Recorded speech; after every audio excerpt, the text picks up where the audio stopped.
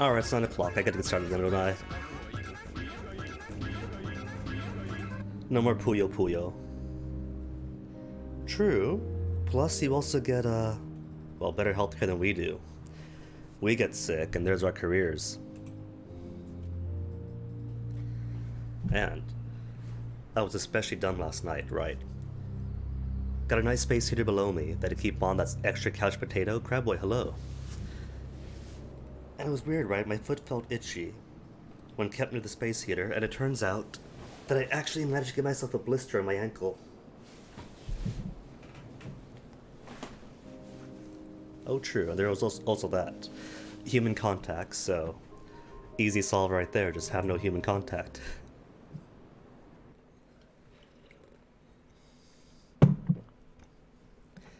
Sadly, though, I don't think just physical counts. If only.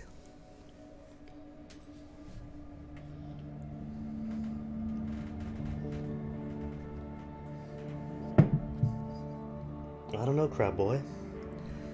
You do have brothers that do talk to them, and that might be enough to count. Where did he evolve on? Oh, right. Flowers for Titania.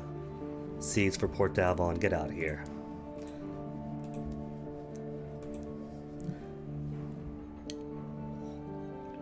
Seeds are too low stake, and the reach is good about food security. Everybody's got food here except for a few homesteads.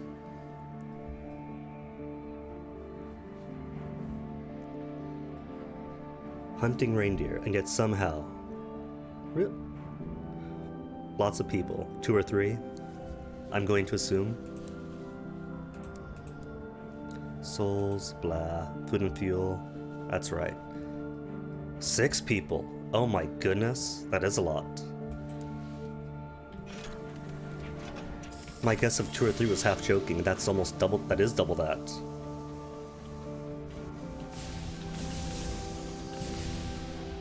It's understandable, I imagine, if the hunting's supposed to be like what, sparser? And 6 whole people in the distance. Sounds like a lot.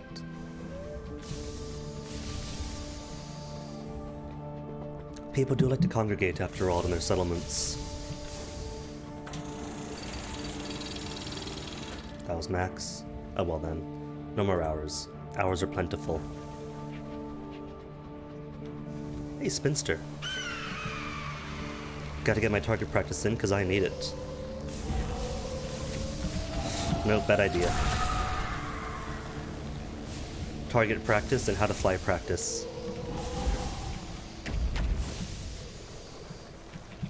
Come on, Heat, go back down. Danke.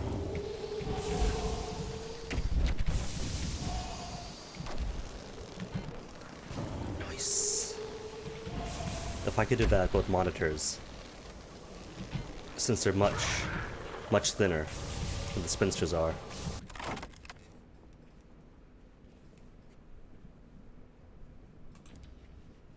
Oh, definitely. In the States, there are some of those who do hunt for food. Like, if you're gonna hunt, of course, you're gonna make your jerkies and your whatnots. But for the most part, it is more sporty than it is a requirement. We don't hunt for food because we have to, but because it's a fun thing to do and keeps people active. They've done it for generations, and it's just like, you know, they do it because they want to, not because they have to. But still, that's kind of flipping towards it, but it does have its uses. Like considering how much we mucked up the environment. Well, no more apex predators, so sometimes it's necessary. If we didn't, we just cull them.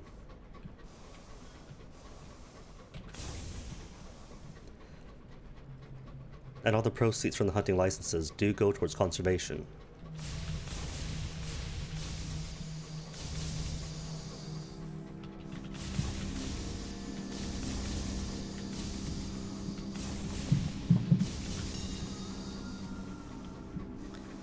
It's not completely laissez-faire. It might be lax in some places, but gotta believe the curator.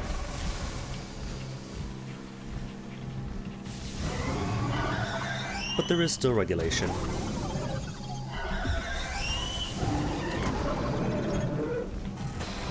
This sounds loud. It's not too loud, is it? Ouch.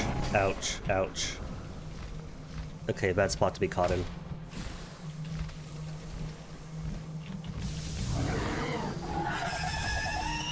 Ooh. How'd that go?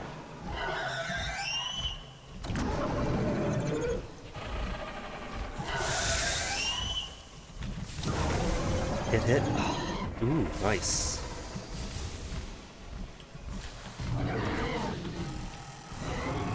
Oh, bad risk. Might still miss, might still miss. Risky maneuver, got lucky, not gonna risk that again.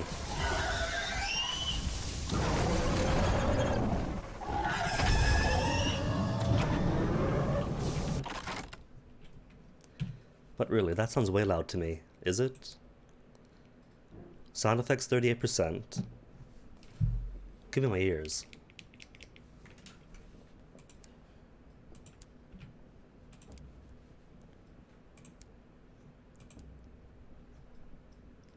Four otherworldly artifacts. Not too bad. A junior Siddler calls you to the galley. She asks if you've seen the fatalistic Siddleman, who hasn't reported for duty today. The other crew hasn't seen him since he retired to his cabin last night. Excuse me. But the junior Siddler has tried locking and received no response. Several crewmen exchange glances, but the young Siddler says she's already checked in the exterior hatch and found its security closed. A macabre, but pragmatic precaution.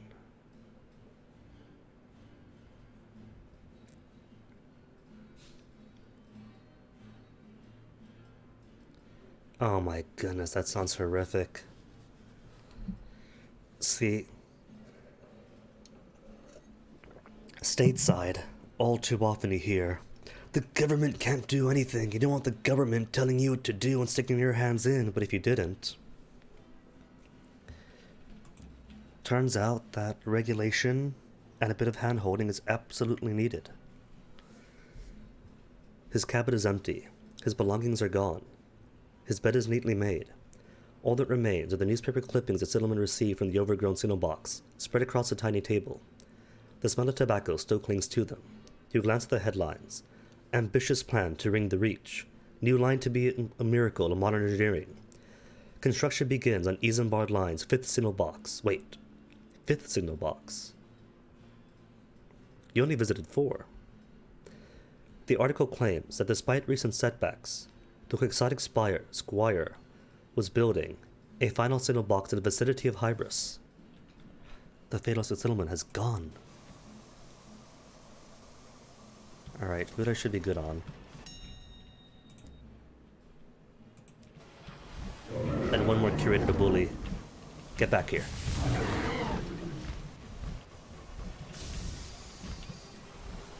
Come on, a little closer. Get right into this kill zone. Yes, good boy. Or curator. Whatever you are.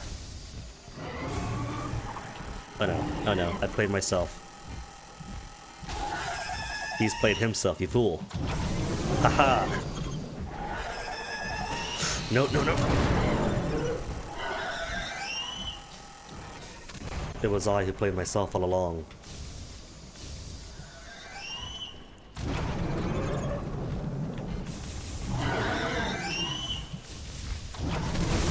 No, still a hit.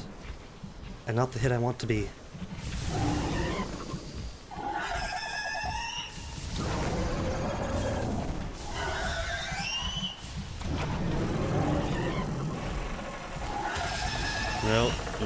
Nope.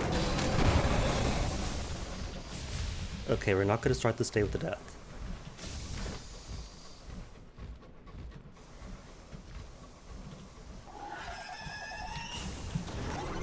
We were meant to bully curators, not be bully.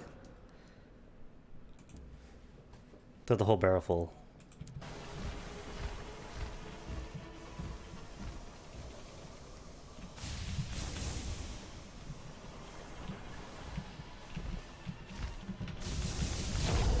One hit away.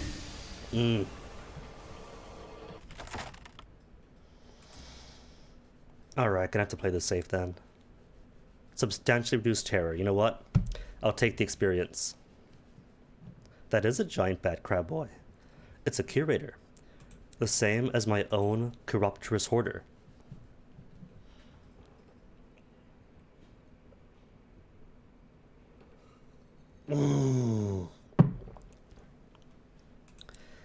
As if the slaughter wasn't bad enough.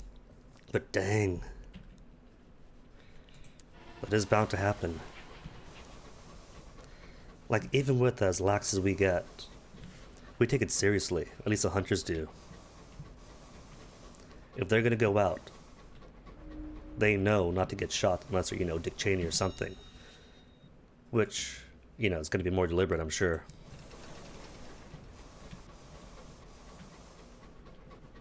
Let's see, no food, 2 fuel.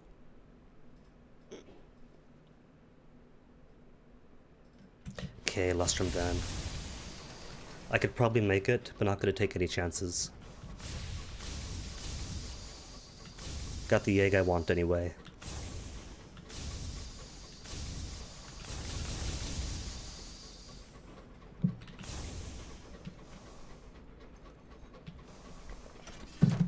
See, we might have enclosed and sold off most of the commons, but the idea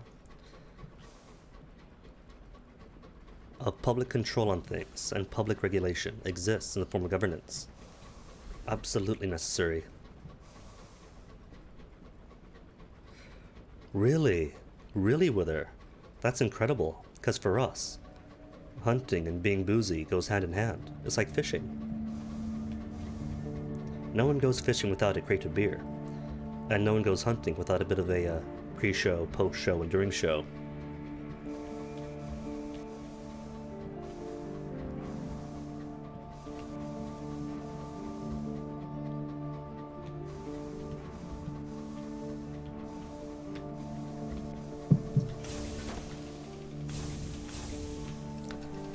Zero food, 1 fuel left. Smart plan to come back. Not the quickest.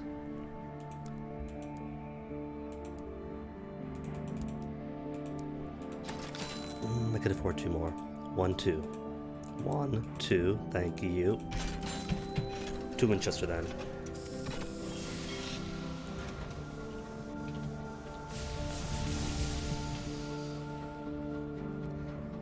I feel that this would be a point of pride for rednecks. Like, oh, those soft socialists can't hunt off a little beer. USA. Ooh, hold on. Don't I have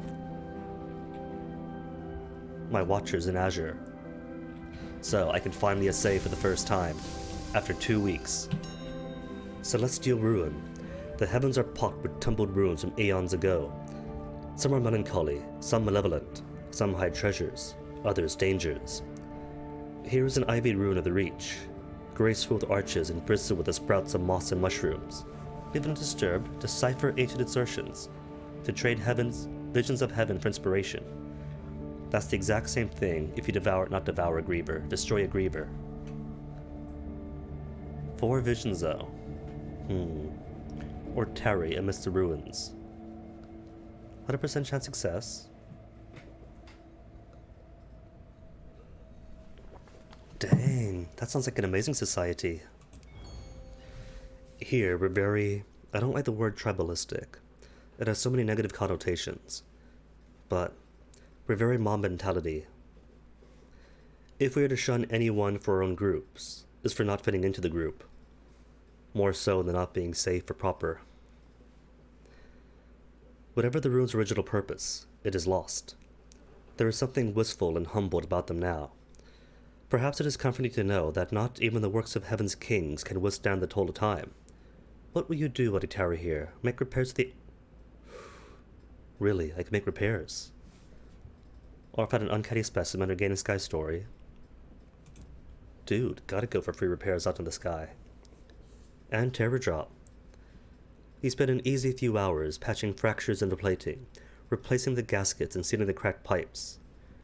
The sound of your tools ring among the stones.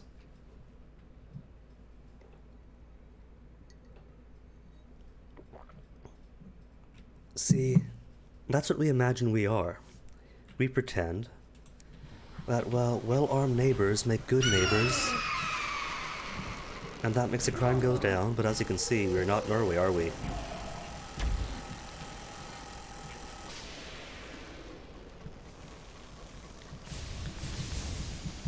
Wasn't that something declared this week? That the Nordic model is the American dream?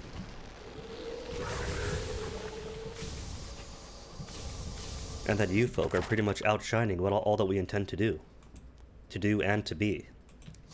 Or at least on paper. In our American myth-making.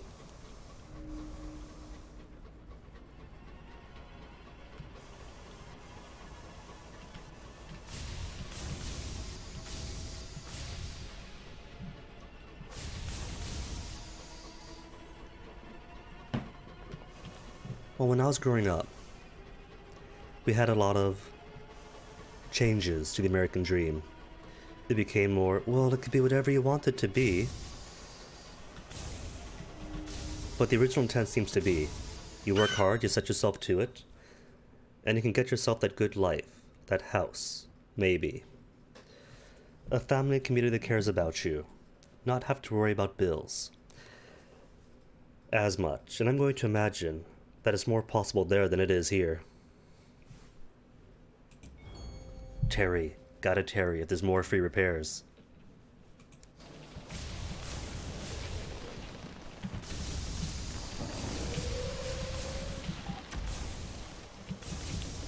Oh yes. Emphasis on dream.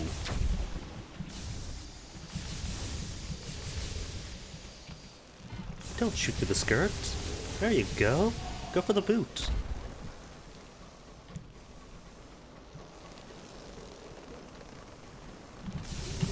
Whoop. That was almost perfect. Get to you one at a time. Said one at a time, spinsters.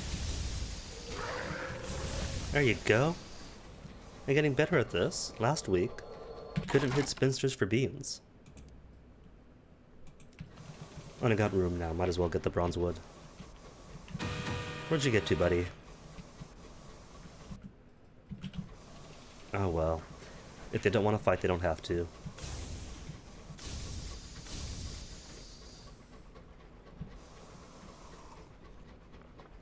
And man, are people asleep. Just had someone this morning give me the whole, well, you negotiate your contract and your wages when you get hired, so everyone's being paid exactly as much as they deserve. Yeah, buddy, yeah, sure. Because we highly value our workers and don't just squeeze out all the value, then toss them away when they're broken to be replaced by somebody cheaper.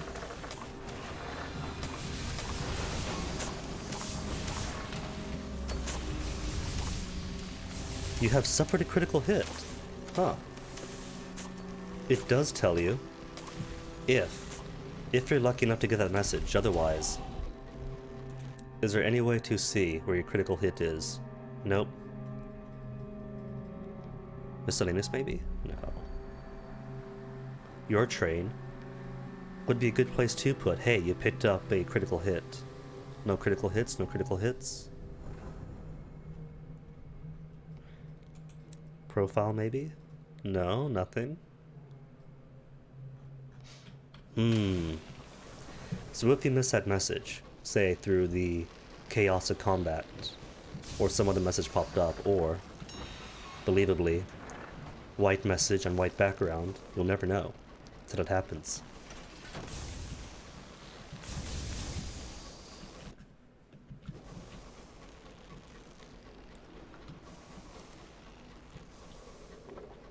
But let's see, where is my cinnamon going to be? Box by Hybris. Probably here-ish. Or so it was last time. Suitably isolated. Perfect spot for something. And this area already has Generals Wee, Faith's Fall, Hybris itself. So it's too crowded for it.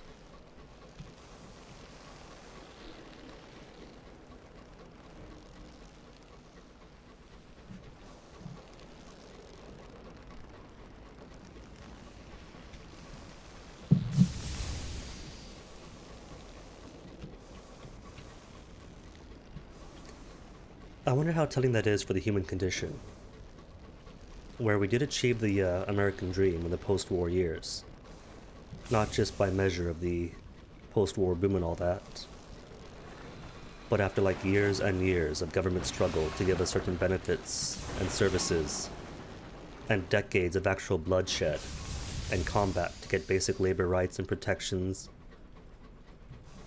and someone benefits from it for a generation or two, benefits too well, and then takes it all away from everyone else. Clearly, not everyone does that. Like, Europe so far has not managed to go full American, though the Brits sure are trying.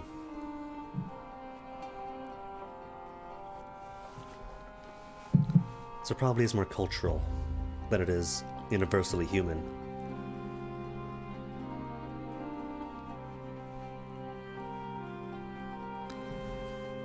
I don't know about Civil War, since, to be honest, the only ones really arming themselves for a perceived future threat are the conservative nutjobs.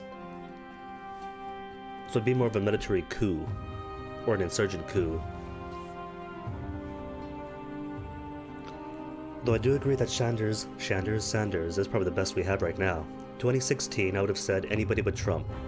Doesn't matter who it is, if they don't have an R on their name, it's better than Trump. Now, that's still true, but if they had the opportunity for it, and people have learned the lesson from 2016, and he does have a realistic chance now, then absolutely, Sanders is a possibility. Success.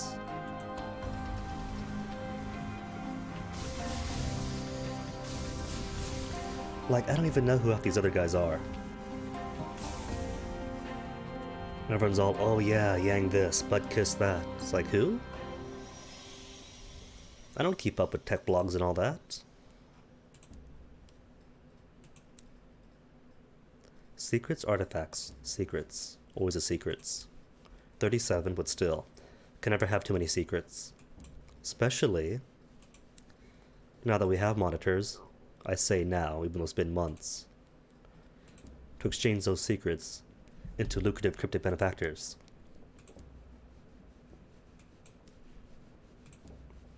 What, 9 left? That's gonna take a while then. What'd I hit? Oh, secret school. Thought I misclicked and hit artifacts by mistake.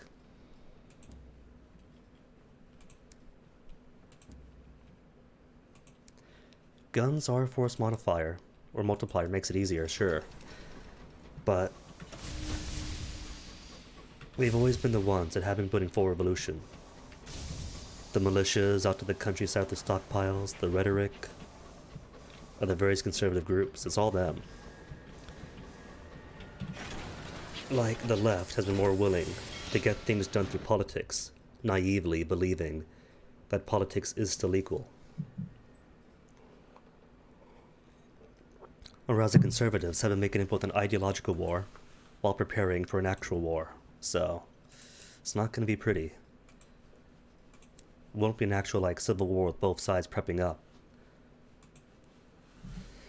I imagine if such a thing would happen to us, it'll be more like any of those expected, typical third world thing where a given ethnic group or polity ends up genociding the other. If it were to happen, I don't think it's actually going to. Come on, fuel. There we go.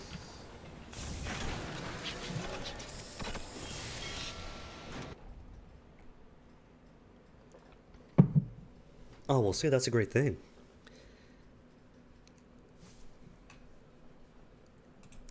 We're always capable of trampling over the other classes.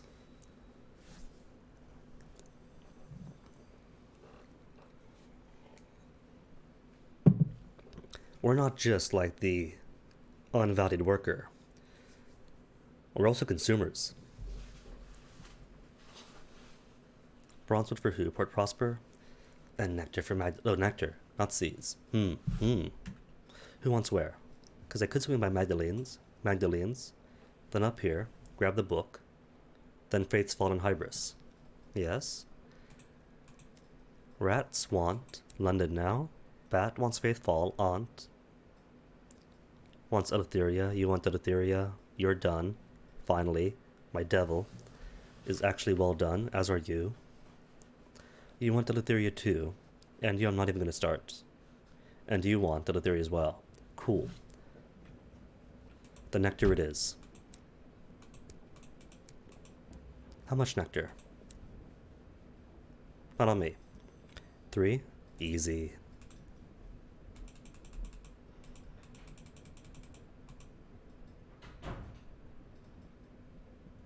Oops. Okay.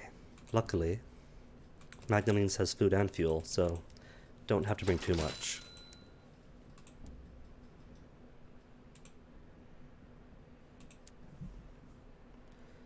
Cool. It's everything then. Whoops, wrong way.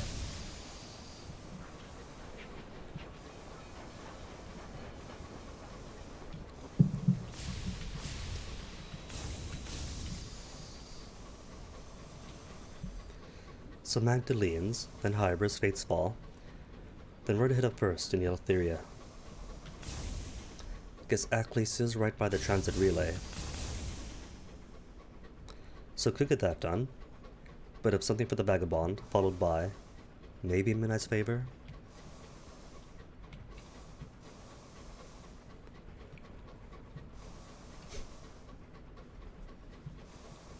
Haven't yet spread Midnight's Favor, so I could try for it.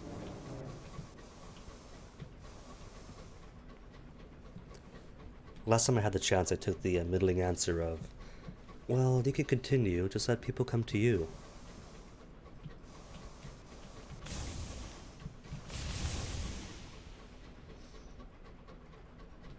It seems like it's some kind of emotional vampire. But in some ways it's really similar to the Verdants.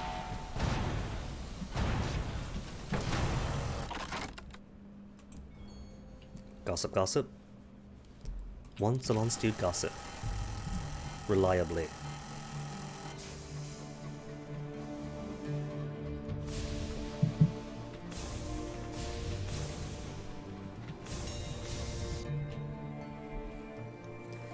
I'm not sure about Justify being killed, but it definitely is worth action being taken.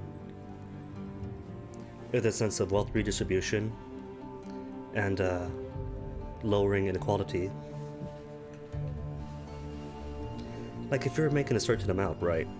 How much are those below you making? Nowhere near as much. So how fair is that?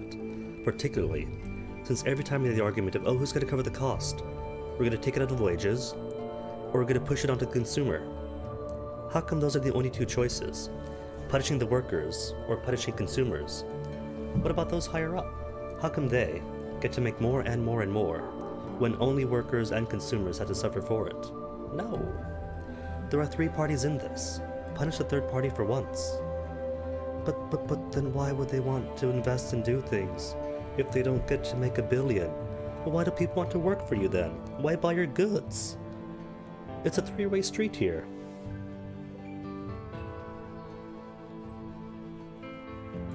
I just dropped Harris.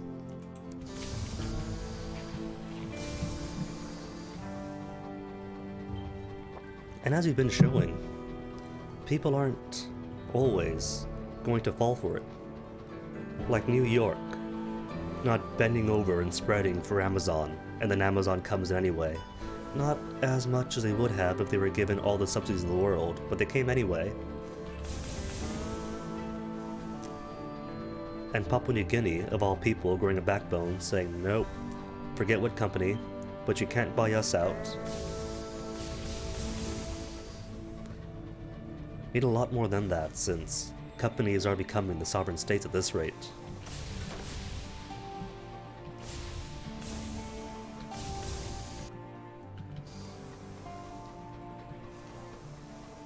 Oh, but the loopholes.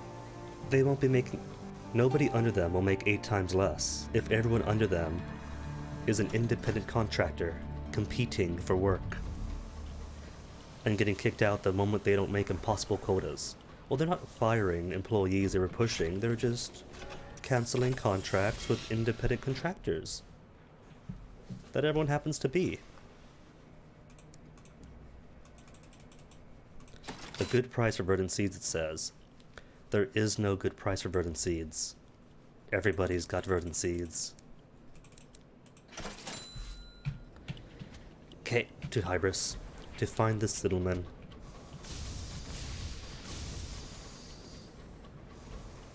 See, that is why I love Europe and elsewhere, right? Because your laws actually work. Sure, there is some corporate penetration into government, but not as bad as it is here. Like, UK, right?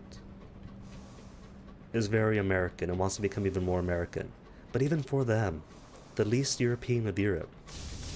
When the previous GF would tell me and I would look up about what the regulations actually do for the corporations and hand-holding them in ways we could only dream of, I was like, this is amazing. This is incredible. So much of the UK was like that. Might not be the European standards, but it's so far above American standards it might as well be Mecca.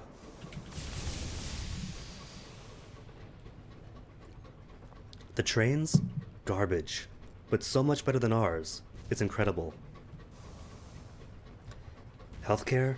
Squeezing it to death. But so much better than ours. True for everything.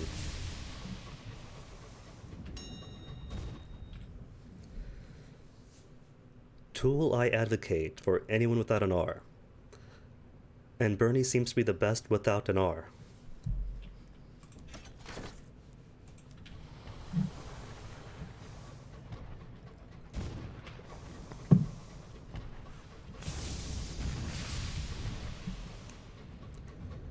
And this I liked about the Outer Worlds. Corporations and business, I think, are okay in a way. Like, if people want to do business, they're going to do business, regardless of what economic system it is. Every time I argue with people about the dangers of capitalism, they always go to, well, communism works so well in Russia and Venezuela. Because we're such simple creatures and think in the binary. But business always happens. And when business happens, people will want to congregate their ability and their wealth. What's needed is a tight grip on it. Regulations, enforcement.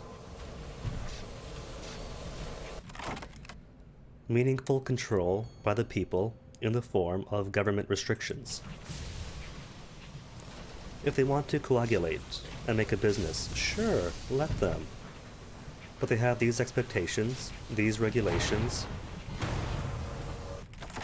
to ensure that that wealth they're building doesn't just siphon upwards, but gets redistributed, not just to the workers, but to the public good, the national good. And to prevent such excesses and exploitations of the workers, of the people, of the environmental resources, both used and unused.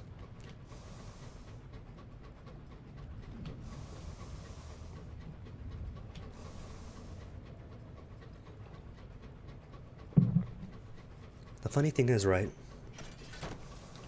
is that we have those LLCs for the benefit of, well, if things go bad, then you punish the corporation and not the people in it. But again, that only protects the people high up, doesn't it?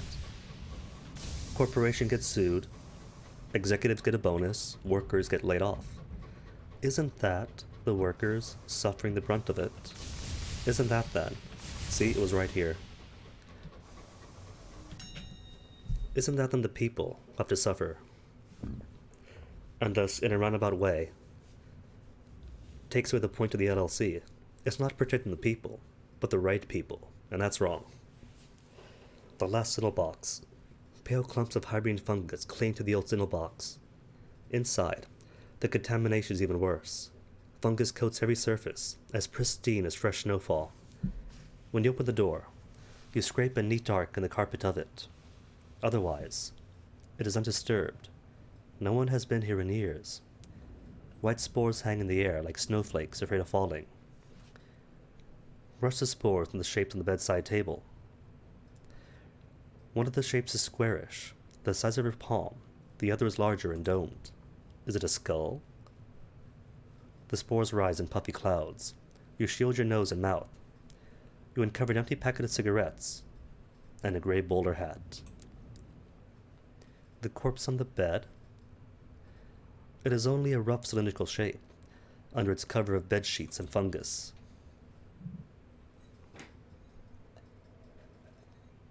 Oh, they really don't wither. And it's such a shame, too, that we had, you know, that whole Red Scare thing, the USSR and all that, because every time we try to speak of anything better than capitalism, or even regulating capitalism, it always goes back to, well, if you want to starve and die and get genocided like in the USSR. Yeah, thanks for that, because apparently the only non-capitalist states in existence were China, Russia, and Venezuela. Thank you very much. Very nice. The corpse is desiccated, ravaged by fungus. It lies on its side, facing the wall, knees drawn up. Its back is to you, which makes the act of brushing off the spores seem like a violation of privacy. But you have to know. And indeed, under the coat of pale spores, it was a gray Isambard line uniform. Was it the cold that killed it? The fungus? Sickness? It is impossible to say. The high wilderness holds 1,000 quiet deaths. You can only be sure that it has lain here, undiscovered and undisturbed, for years. Unlock the cabinet. The key protrudes from a door in the bedside cabinet. Apparently found a level up.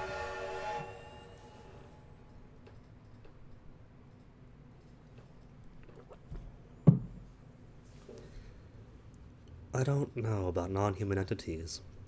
That goes back to, oh, what's his name? And the benevolent superintelligence. Like, if you're gonna have some AI, right, that could outthink humans and do the jobs, the executive jobs, that humans are clearly too immoral to do, who's going to develop that AI, and how?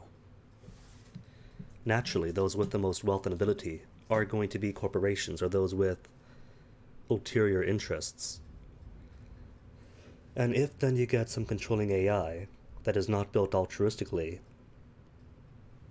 how much better is that for us? Inside, safely secured away from the fungus, is a thick handwritten manuscript. Signs and signals of the high wilderness, an omnibus. Its pages are filled with fatalistic Siddleman's hurried penmanship, and describe almost every Siddle language used in Albion and in the Reach with encyclopedic thoroughness. In appendices, the omnibus also addresses the secret signals used by marauders and smugglers, attempts to interpret the spasms and tattoos of scornflukes, and deciphers the echoing screech of curators. We have curators, though. My corrupting hoarder, pennies, barleycorn, pipes, we could always ask. Menagerie. There's nothing else of value in the signal box. The trail ends here, at a white, silent grave. The omnibus is sufficiently comprehensive that even a basically qualified signaler can use it and operate as a much more experienced one. It functions as an officer, and can be assigned to a signaler slot. It grants 10 mirrors and 2 to villainy. Cool. You have seen all that you care to. You step outside and close the door. Behind you, the spores are already settling. Climbing back into your engine, you brush them off your skysuit. The crew are keen to be away from here.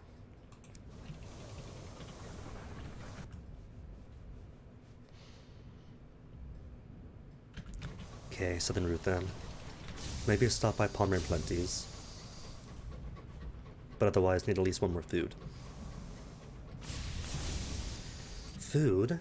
And how are my facets? How are my stats? 76, 68, 58. And 2 more after this.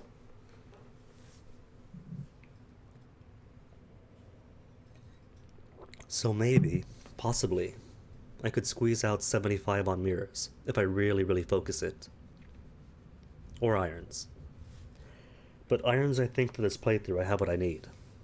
Which is getting my driver as an actual judicious driver, not running off into the wilderness.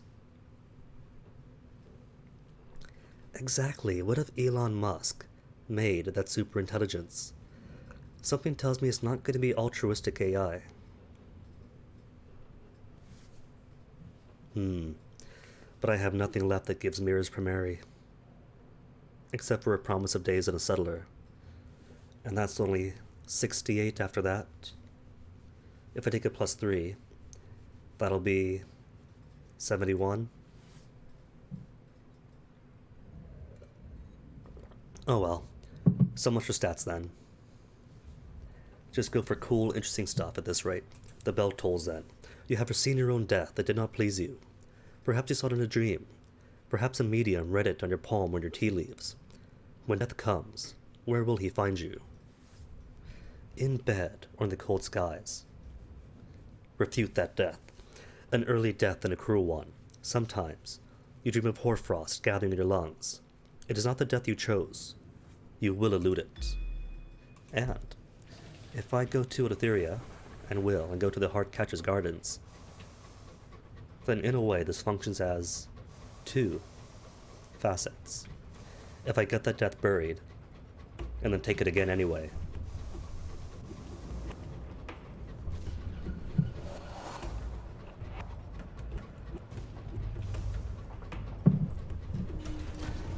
I don't know, he's been very controversial, hasn't he?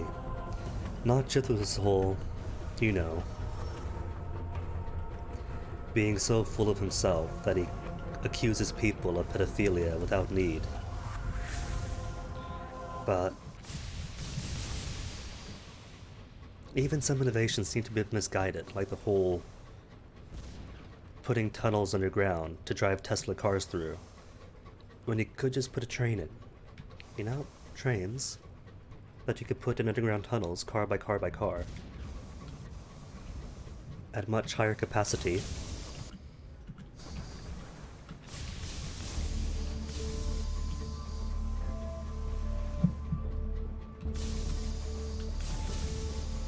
Exactly, he doesn't make trains.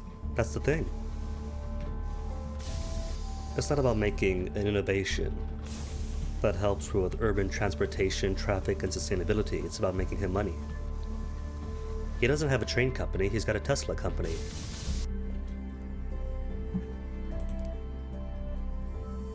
Oh, still no spiders.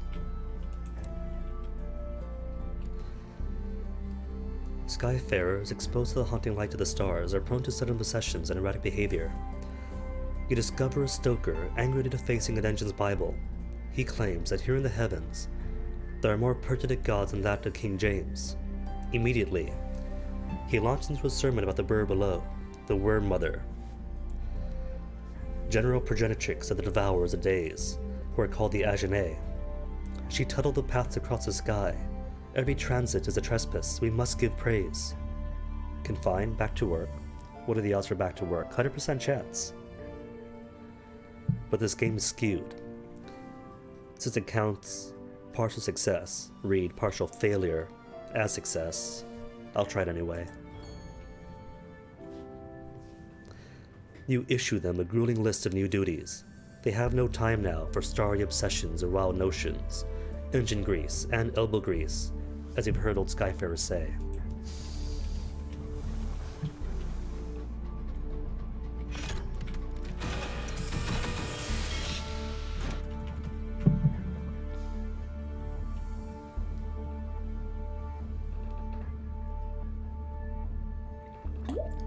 Oops. See, you say that, and then trains get privatized.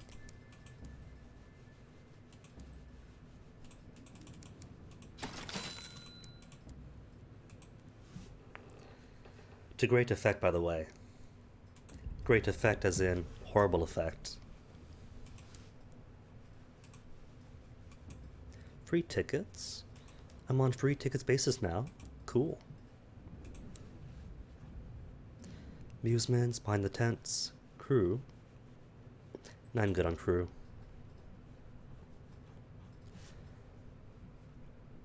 Oh, that's right, I didn't finish it. I got the bee hairs, but didn't bring the bee hairs back to the what's-his-name. It's okay, though. It's a small prize anyway, just a mission opportunity.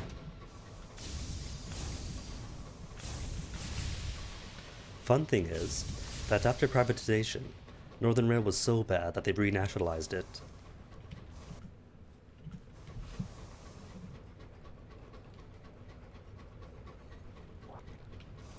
One good decision made so far for the Tories. Oh, it is destroy. Privatization is all about squeezing value. Capitalism only cares about the accumulation of wealth. No morality, no sustainability, which is why it always needs that grip on it. Always.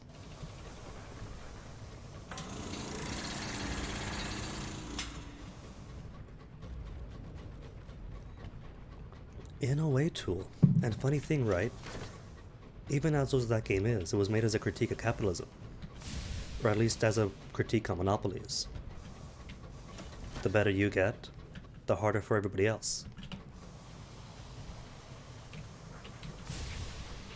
Which is funny, isn't it?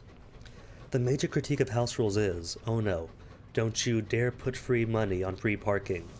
That just prolongs the game, makes it hard on everybody. But in a way, that speaks of human nature. We don't want unfairness. We want that penalty money in free parking, so everyone gets an equal chance. If not an equal chance, at least a fair chance. Funny, isn't it? We take a game about capitalism and make it more socialistic, and then keep people playing into business longer. That just now hit me.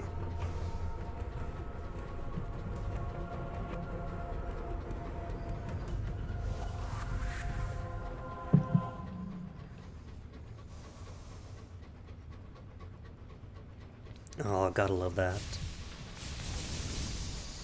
The first step of modern business, isn't it? To give it a fresh, trendy coat of paint.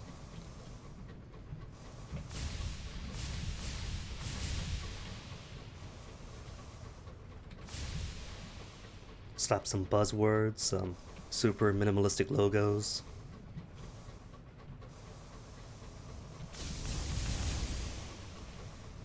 Do tell me there's a happy ending to this. Like the people rose up and shouted and rioted. Then the government capitulated and just renationalized it back. View, vista, idea, all lovely things. Who cannot get behind that? Rip. Well, someday, if Northern Rail can get so bad that they renationalize it, nobody cares about the North, then there's hope.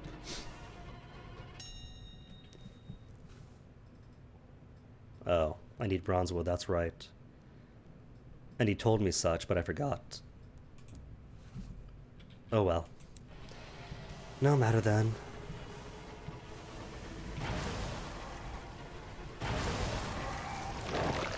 Sorry, guess, but can't be bothered. Have to get back to Eleutheria. Someday, guess, I promise. If they carried Bronzewood, then sure, I'd fight them. I would've got what, one on me? Just the one on me.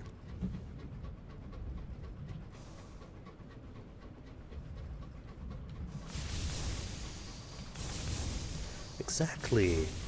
It gets to that Northern Rail point where it becomes so useless that you might as well take it back. Supplies and terror, reduce terror, reduce terror.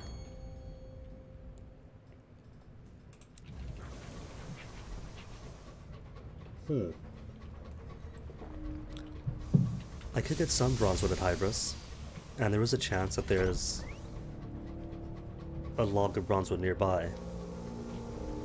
But it's not too much, is it? Like at most, do what? Find what at Hybris if you scour around? Oh, absolutely. All those things should be considered as like basic utilities. Mushrooms, Bronzewood, 50% chance, not far from Shasta's leg. How much for success? See, just a 1. So still not enough. Unless, Bazaar. Somebody by chance selling Bronzewood. No, just thirsty bombazine, but I'll take it too.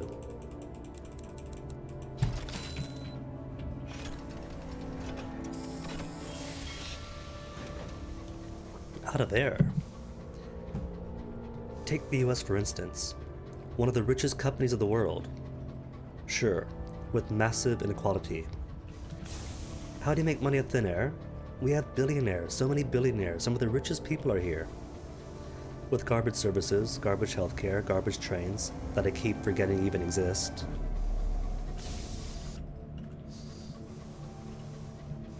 That's not just billionaires' money, that is a national wealth not being used to prop up the nation and make it greater.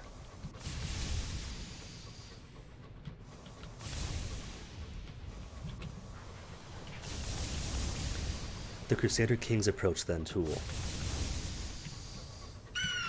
Imprison, banish, and seize everything.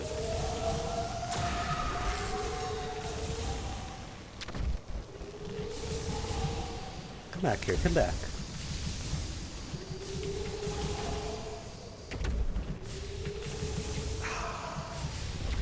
It was horrible.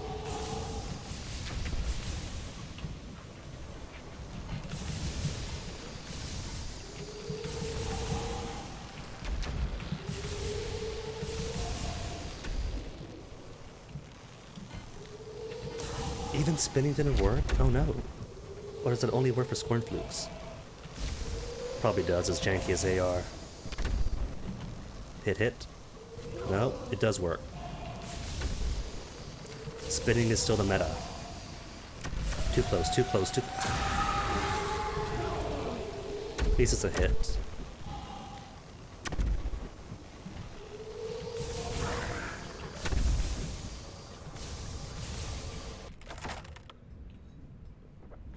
X's for some bronzewood, but still not enough to get it done here. Have to go to Eleutheria, then make sure I carry bronze on the way out.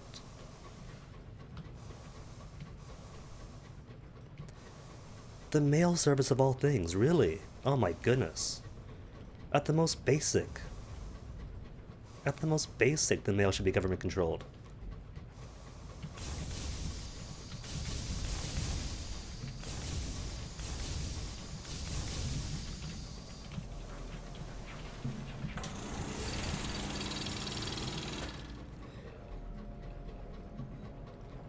As far as plugging, I'll leave that to Foucault and other philosophers wiser than I, and focus more on the inequality aspects of things.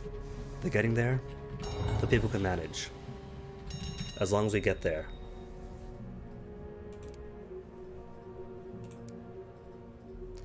Travel 2, nothing to declare. Terror Fallen, sweet, and because Aklis is close by, should be able to drop my terror even more.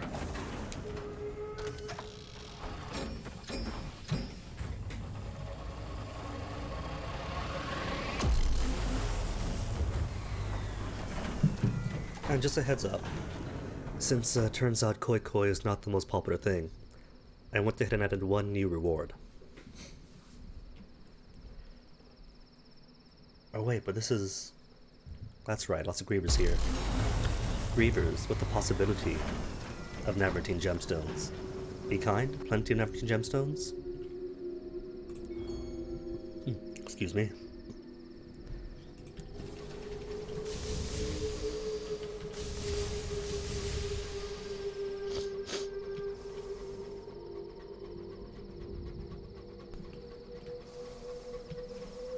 Griever 1, what have you got?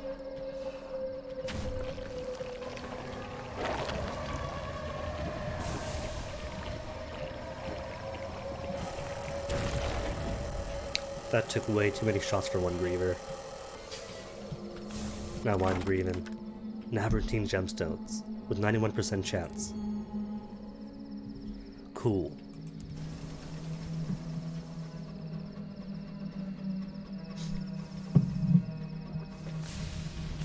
Any more big boys with Navartine? There's 2. With 2 more Navartine gemstones, maybe? Don't miss, it's rude.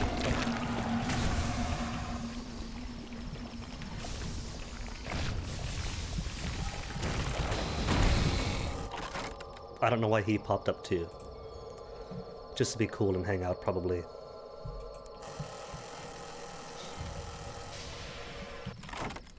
Oh. Got excited. Thought it was going to be 3 gemstones at once.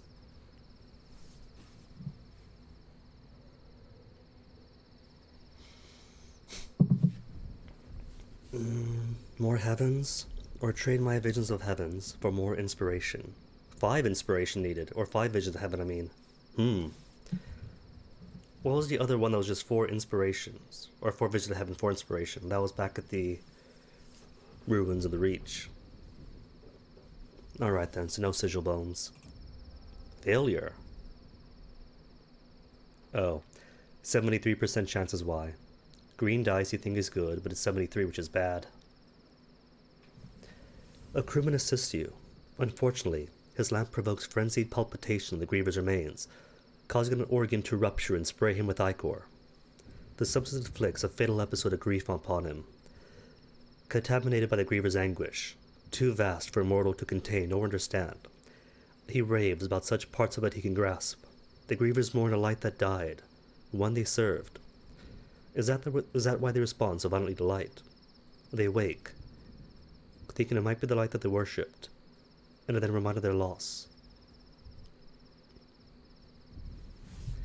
Live in VR, is this going to be like, we're going to have the Soma future? Robots everywhere, and all of us are going to be just blips in the arc. Which I never got the point of. Preserve humanity, okay, but these aren't humans, it's just digital records of humans. In such a case, is it necessary to add, like, copies of human minds to it? Or just slap in Wikipedia? Same thing, just without the Sword Art Online.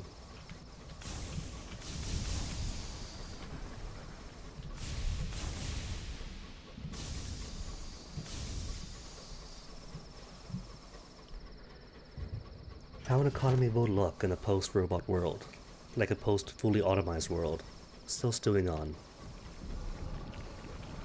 More Grievers. Well, that could wait till after Griever Tower.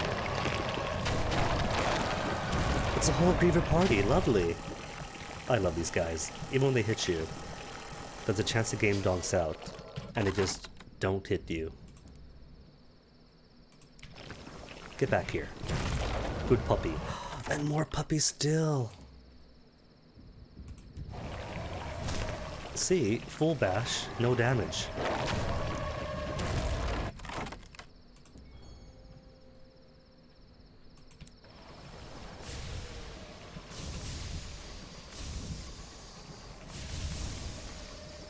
I haven't really watched Sword Art Online.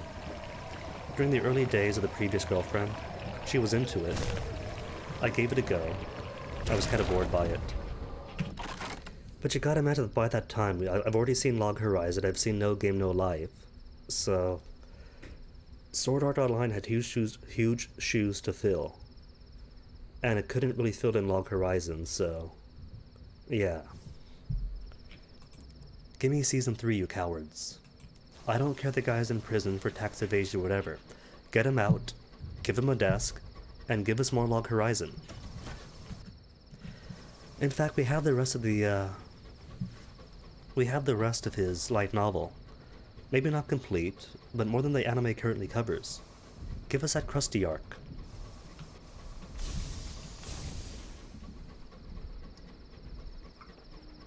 Or, radical idea, expand the anime beyond the light novel in the spirit of it. Yes?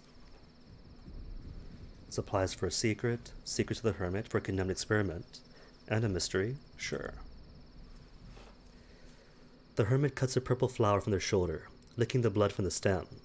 They wrap it tight and place it in an old chipped cup full of gathered rainwater, stirring with the obsidian shard until it runs dark. They offer it. There is no refusing. When you wake up, only the blessed fragments of nightmare remain. Burning at their core is an eye. The same one you now see repeated again and again in the hermit's garden of flesh.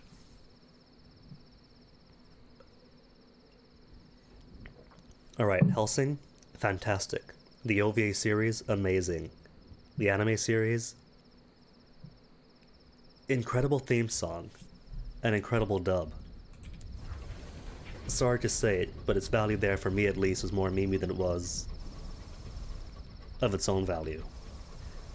But then even Hellsing Ultimate, had its very campy moments. I don't know about campy, but It was very lighthearted, the both of them.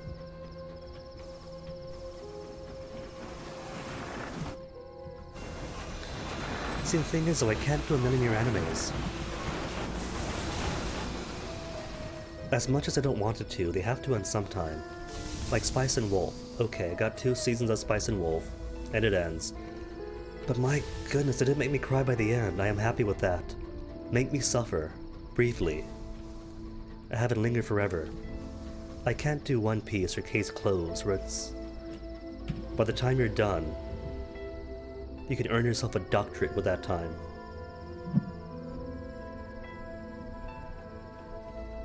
I haven't watched Boku no Hero though. By the time it came out, right, I was done with shonen. The way I saw it, Boku no Hero is just the replacement One Piece, as far as function the Emerald is. Now that I've heard good things about Reincarnated Slime, just haven't got to it yet.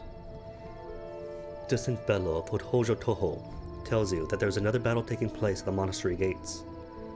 It would be easy enough to ignore it, but both sides would likely be grateful for the assistance. Both sides! 81% chance, 74. Nah, help the kids. We have an urchin after all. Gotta help the urchin. What's my prize? Gossip. Started the kids off young. The Scotics have carved their glyph into one of the wooden posts at the station's periphery. As you and the vagabond approach, you find a wildly unkempt man slumped nearby, surrounded by a small fortress of empty bottles. You a Skylark? Asks the vagabond. So what if I am? Slurs the man.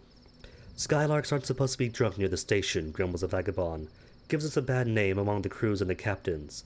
It's against the code, and I should know because I wrote it. Fun, dumb, and shallow has its place. You know, not all anime has to be bright material. It's like movies, or music. People argue, oh, that's just a popcorn flick, or that's just a summer pop song, but so, there's a place for it. If you enjoy it, you enjoy it.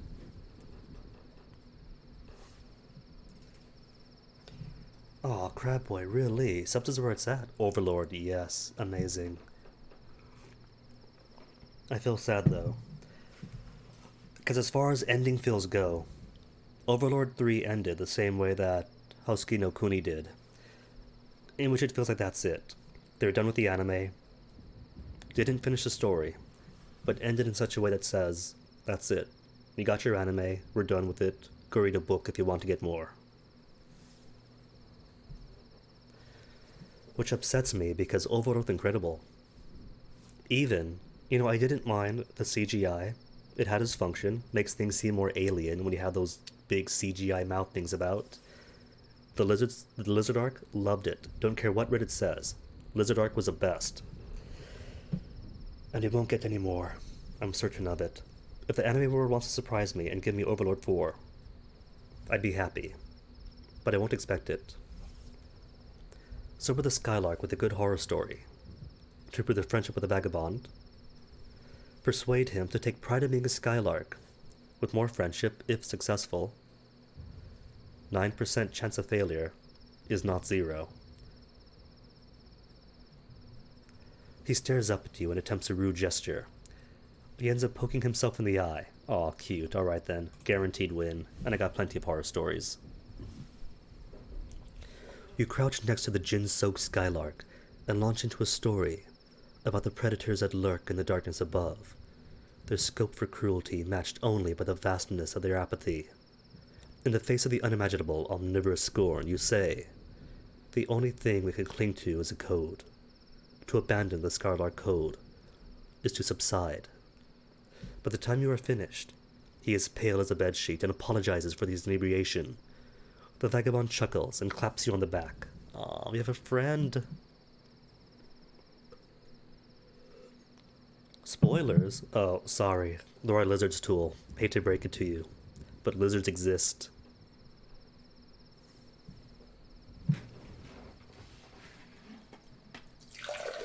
Oops.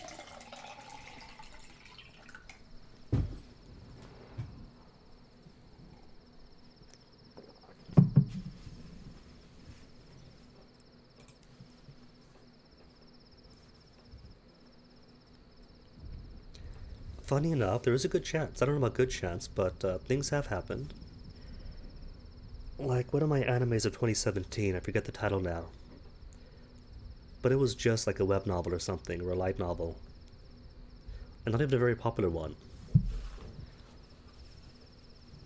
And even One Punch Man, as popular as that, was just a webcomic, so if it exists, there's always a chance. You crouch beside a post and examine the signs that have been carved down its length. The stigma above 3 squares tells us that Achilles is a good place to fence stolen goods, translates the vagabond, tracing signs with one filth-blackened finger. The 3 lines connecting the badge and the sock mean the local police are urchin. The pipe with the smiling face mean you can buy good tobacco below market rates. But search for the sign without meaning. If Quivers was right, one of these signs doesn't have a translation. The vagabond hands you his codebook. Comparing the signs scratched onto the post of the vagabond's well-worn codebook, you find that one lacks a translation. Circle within spiral within teardrop. Circle within spiral within teardrop. Alright, just trying to pick up on some of the foreshadowing that we didn't get the first time. When he pointed out, the vagabond whistles. That's new, he says, pulling a pencil stuff from behind his ear and copying it. I'll cross-reference it to the Skylark signs, and see if I could arrive at a meaning. He flips the book back into his pocket and lifts the drunk Skylark to his feet. What's your name, friend? He asks amicably, steering him away from the station to be devoured.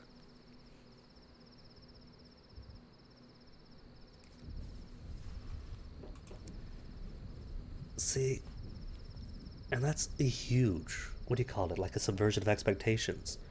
You would expect if Vor's involved, that the succubus is going to be the Vorer and not the Voree. The vagabond is speaking earnestly with the drunk Skylark. While he's occupied, you spot Ratbite. She's followed you from your engine. Now she tries to hurry away. You follow. When you catch up, you find her shaking with fear. Do not trust him, she whispers. I've heard stories. They call him Old Tom. If rumors are right. A heavy hand on her shoulder. What's this about rumors? Asked the vagabond with a broad smile. Don't spread unpleasant rumors. What is her issue with the vagabond anyway? Or smoothly change the topic. The vagabond doesn't need to know what you're discussing here.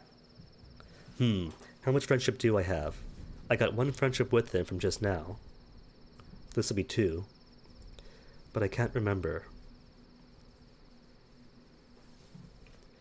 Oh, well, that's the thing about Vor. It doesn't have to exist for the person enacting it, just for the audience.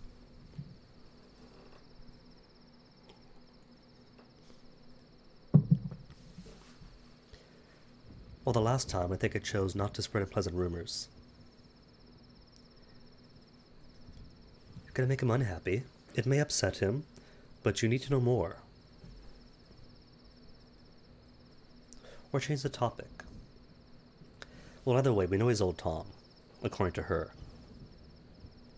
Vagabond, are you hiding anything? And then I get myself killed. Stories follow me like storms follow summer, booms the vagabond, puffing his chest, especially among the Skylarks.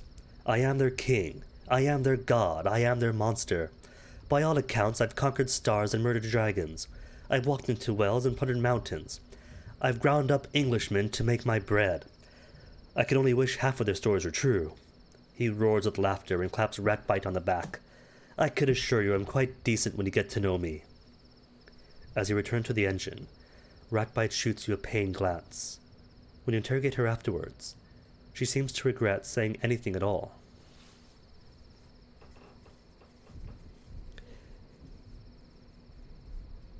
Wait a minute. Despawns before Congester, that's right. Because I was going to ask about that. Because I just saw the similarity between, well, summons are summons. In the Elder Scrolls, that works by pulling somebody from the other plane. Then when they die, they dematerialize. So I guess it's the same there. Despawns before they can be digested.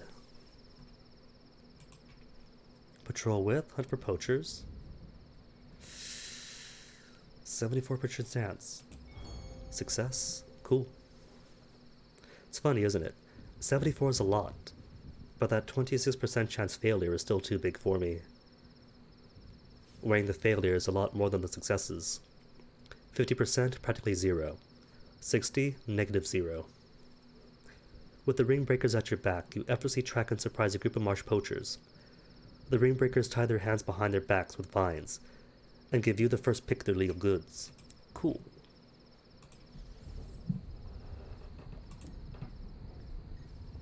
And I've spoken to Pipes already, right? Nightingale, Monastery.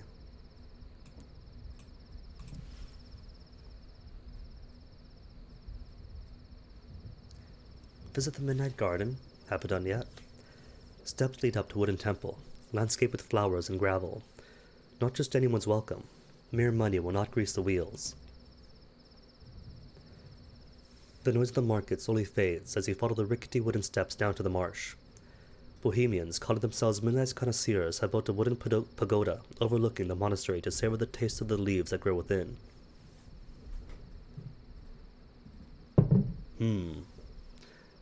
I feel like it might be Artificer.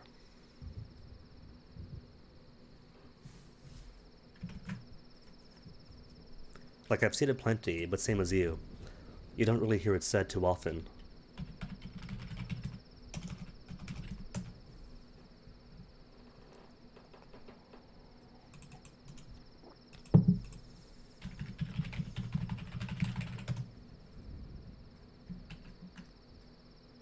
Artificer. There you go, Artificer. Artificer. Artificer. What if I play them both at once? Artificer. Oh, Artificer. I can't do both at once. It cancels out the other one. Sorry. Attended tea ceremony, midnight connoisseurs are extremely choosy about who gets to savor their tea here. But do not have a connoisseur of fine teas Midnight's favor. Sovereign's 100. Connoisseur of fine teas 3, needed 2. Over at Murgatroyd's and Lustrum.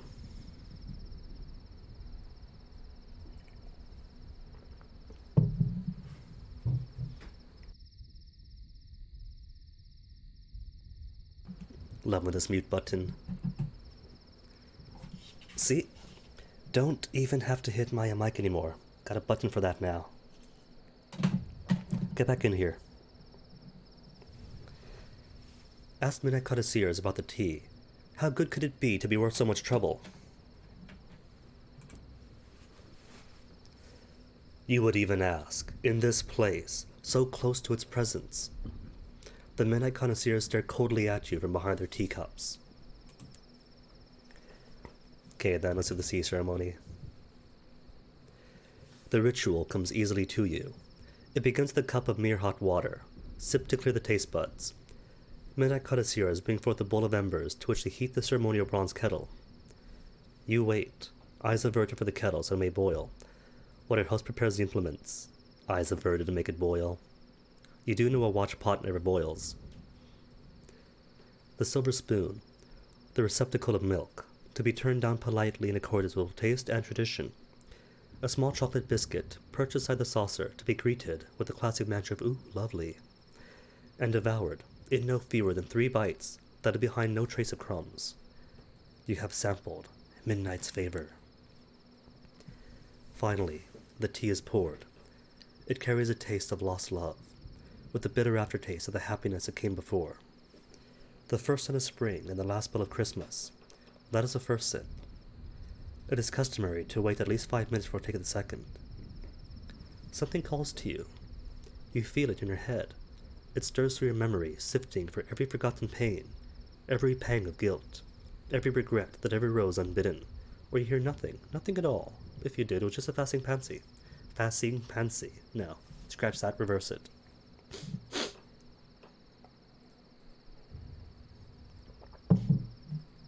War it is then.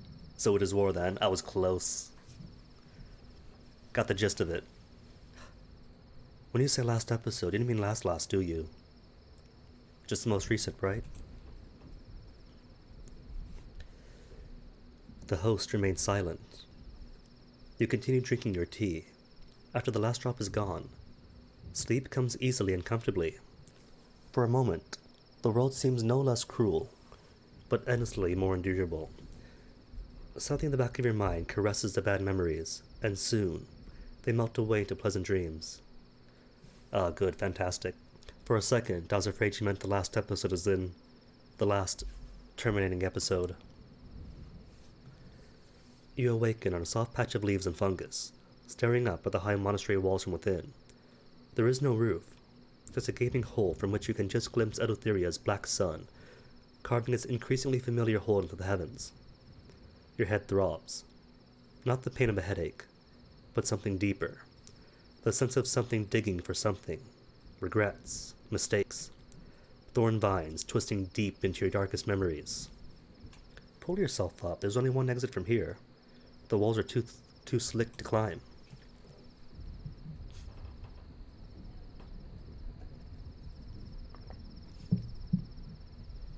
And then, ants to the rescue. The call comes deeper from deeper in the monastery.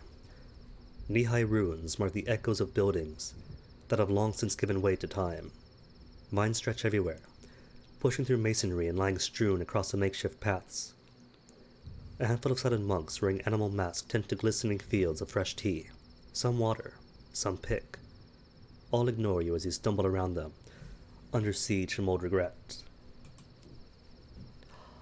Bird? Oh.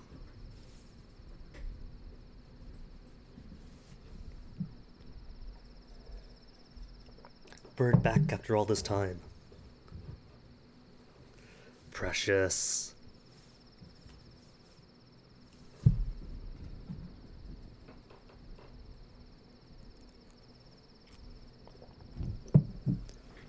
Is that the one that sang? I forget. Little remains of this place but its high walls, and the outline of ancient chambers and lingering glass and stone. Gaps in crystal lenses in the wall help focus a limited light in the way that suggests a glorified greenhouse, with the ground thick with strata of dead flora, packed as hard as concrete. Masked monks in hempen robes, move unhurriedly about, tending to fields of tea in the ruins. 29 bird hunter, level 7 singer. Surely, the singing ability is much better than that. Attempt to talk to one of the monks. Each group tending a field wears different masks. A fox, a rabbit, a wolf. They hum in unison, an atonal melody that still echoes somewhere in your aching head. The monks ignore your presence. They water the tea, they pick the tea, they place the tea in baskets for other monks to collect and convey to the port. It's rude, but I did not remove the mask the last time, so I have no idea what's beneath there.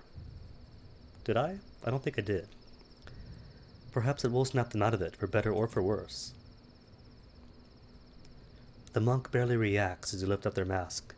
Underneath, there is simply a human face, calm, at peace. No vines flowing from empty eye sockets. No hideous wilted skin that must be hidden from the world. The monk regards with a placid look and lowers the mask, resuming his humming and his work.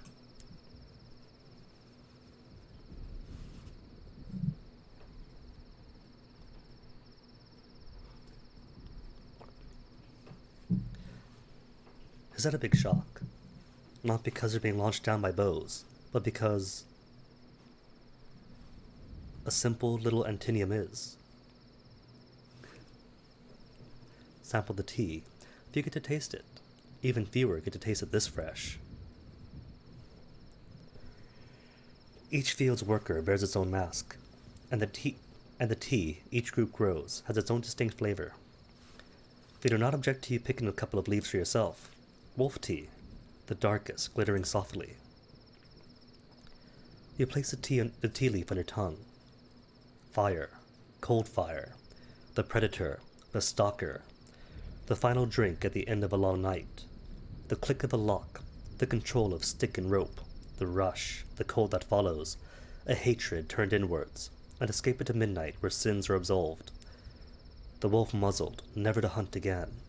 The wolf lashed in the darkness, growling and awaiting his chance to break free. Fox tea, red leaves, browning as they grow. You place the tea on your tongue, the taste of ash, of words unsaid, the cold corpse in the bed beyond recrimination or apology.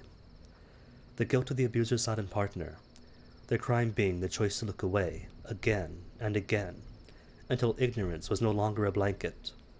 Every last word said in anger, every naive conceit that regret owes anyone a second chance. The whisper of what could have been, curled up in the darkness of midnight and drowned by its depths. I like this flavor.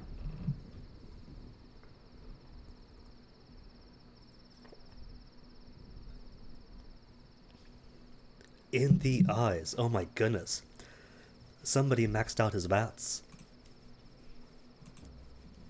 On the last tea. Rabbit tea. Dark green leaf, edged with purple. You place the tea leaf on your tongue. Bitterness. A twisted heart. A train pulling away from the station for want of the right word at the wrong time. The ashes of the flame that burned away everything that mattered. A true love's kiss has been shared with another. The fear paralysis, the fear that paralyzes. The fear that welcomes the darkness of midnight, where disappointment has no lease.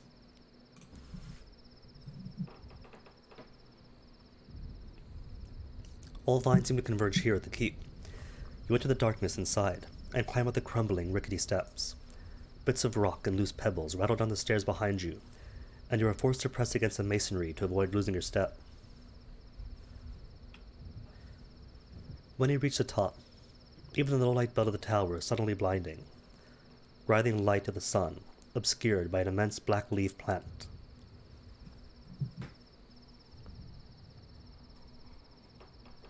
Aw, strolling, singing, casually downing dragons with their eyes. Its black and purple leaves drink in the light. Its green vines pulse, spreading throughout the monastery. The floor is ankle deep in a mulch of fallen leaves, winking in the odd radiant flower. Excuse me. Your head pounds, paging, through pain and regret, faster than a demented zoetrope. Zoetrope? Zoetropy. One of several pre-film animation devices. Oh, those. Cool. Now we have a name for it. The midnight plant rustles, its flowers puckering for a moment. It extends a vine, thorned, bloodied. Not even going to sanitize it for me? Rude. Take the vine anyway. Gotta shake hands.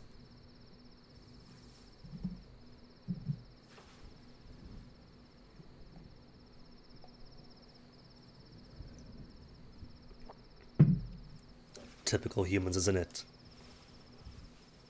Antinium, that saved their lives, now no wyverns, so turn their hate to him instead. War it is then.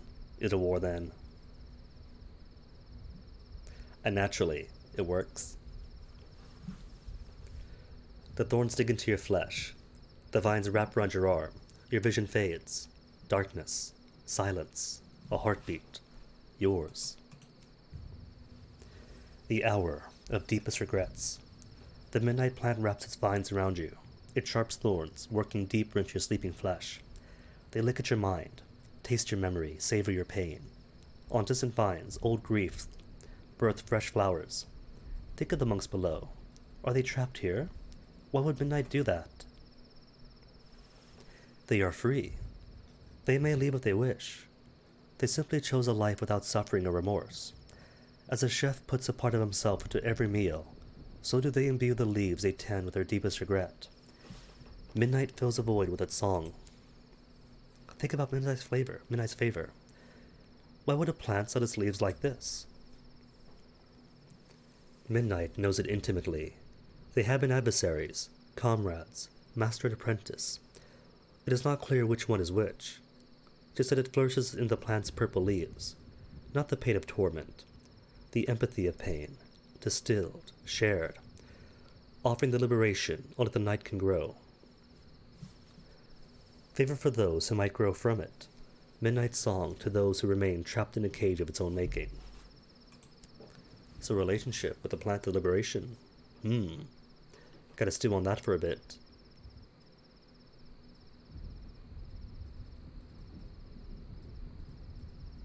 toss them all back into the door.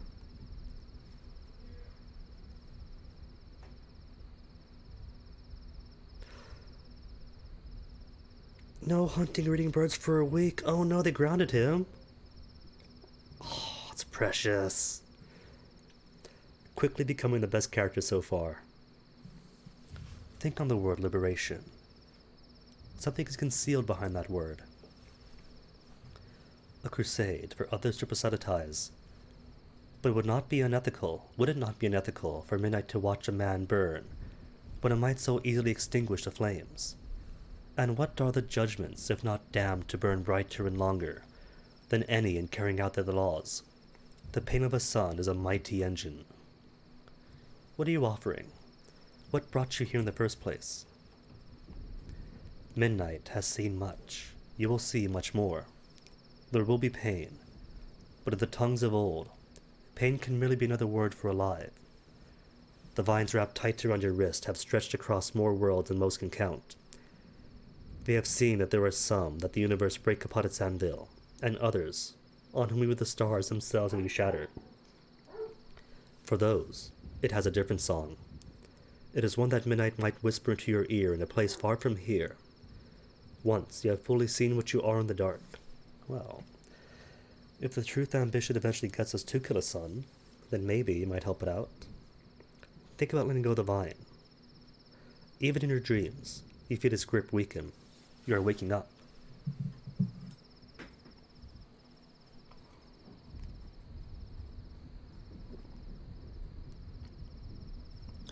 Ooh. So how's that going to shake up the status quo? To make her a pariah for daring to protect one of them against one of us? Or a tearing down of old walls?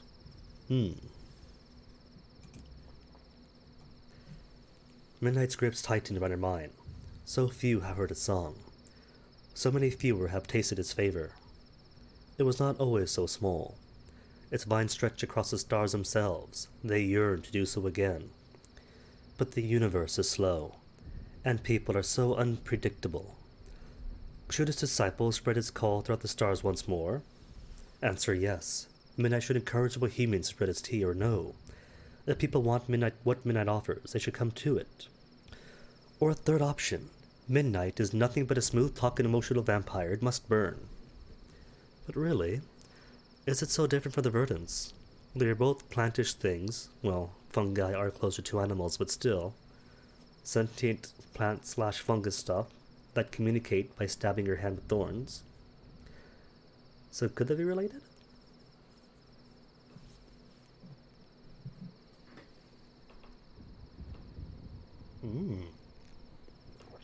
So for good or for ill, at least being talked about. Curious. I think last time I said no. This time I'll say yes. A Surrey Enigma? Cool. Midnight's presence fades along with the light. Your answers still hang into the air. For a moment you fall into nothing. Then there's a sharp pain, and another one in your ribs. You open your eyes to find yourself lying outside the monastery gates. A pair of ringbreaker urchins prodding you with brooms. Huh. Told you they was alive. Owe me a chocolate ration, you do? Onwards then. Floating market, nothing else here for me, is there? Nah, not really.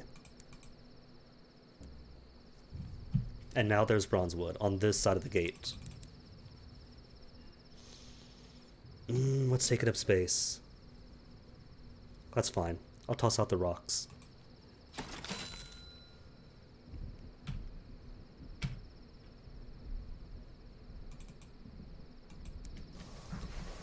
Two pan then. 6 fuel. 1 crate of food left. That's the last one. Plenty. Get there in record time even.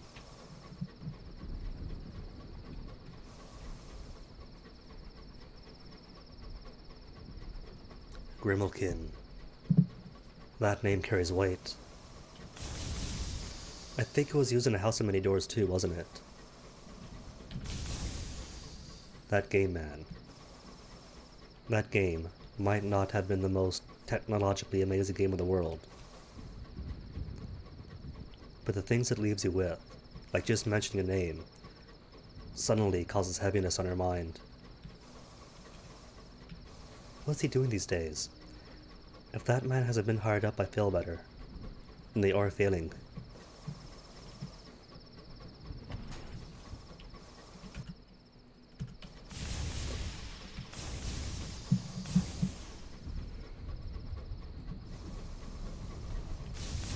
See, when you said build, I thought you meant like RPG build, but you mean muscular Schwarzenegger at his peak build. Oh my goodness.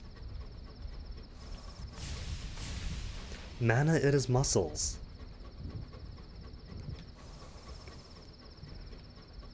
So you're telling me he figured out the technique that's been spread through the Armstrong lineage for generations? An honorary Armstrong at that.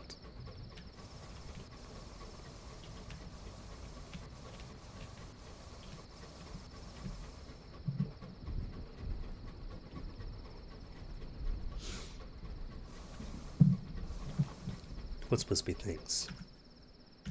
Just wispy things. I thought it might have been some environmental something for something close by. But nah, just ash, just smoke.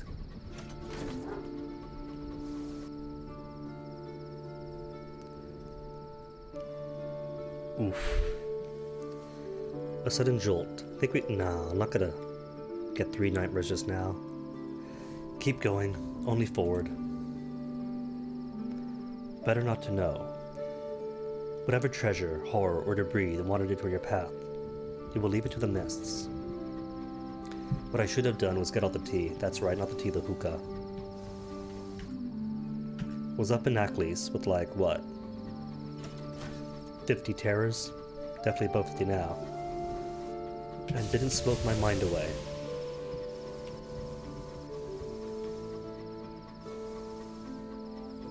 Makeshift projectile oh my, wow.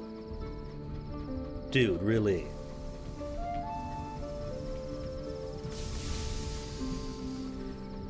I'm not sure Schwarzenegger would have been able to do discus with weights.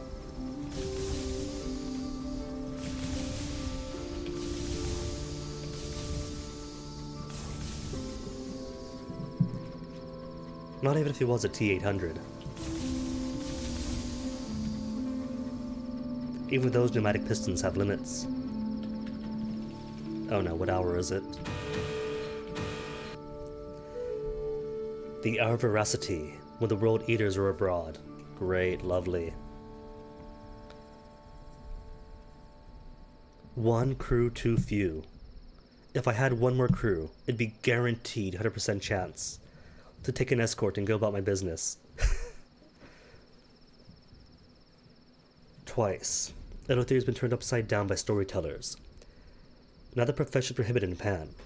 During the hour of veracity, the world eaters bare their feet, cover their face with ash, and roam the city, confiscating stories.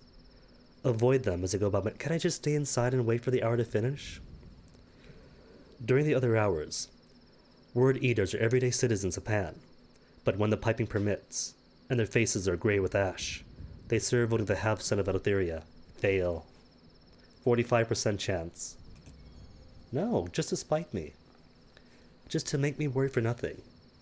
You stay alert as you travel the streets, steering clear of the silent, staring, grey-faced men. Another visitor is less careful. You see the word eaters pin them against a wall and extract their stories with a hook and spindle. And while I'm here though, that's 1 hour 39 minutes, sorry, 40 minutes. So I'm gonna get my bathroom break, back in a little bit.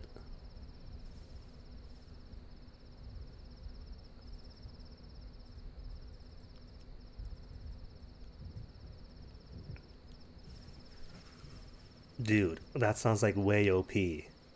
All that physical strength, enhancing all of that magic. And even more buffs. He's buff enough, is it? Buff. The double— oh my goodness. Is that deliberate? Both meanings of buff. Anyway, I'll be right back.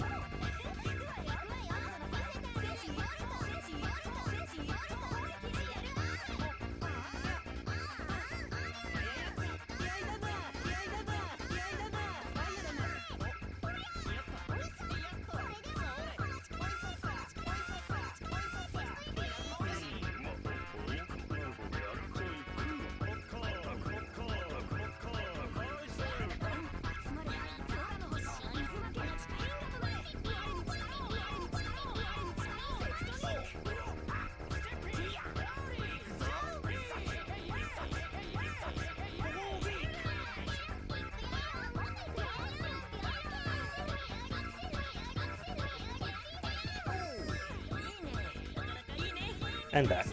Wait a minute, you're telling me that these mages decry his tried and true methods? Might look ridiculous to them, you know, muscles for magic, but it works, doesn't it? It has results, if nothing else. You can't argue results.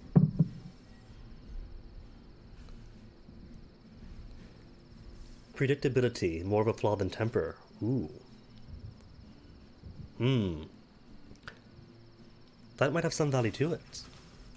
Cypress King, what have you got for you? Port reports for more Eleutherian mysteries? Okay. People do want mysteries. Times 4 of them. 14 total. Cool. If I were to pick a side, should there be plenty? Help your aunt find February. Your aunt's attempts to find out what happened at the St. Dunstan's rendezvous has led you to Winter's Reside and the Cateter Council. I've sent back the card. She's expecting us, your auntie says, leading you through the tumbled ruins of Pan, limned by pale moonlight. She's setting a coach. We're to wait here. I'm muted. What? No way. Button, really? Hold.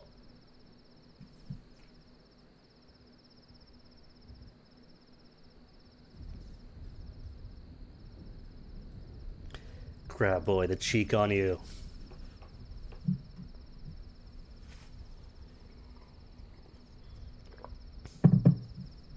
Making me doubt my own button. Well done, Crab boy. You got me. You've actually got me. Your aunt rummages in her handbag as you wait. Boiled sweet, she says hopefully. It looks as if it could crack your jaw. Suit yourself.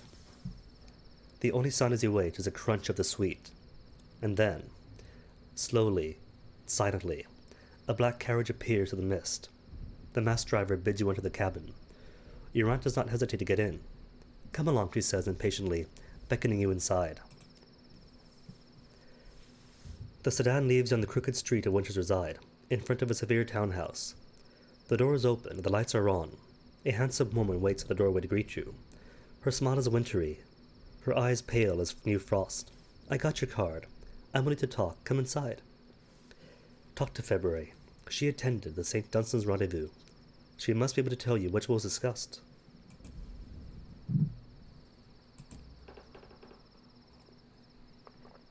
I'm afraid I can't help, old thing, February says as she ushers you into her parlor. White moonlight floods its great bay windows. Anything you tell us, your aunt says before gasping. Dearie me, I almost forgot. She fishes in her enormous handbag, and produces a bottle of brandy. For old time's sake. How lovely, February murmurs. I'll fetch some glasses. She leaves the two of you alone. Your aunt immediately starts rummaging under the cushions. She's hiding something. I was her very junior at the time. Practically a secretary. February's voice floats through. Your aunt stands up straight as February returns, carrying 3 glasses.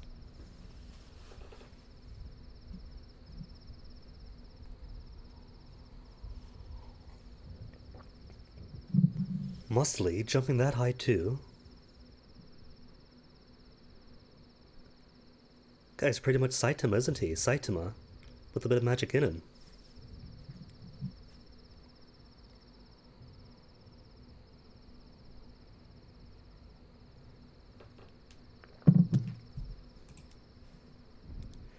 February hands you each a glass of your auntie's brandy.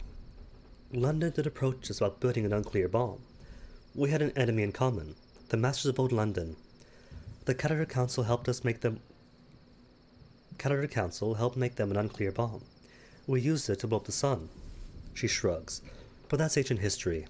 Not sure why you bothered me with all this. Still, shall we raise a toast? To old acquaintances never forgot. Raise your glass. The brandy is amber as death of the sun. Your aunt's eyes are on February. February raises her brandy glass, like a conductor preparing her orchestra. To the end of all tyrannies, to alliances forged for the breaking of chains. Your aunt nods, and begins to sip her brandy. Her expression is worrying, hazardous almost. Seeing her drink, February follows suit. So aunt sips, then February drinks. Aunt looking worried. Feign drinking, just like her. Better safe than sorry. You raise a glass to your lips and make as if to imbibe. Condensation from the glass drips onto your chin, and then you lower your brandy. Does it taste a little off to you? February asks, and then keels over. Your aunt pours the remainder of the brandy onto the floor. Dearie me, she's even more susceptible than I remembered. Very clever of you not to drink. Help me have a rummage through her papers, will you? You spent a frantic few minutes searching February, until you discover a folio concealed in her left boot. This'll do, your aunt says. Now let's make sure we're not leaving anything, or make sure we're not seen leaving, sorry. And so does 41 Terror, so I might have to stop by Ackley's again. Or, if I'm lucky, it won't be tea for Ackley's again, would it? Could be. It could repeat, I'm sure. Very nearly dies, which means he didn't. Oh no. Burned 150 pounds of muscle mass. Poor fellow, but still, as far as magicry is concerned, all that power, and then being able to launch even more of it out. If there's need for it. Bombazine to the House of Rods and Chains. Cage catches for Piranesi. Oh. Well, there's nothing in Piranesi or the House of Rods and Chain that could get rid of 40 terrors. Alright then. Route's gonna be Ackley's for the hookah. Maybe a stop by the Empyrean. Piranesi, then House of Rods and Chains. And I got plenty of hold space, so I could afford to.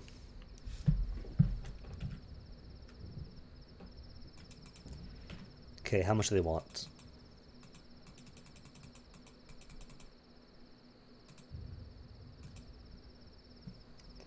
Three Bombazine? Got it. 5 catches? 3 catches only. What? It's not what I chose to do. Get back in there. Silly Cavi. Playing as if I'm going to get him killed. Cool. Plenty space.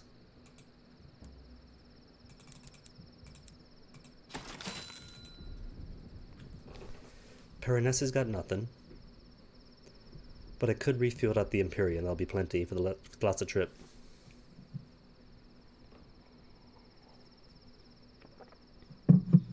What about engineering? What do you have?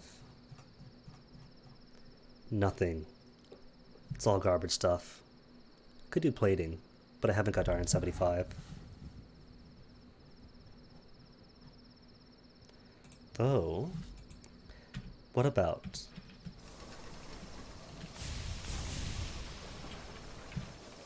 one of these days I'll get that maneuver right. The old din not dinner technique.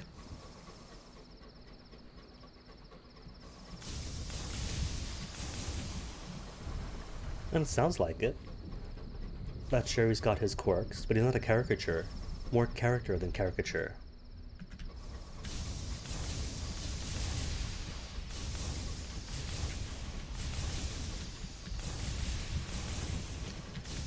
Which is one of the reasons I don't really watch shonen.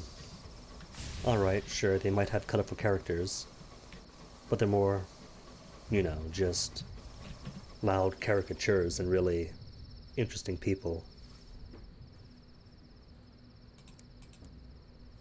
Starshine for the Mausoleum. Starshine for War Rejects to Mare. 2 compartments, 3 compartments. Bunny's avails 50. 2 compartments on the bridge. Nah, nothing here that I need. What's here then? There's something grave. But it's probably gonna be a thing, isn't it? No, not. Good. Primordial ruins live the heavens. Just souls. that I might get to explore. I was wrong. And that's right. The princess wants any crossroads. She says they're often found to the south of the transit relay, but they're not only there. So Auntie, help you go through February's papers. The secrets of St. Dunstan's rendezvous are locked behind a nigh impenetrable cipher.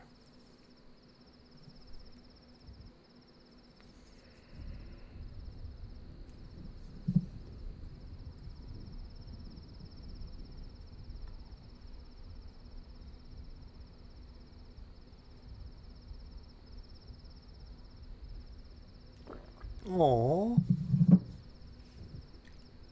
Good relationships, that. Oh man, and especially if the other mages don't really respect him much. To have somebody out there who's able to give him that need, that's pretty cool. Piles of pages strewn across the cabin. I've been impersonating February in some correspondence to get more information, Euron says in explanation. It is not like she's going to object. Working together, you discover the key to the cipher, various calendars from the Roman to the Revolutionary. From the documents, you learn that February knew the final design for the bomb was held by Her Majesty's Privy Councillor. He died, and is now interred in the most serene mausoleum. If we could find those designs, we would know for certain what our government agreed to, Euron says. Lost 3 secrets, but still at 40. And she wants mausoleum next, you want just a crossroads, you want the Empyrean, which I'm not going to forget this time. Corruptress Hoarder, you want Faith's Fall, but I didn't have enough bronze wood. You're finished, you're finished. You want to be spoken to. Study Quiver's book of mysterious signs.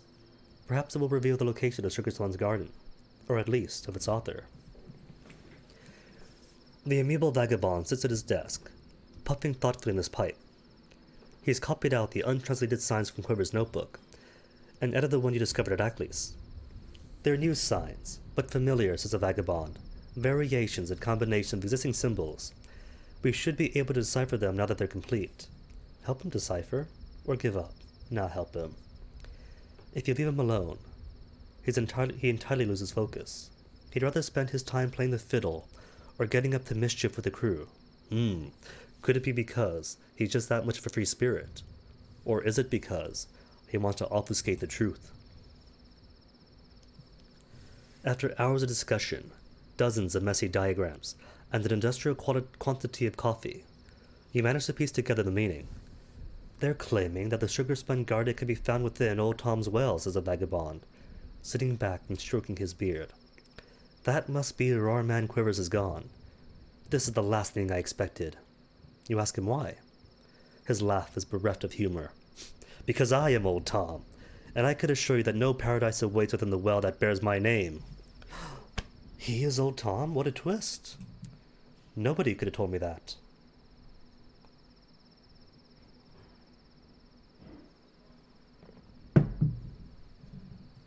Absolutely, that's like Failbetter's Pride and... What was I going to say? Not Pride and Prejudice, duh, of course not. Pride and Parcel? Maybe. And they certainly have woven themselves a world. Why has a vagabond hid his identity for so long? You've heard your crew tell stories of Old Tom, and his wish in the well. Why did the vagabond keep his past a secret? Why do you think I left my mansion in Lustrum, asked the vagabond? It wasn't just the wanderlust.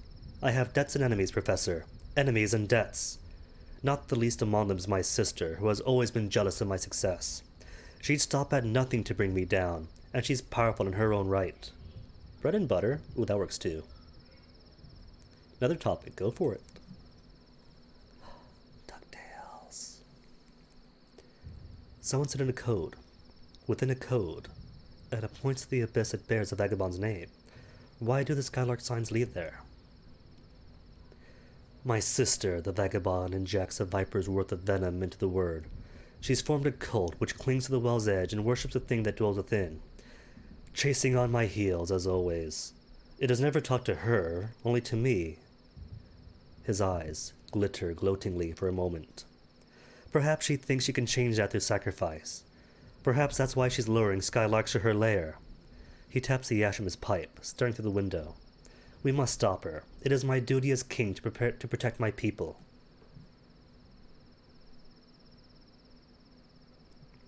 DuckTales 2017. I've only heard good things. Sometimes when family friends come over, they have this little tiny 3-year-old daughter of theirs who is super into DuckTales. And that's really the only time that I see it when it's actually on TV for her benefit. Pretty great, so yeah, more praise for it. Vagabond. Did you see anything in Old Tom's Well? According to legend, he made a wish and it was granted. Oh yeah, Tennyson, I forgot about that. Maybe I should watch it then. He was great in Broadchurch. The Vagabond shudders. I saw gold. A gleam of gold amidst a copse of pale trees, and nothing else but darkness. It spoke to me, in a voice like lightning striking an oak, and I made an offer. I accepted. You pry further, but he is reticent.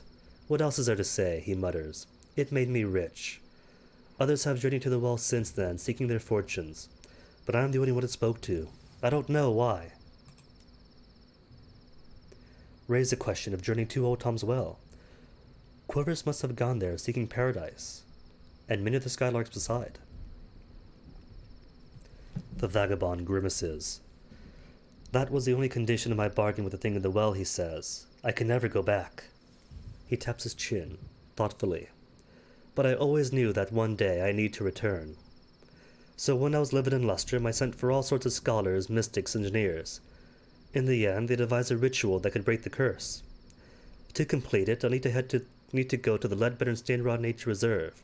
He gazes at you for a moment, as I weighing you up. And I'll need your help. Will he? And the rats want London. Driver's done. You're done. Cool.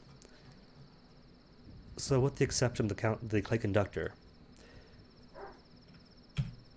who is a whole high maintenance student in of itself, that's almost everybody. Once the princess speaks to the person at the crossroads, I think all that's left is to speak to her father at the Most Serene Mausoleum. And then that's it. Get his blessing and off to the well.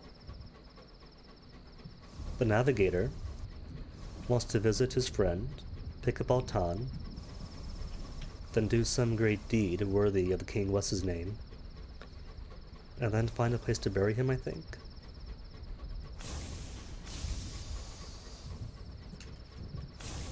Oh no. There I risk it. I'm gonna risk it. Gonna be dumb. Gonna look into the extinguishment. And yep, and spawn a monster.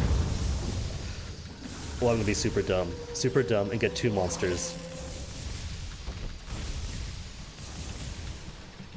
Come on, get over here. No. Yep, 2 monsters. As expected. Oh no. And this is further and further away from Ackley's. That's okay though. Because rocks mean safety.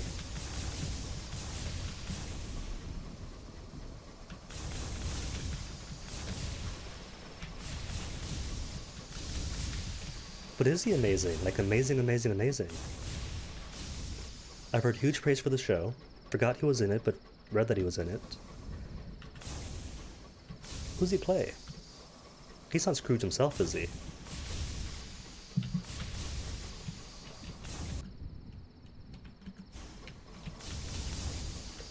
Alright, gonna go the long way. I'm sure I've lost them, but I don't trust those guys at all.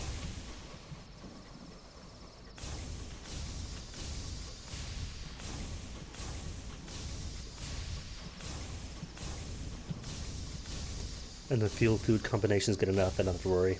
And they sell more here anyway.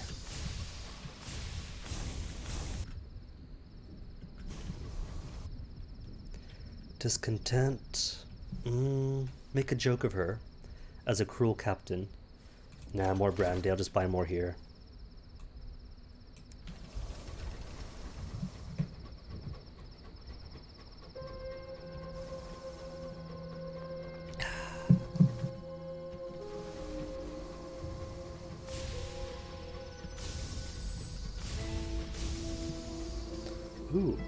And how has releasing Midnight's Favor affected Murgatroyds? Has it even affected Murgatroyds? Oh, well, enjoy your day with her. Thanks for dropping in. Shop's going to need more food. Just a bit. And fuel. Since my whatchamacallit fuel efficiency 1. Solid 1 fuel efficiency, not bad. Oh well, thanks. Good luck to you too.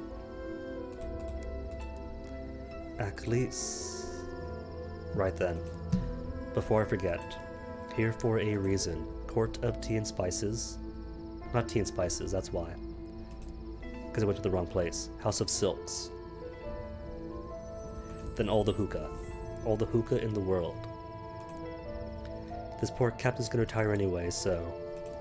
into wealth and luxury even. If she does end up with lung cancer, she can handle it. Or at least better than a crew will. Which, to be fair, not only are there 1,000 deaths in the sky, but sucking in all the exhaust and fumes all day long probably is not going to do well for her anyway.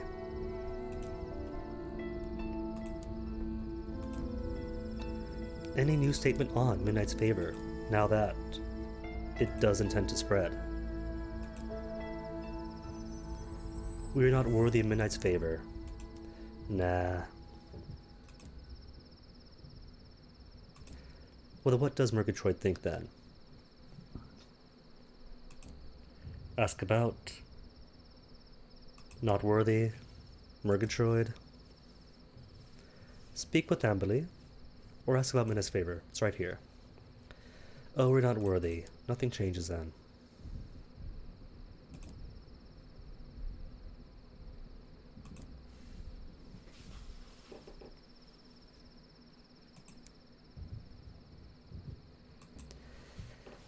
Okay, so nothing different. Anything different in the Midnight Garden? Yay? Nay? Just more tea ceremonies? Nah. Alright, I'm done here then. Unless, anything at the Vigilant Nightingale. Friend, foe, doesn't matter turns out.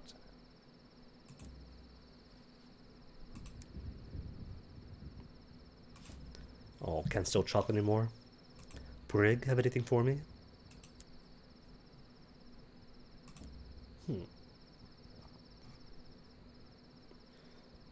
There's no job for me here, Aklis. Odd jobs in Aklis town. You're on the lookout for work, but I haven't seen any so far. Statue, have you got work? No. Monastery, have you work? Speak, with an impatient penitent. He beats his fist against the doors, getting nothing but bloody knuckles for his trouble. This is new to me. You, he blinks tears from his eyes. You're a captain, right? You've got the look about you. Maybe you can help. My husband. He was never the same after he came back from the Z with that tattoo. The eye. The blasted eye, it drew him here, I'm sure of it. Oh. Does that imply that the tattoo we could get from Mr. Barleycorn also has ties to this place? Really? Hold up. Are those dots that could connect? Are they actually?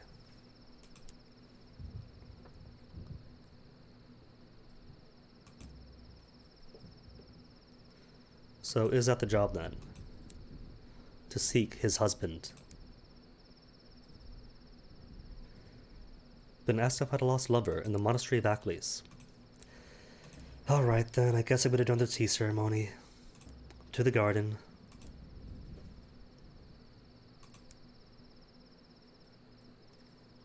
The Midnight Connoisseur seems shocked at your request. Few enough get to sample the precious tea once. Nobody gets to have seconds. Then how do I go back in?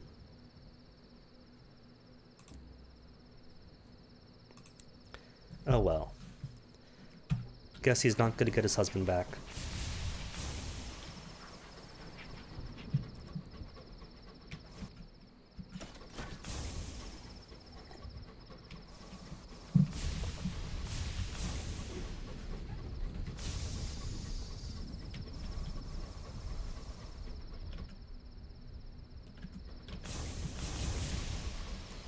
At least, if I sail around for a bit to uncover more of the map, should increase the odds of finding the crossroads for the princess. And who's down here? Likely to be, this far out, a dowser? Either way, a coward, honked my horn and doesn't want to be here. And that's just gonna be some hermit, which I don't need more of.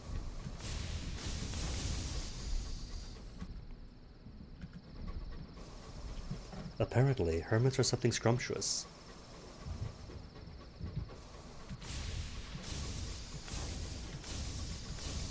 Boom, boom, boom, boom, boom, boom, boom, boom, boom.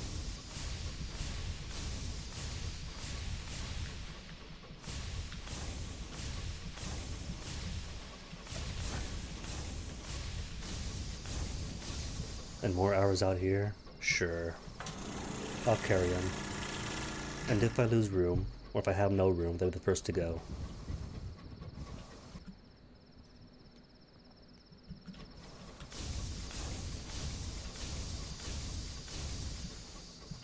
Speaking of, Cavi, any crossroads to be found? Your scout complains about the cold. It found nothing. A monitor this far out. Okay, get back here. Stay perpendicular. Good. Good monitor, they learn. They know exactly what pleases me. Perhaps a captain was good in battle. Perhaps. KK? Paperwork for permits. Alright, definitely gonna get permits.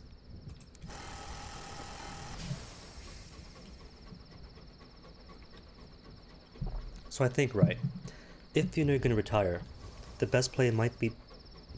Speaking of retirement, did I bring sub with me? I did bring sub with me. Brought Brabazon, brought the cage catches. The smart play, since you can't carry possessions anyway from captain to captain. Even with retirement. Smart play might be to sell everything. At the salons, at wherever else, that possessions can be sold.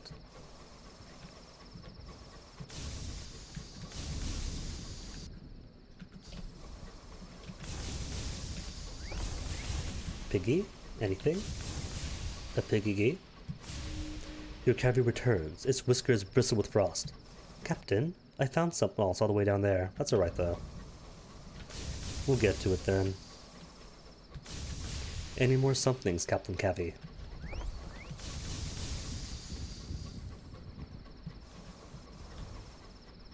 Found nothing. Excuse me, but what is this then?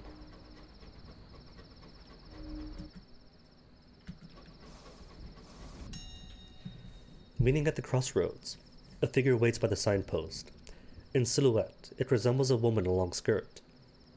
Up close, you hear the chatter of chitin, wrapped in layers of veils and shawls that smell of harsh antiseptic. A measurer, the stories go. Few of them have happy endings. The figure introduces herself as Mistress Poppyseed. Mistress Poppyseed, hold on. Is a mistress a mister? No. This is more chittiness and insect-like, not batty. And offers chair unless... extreme sexual dimorphism of a sort. A measured charity to be exact. There is no reading the expression behind the veils. Well, I can't ask her for, can't ask to give her the seal of Mr. Barleycorn. Help the princess meet the measurer's demands. Oh, that's right, she wants Piranesi too. I left a note thinking Piranesi is the incognito princess to you both. But, if I go in the main doors of that beastly place, I can't leave. You need to change to do so, and I'll only do that on my terms. The measurer listens, and makes his demands. The princess looks at you and smiles. A princess's reward. The measurer takes a chart and holds it, as if it could ascertain its merit by its mere weight. Seemingly satisfied, it produces a candle made of beeswax. Oh, Saint Solanas's candle, says the princess, clapping her hands in delight. How ideal. Saint Solanus, a rebellious story cast into the well, cast into a well. Is that a real saint? Solonacci? Solonaccia. Not Salon Ace.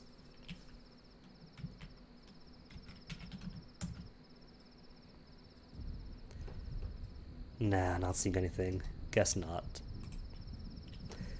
Figured it was fictional, but you never know. Could be something more Anglican than I'm familiar with, or some ancient saint that has dropped off the popularity of the Western traditions. Head to Piranesi, says a measurer. Light it. It'll take you to your old self. The path will remain open as long as a tale of terror is being told. The measurer passes it to the princess, then takes her hand. When you come into power, remember me, it says. I will try, she says. But if I do that, I may remember you touched me without my permission. Her smiles without malice, but not without threat.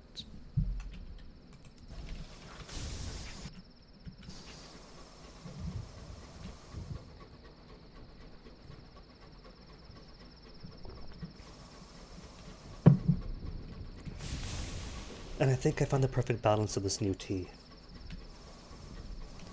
Though, do you know what would be a cool innovation?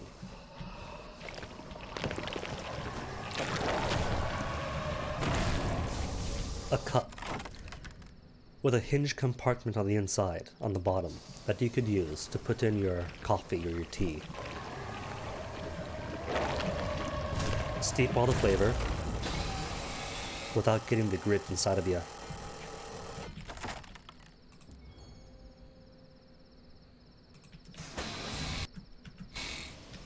Nothing else here, just this diamond thing. Which is... oh no, what's okay. If it does end up being a curator popping out of amber, no ambush.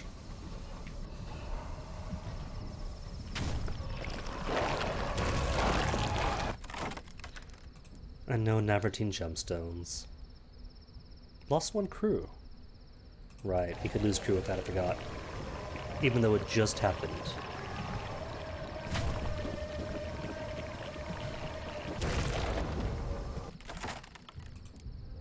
Fail the gemstones too. Aww.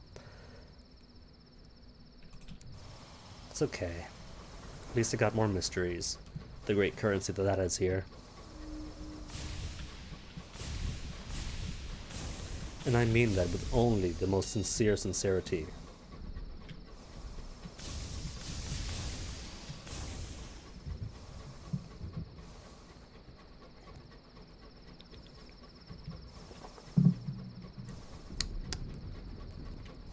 Maybe not a hinge cup, since hinges could get rusty and gunk up. Maybe then, a mesh that fits partway through the cup. That fits snugly.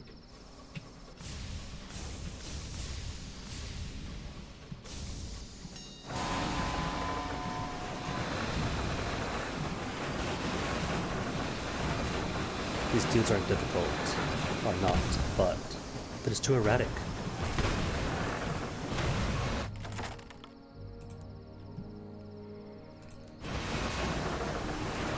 Give me a second, Dowser. Gotta get my heat back down.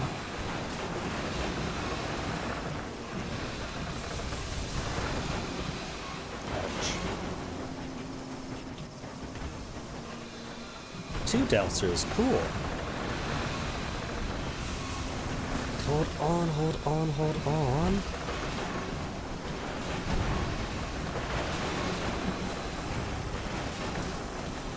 Don't hit. Alright, good.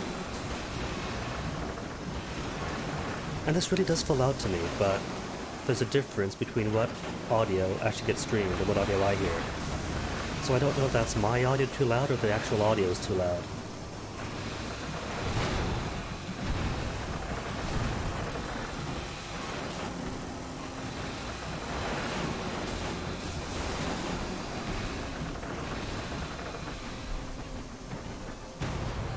Cool. Give me repairs. No repairs? You can't do this when you have more than 61 hull. Oh, what do I have? 75? Ah, well. Plunder the Dowser then. The cargo hold has been cleared to make room for a weathered stone altar, presumably salvaged from some forsaken ruin. A pig has been butchered on it, that its organs are moved, handled, and arranged elaborately on the altar's foot. Haruspice is popular in Etheria, where people say the future is closer. This stone knife and bowl, attached by a chain of amber rings, are certainly of old Etherian make. You retrieve them, clean them, and return to your engine.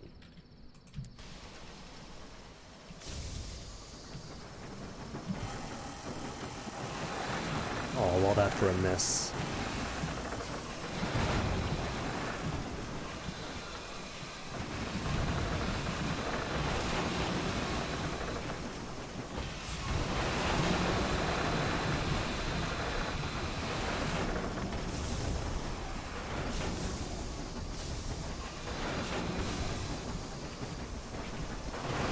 Okay, now I'm going to qualify for all repairs.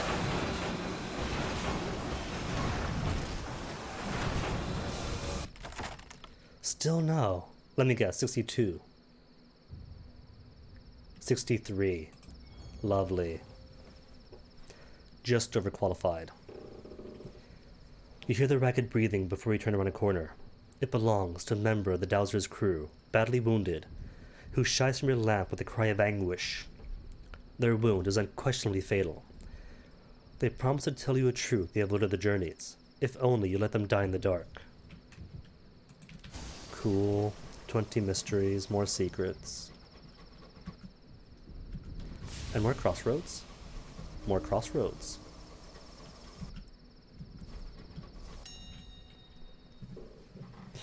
Oh, my fuel's low. Didn't even notice. 3 fuel. Mistress Perch.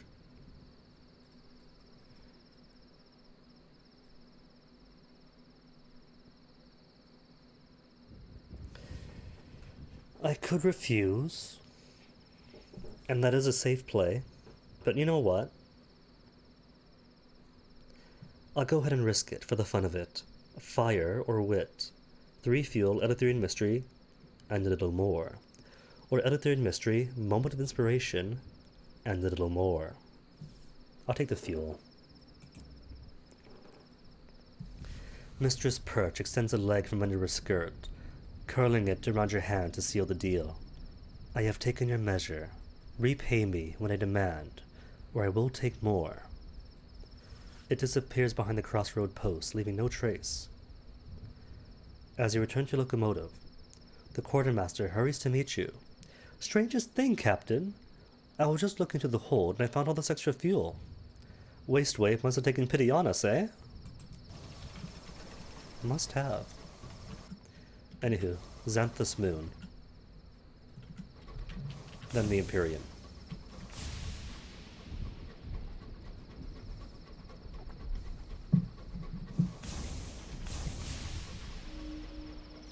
The Xanthus Moon, built at the command of the Khan, stains the sky yellow. Stain is such a bad word though, like I don't say bad, but it has negative connotations.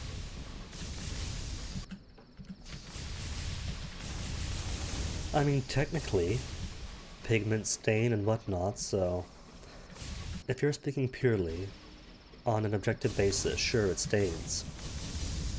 But this is Eleutheria,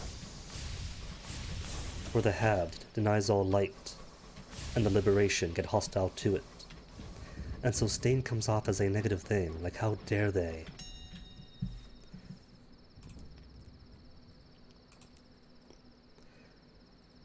The Eagle Khan's daughter arrives at a small, heavily armored engine. Her guards ensure the crowd is at a respectable distance before she disembarks. Her robes are azure blue, and decorated with threads of gold. Her hat bristles with eagle's feathers. The crowd parts before her. She leads the way to the edge of a small lake, the Moon Mirror. Peer into the lake. The Eagle Khan's daughter prepares to throw a stone into the water. The lake ripples and offer an omen. This is a mandate of the moon. What will come to be? 80% chance of my fortune.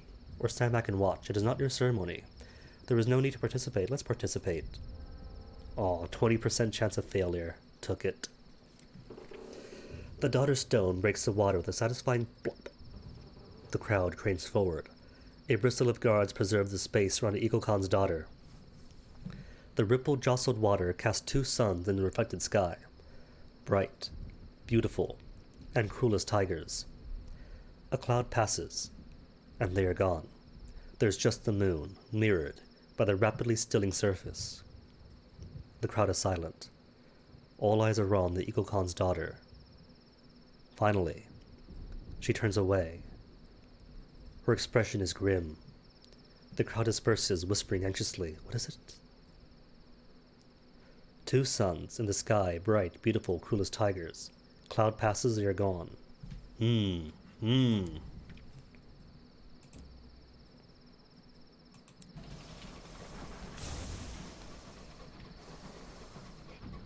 Certainly tells the story of the Etheria.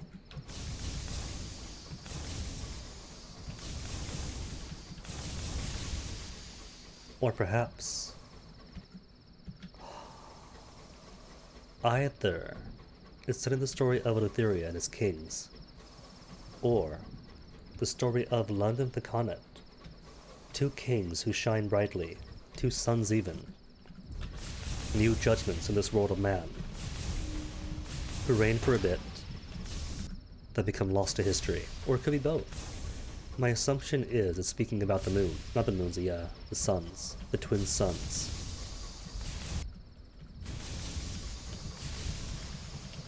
But who knows? It is left unexplained, so it could be both.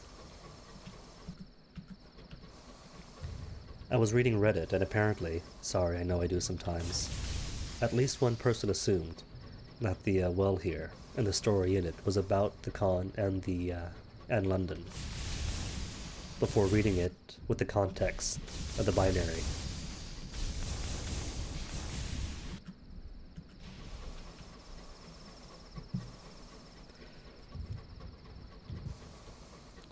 So the possibility is there, not direct misdirection, but they can exist as an allegory for each other.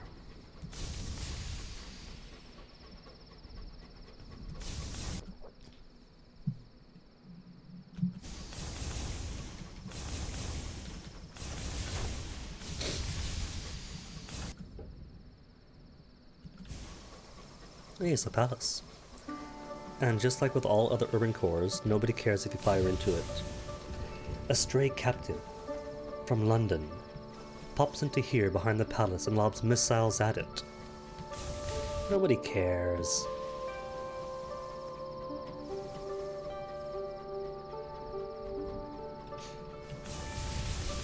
So the writing right. Fail better is fail better, and it's always been fantastic. But with each game, they have become more gamey. Fought in London, of course, being more text-heavy. The quasi-VM that it is. Sunless Sea was pretty much just fought in London with an interface. And Sunless Sky, carrying on the writing, but with more game to it. So if there is to be a next one, it'd be cool if the environment was not as passive. If that's the direction that the progression takes. Or one of many areas of progression. Naturally, I expect the writing will be front and center. But as they go on, and advance their craft. Money or just terror? Just a terror.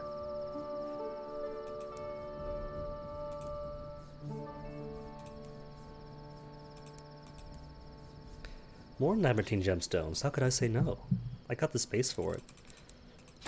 So might as well carry it.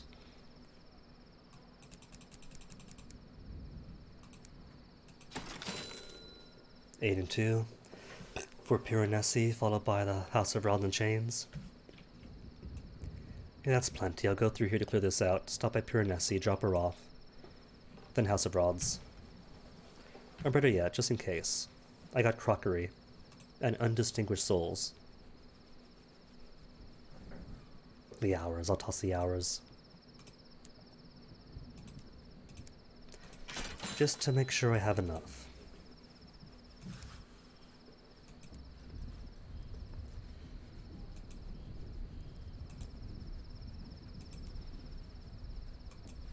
And what's he want, I forget.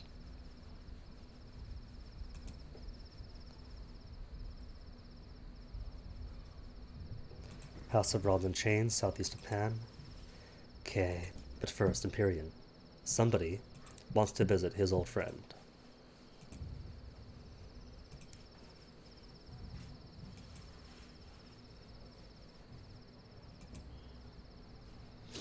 Cool, 2 crew.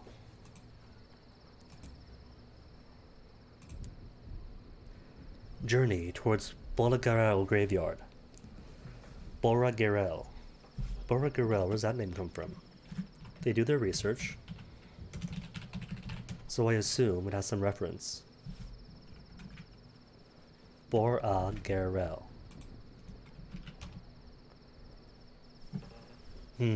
Visa checkpoint, journey towards. Destination in the Empyrean. I guess English Google's not going to tell me. Tourists have no business in graveyards. Gulping at tombs is a peculiarity of the British, viewed with suspicion. Each street is lit by evenly placed electric lights. The light is cold and cast hard shadows. Empyrean citizens hurry by in silk and cloth. There is always somewhere to be. Walk on. Pause for procession. Let's pause. The street ahead is thronged with people. Laborers, station workers, traders, servants, courtiers, and courtesans line the way to the Blue Citadel. A coterie of lacquer armored guards keeps the crowds at bay as the Khan's red and gold sedan makes its way down the way. Behind it, like the tail of a comet, are the liveried lesser members of the royal family. Their robes trail along the white stone. Their crowns sparkle in the red electric light. They toss coins as they pass. You take a handful. Free money is free money, after all. The graveyard, at the end of the street, is at the end of this quiet street. Not many people travel here. The electric lights are fewer, barely keeping away the dark. Enter the graveyard. Some of the tombs are as small as a locomotive's brig. Others are as large as bank vaults, with the walls twice as thick. Electricity is not wasted on the dead. Instead, a caretaker replaces the candles in every nook, on every corner of each plinth. The embalmed rests in an unsee gloom. Brooding stone shadows shift uneasily. Still the corpse. You have the key to the tomb. You just have to get the body out, past the caretaker, and back to locomotive, without anyone noticing. Failure will lead the Empyrean to assume you're a legend agent, stealing the corpse for nefarious purposes. It may cost you to sue things over. Never saw the cost, or tried it. 40% chance success. Nah, distract him. Distract the caretaker. She works in the flickering dark, away from the Empyrean's electric light. Perhaps she'd appreciate hearing the incandescently sublime. The caretaker sits with you on a low stone slab at the far edge of the graveyard. She listens in silence. A flaring candle catches something glinting on her cheek. When you leave, she remains in quiet contemplation. The navigator is waiting by the graveyard gate. He grins awkwardly. He has used rope to tie the corpse's desiccated wrist to its ankles, and is wearing it like a knapsack. The corpse's head lolls against his shoulder, its embalmed face almost restful. Back at your locomotive, the navigator meets your eye, then bursts into incredulous laughter. You have the corpse of the navigator's friend. Okay, checkpoint, I'm done for the month. Navigator, let's discuss your grisly friend. What do you intend to do with the corpse? As you enter the navigator's cabin, he preempts anything you might say by shouting, "Bring me a map!" Something that says, "Here be monsters." Then a pause. "Please, Professor." An eager demand. Altan's body is propped in the navigator's desk chair, cushioned with his pillow. Embalming has preserved his body. Its limbs are too thin, its skin a greenish gray. But it looks peaceful. It faces a window, but, and is perhaps for the best, the eyelids are shut. The navigator talks while he works, scrawling circles and roots on your chart. King Gassar was a slayer of demons. We must battle a monster of the skies. Something fearsome, maybe a senior scrivener, a scornfluke, or one of the undeparted. Something worthy of a song. The map he returns to you is so enthusiastically marked that it's unusable. You only need kill one monster. Scornfluke, senior scriveners, and undeparted. So not any monster will do, has to be a biggin. Okay, let's go then.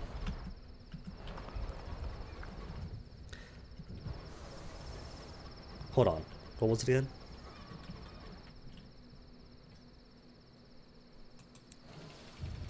Curator counts, right? Scornfluke, Spinster, or Undeparted, so no. Not curators, despite them being very monstrous. So I could have gone here, where the eggs are and the curators are, but apparently that doesn't count.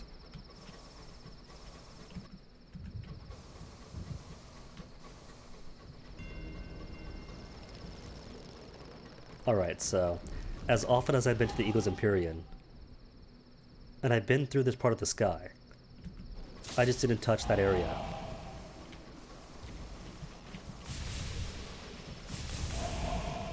But I hear fight with the Scrivener. But where are they?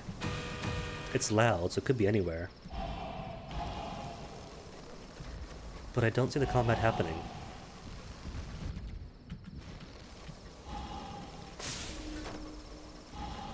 Belt of Midnight, Beware Dowsers.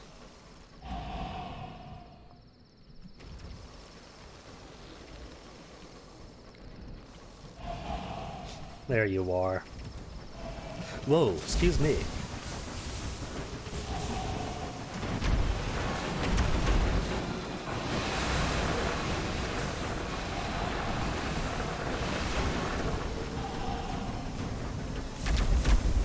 Throw it at him, not me.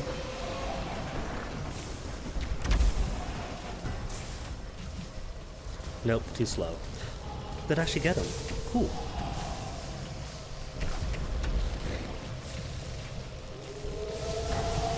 Out. Not quick enough. And way off the mark.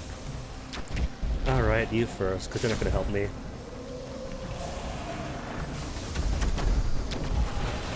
Ow.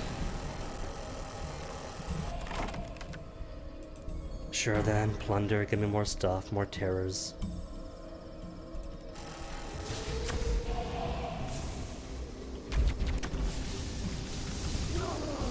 Lucky for us, the senior scrivener is already here. Isn't Altan lucky?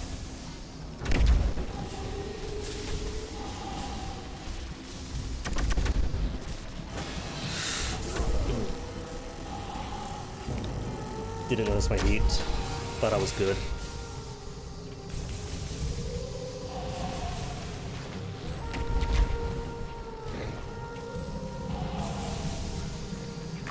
Two more hits maybe? Bleeding a lot. Alright, that's good.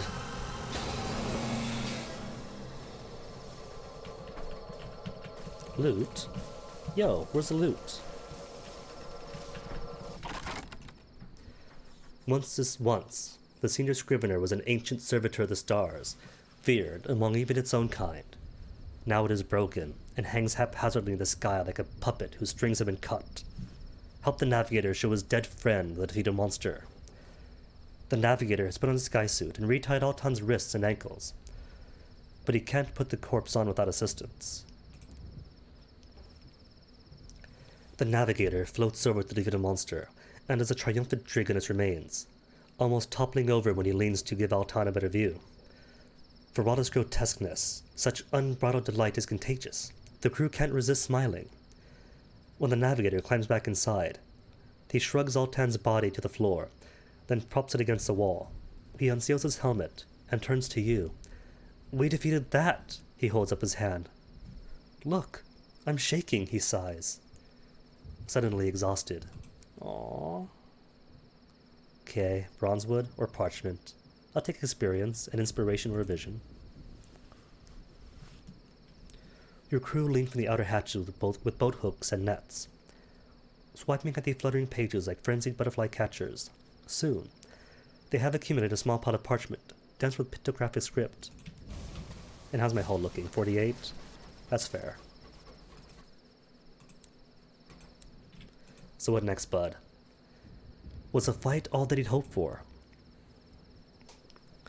Did you know that King Kassar once wrestled a giant tiger? It seems. The battle of the monsters already well out of mind. Can you imagine that? Man versus tiger.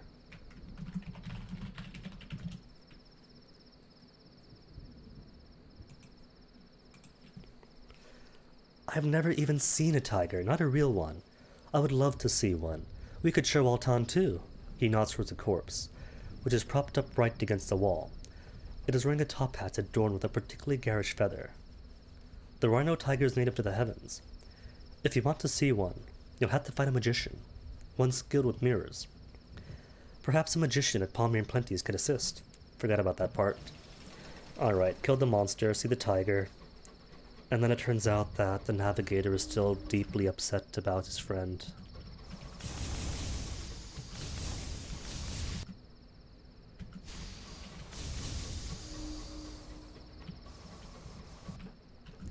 And then we inter him properly.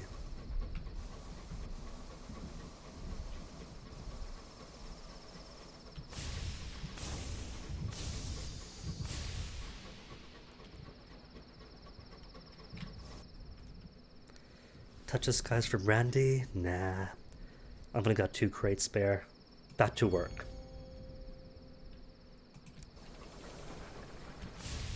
Library? Where's the library? I see bits of library. There you are. Stygian expense.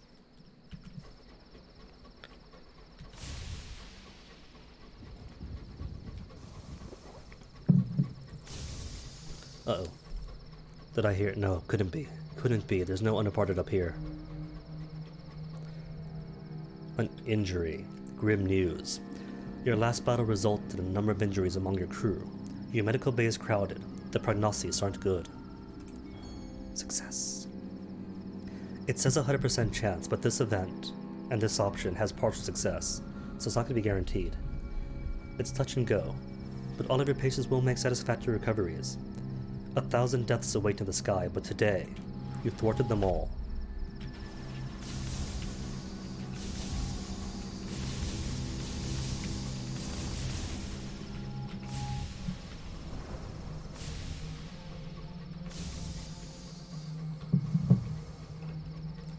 So really, for a number then of these officers, their quest lines are almost finished. Navigator wants a tiger, then I think he's done. Aunt is about part way through, I think. Very nearly finished, if I remember correctly. It's what? Go to the mausoleum, see the unclear bomb. More amber. I'll risk it. Risk the chance of a curator to play with.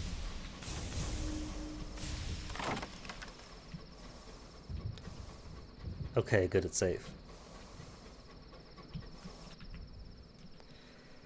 A cryptic stoker wants to hold a memorial service for the crew that had recently died in your service. Sure then, attend, deliver eulogy. Drops terror after all.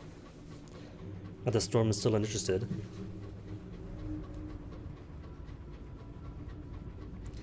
Bat's gonna take a while, since I didn't have the bronze wood for the bat. But everyone else might be okay. The vagabond wants Leadbetters. Then he tries to poison me, and I turn the tables on him.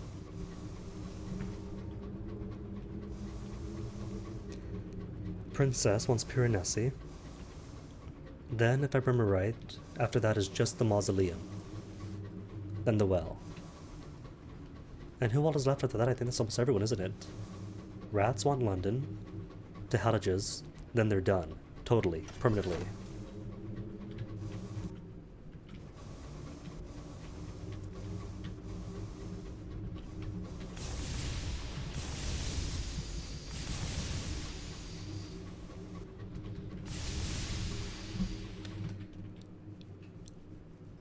So yeah, that is everybody. Mascots sadly have no quest of their own, so gonna be done, waiting on him. Getting close, waiting on him. Gonna be done, done. Gonna be done, done. Yeah. Dang. Really will finish all the main ones.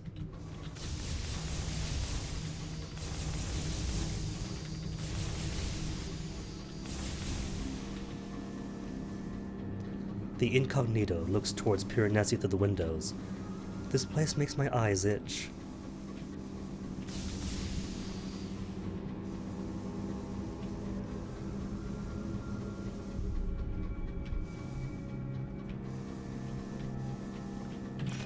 Mind the gap between the train and the platform. Bazaar. Right, you guys want the cage catches. Take 'em.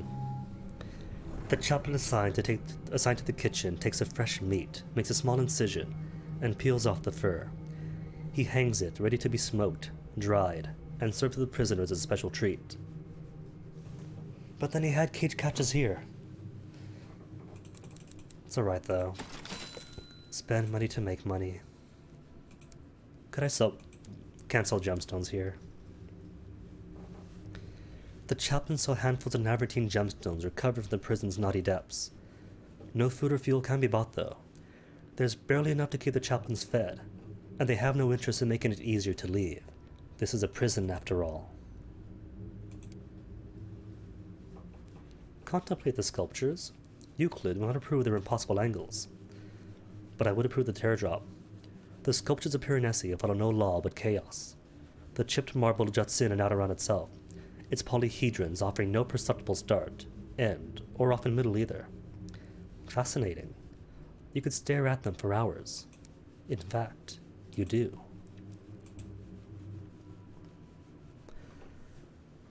Locate the silly old thing for the princess. The incognito princess of the silly old thing in the most secure prison of the skies. She wants it back. When I was less a person than I am now, explains the princess, as we approached the prison, I had awful habits. I went through a phase that was best described as monstrous.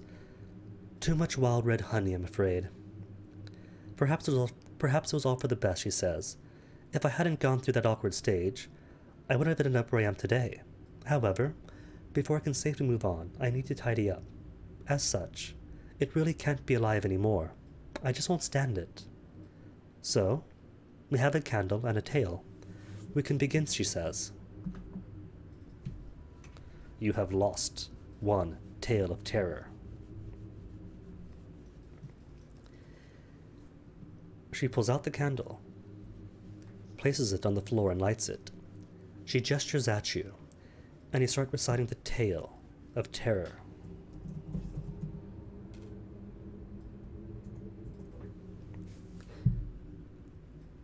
From the flame's tip grows a large, tear-shaped door of red and orange. The princess claps her hands in glee. Hold this. I don't want to risk ruining it. I fear fisticuffs will follow, she says, passing you her tiara. Wait for my return. It'll only be a few minutes. She skips through the doorway. You stand there, with only a tiny flame, an incongruous door, and a rambling, terrifying narrative for company. Soon, you are joined with the most dangerous of companions. An idea. We could trap the princess here. The princess needs you to keep telling the story to escape. Stop telling the story. The troublesome princess. Troublesome, no more. Success will end your journey with the incognito princess. Don't trap her. It's best not to meddle. The princess steps to the rift, happy and triumphant. Or rather, happier and more triumphant than usual. She's dragging a leviathan skin, a monstrous appearance. It must have once covered some gargantuan insectoid beast. Oh, I just can't believe I was ever seen in this, she says, working its jaw like a puppet. All fashion seems tawdry with hindsight. Don't worry, it's dead now. I killed it. It is now my special rug. She takes her tiara from you, places it on the brow of her skin, laughs at the sight of it, and returns it to her own head. Aww. Like the neon colors of those loud jackets in the 90s, the early 90s at least. People always decry 90s fashion, but mostly it was like late 80s, early 90s. Okay, we're done here. I'd hang out with them, but I do have to pee. And you can't pee at P. Renesi.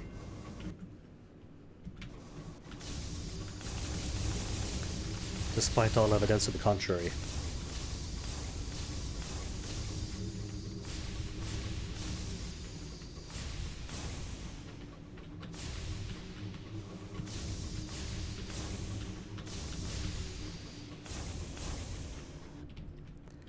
The price of charity. A sound of chittering fills your cabin. From the shadows near the door steps a familiar silhouette. Mistress Perch has come to collect what it deems you owe. Pay. The Nepentine price. A price of betrayal and self, if you have souls. You will lose some of those, too. How many crew? Need to? Refuse? Or beg them to release in the waif's name? Unkind winds sometimes blow in the captain's favor. We do have her attention. Or pay the chrysanthemum price, the price of knowledge and innocence. Not having any lightless. To make me more... 7 visions of heaven. Waste Wave? Waste Senpai, could you help me? You call upon the name of the Waste Wave, and a sudden howl of wind rocks the locomotive. The lights flicker, and when they return, Mistress Fathom has gone. Mistress Fathom! This is Mistress Perch. Game. Inconsistency. So has a weight on your shoulders you are not aware you are carrying. You are free of your debt now. But the wave's mercy is capricious, and its attention has moved on.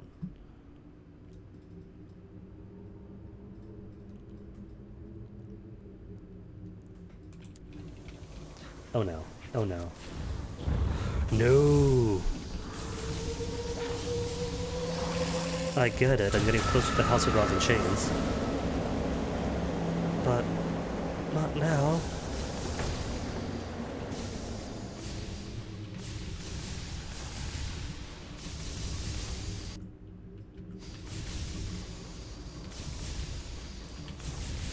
Now, killing one of those would have made a fine story for King Gassar, or worthy of King Gassar. But I am not King Gassar, so no demon slaying for me, please. Or rather, no being slayed by demons.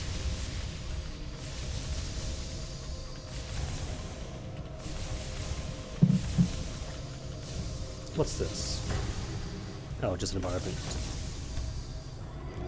Hey, curator. I could bully a curator. What's he doing here, though? I didn't think this was curator country.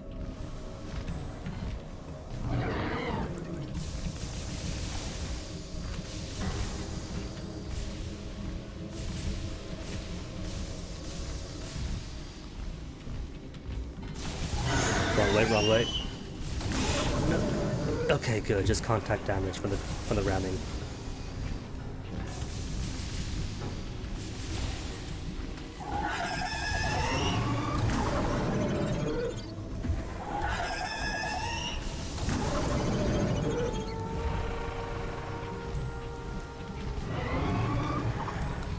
Okay, it's bleeding, but you cannot assume that if he's bleeding is almost dead. See?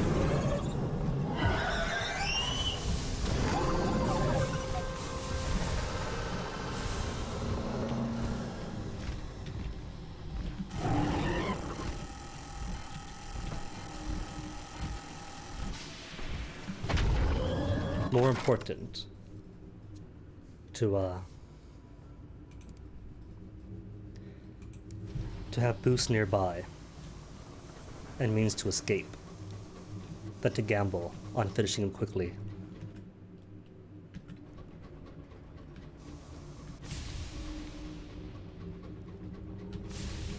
And at this point, with how many hull? Like 50? 43?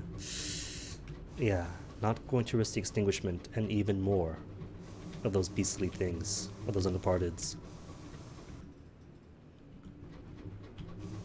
Besides, gotta get back to the house quickly and get more food into me. Exiles abandon. Exiles. Or exile. Exiles abandon.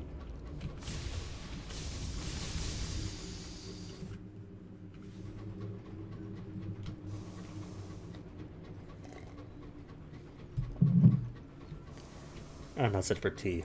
And it's noontime anyway. At the next break, I'm gonna get more tea then. Slightly longer one, get some lunch in. Fuel, cool.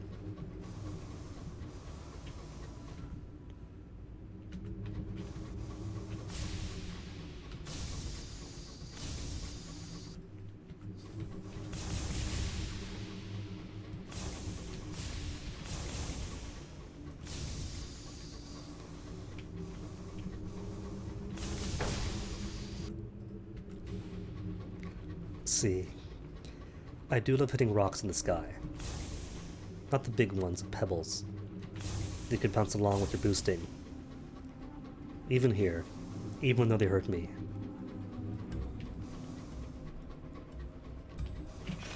Alright, but while I'm here, I had to figure out where Mr. Menagerie went. Because I did not read the note last time, but I really should have. Where roses bloom in the dark. Really? Caduceus? Didn't see him there. Lament of Axial, Martera dropping. Spire of Inches.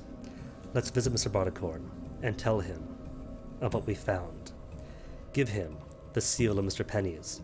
You haven't counted another of his kind. That one, Mr. Barticorn daubs a seal of ink and presses it to the paper. If the boon of a long life is that one outlasts one's mistake. Its curse is that they nip at your heels for eternity. I wonder what Mr. Penny's hides from. Perhaps one day I will ask before I too beg for protection under the mountain. And Mr. Pipes' seal? Perhaps it is true that we live too long. Mr. Barticorn daubs a seal in ink. I suppose there are less pleasurable paths to follow, though the emptiness awaiting at the end of that one's will be dark indeed. I favor music myself. A sympathy is potent to me as good wine is to you. Your kind has been bounteous in that regard. All that's left is Mr. Menagerie, right next door almost. So Caduceus, back to him. Then that's it. Pass on the hoarder's message. You spoke to the corruptest hoarder, Mr. Barticorn. Now it is time to relay the response. Yes, says Mr. Barticorn. And then lets go of a long, long breath. Forever is a septic injury, one that cannot be cured. The only panacea is something none of us can abide. Our animal hearts do not allow us a solution. It falls silent for an ageless moment. Give them my gratitude. It was good to know, at least, that someone understood. Okay, back out for me. And bombazine for ye. And more cage catches. I do have the space for it, so sure.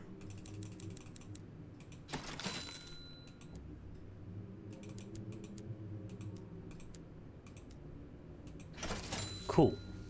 Let's go then. To Seducius and back around, but the trouble is that there is going to be at least one undeparted.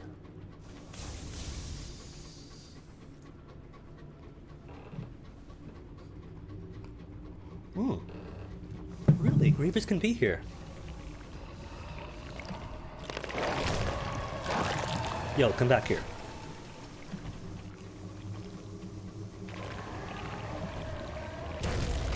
Cool. Man, if this place is surrounded by grievers, I'd be much happier. Undeparted. No thank you. Grievers. Heck yeah.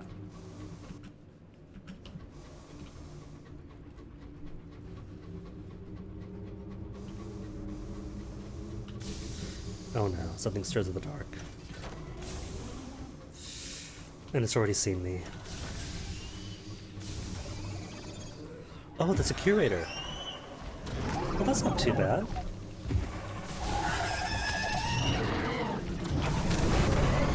They're out in force today, aren't they?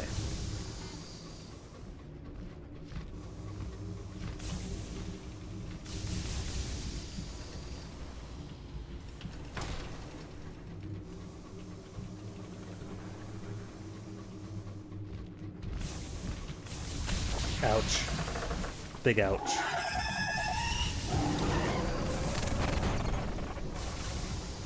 You know what? This is a shield. That I just lost.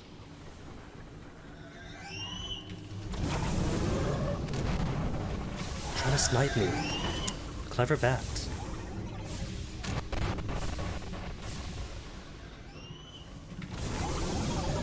Okay, Seducius, just to make sure you sell both fuel and food, right? Sell supply. Okay, that's good.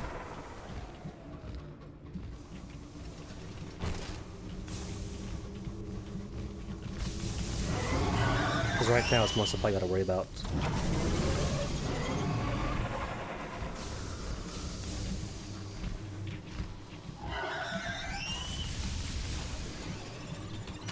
Did I hit? Is he dead? No, he's not.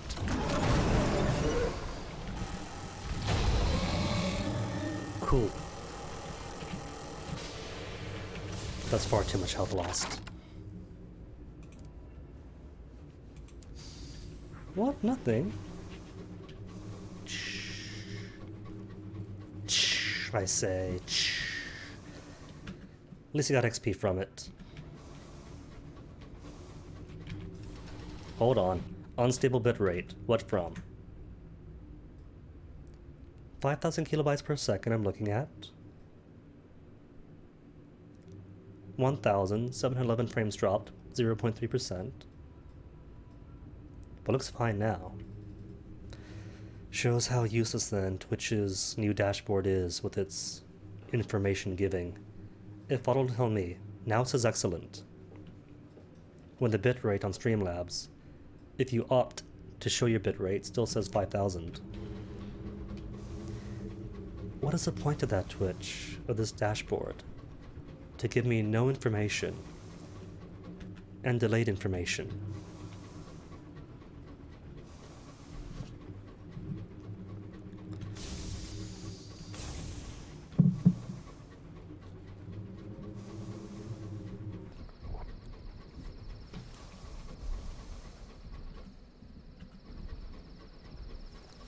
Okay, should be safe then.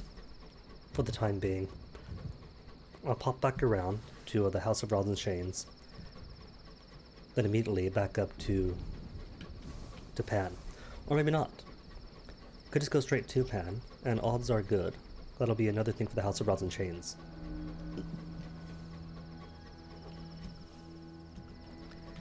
Because it might just be my observation bias. But it seems that the House of Rods and Chains gets stuff asked for a lot.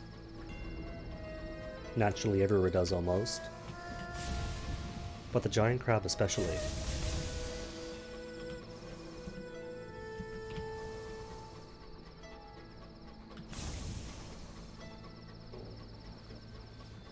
The only real risk to worry about is the hull, really.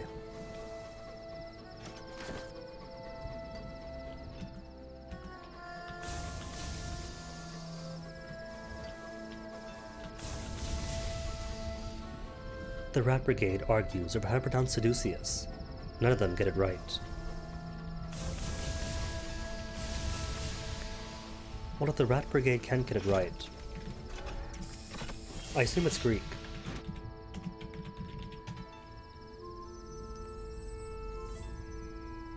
Kedush, yes.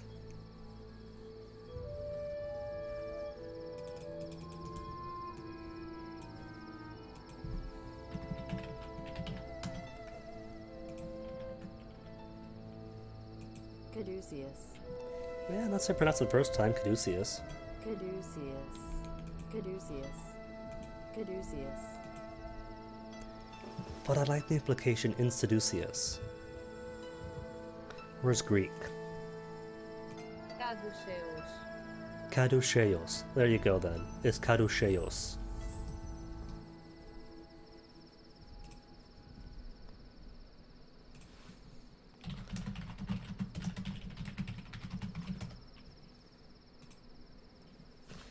Mr. Menagerie passing through Caduceus. Sure thing, Mr. Menagerie.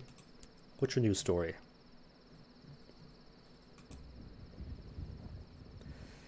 Mr. Menagerie gestures to the frescoes where the devil in rose masks walk in procession to a great mirror. Once, they were servants of the light, their eager seneschals, their celebrated cupbearers, their willing chamberlains. But they craved to feast at the banquets they served. They were placed high, but not high enough. They began to dream of a time without chains, and so they fled, and so they fell. We bear our chains, or we break them, lest we be broken. Bat I've got, Ratronaut I've got.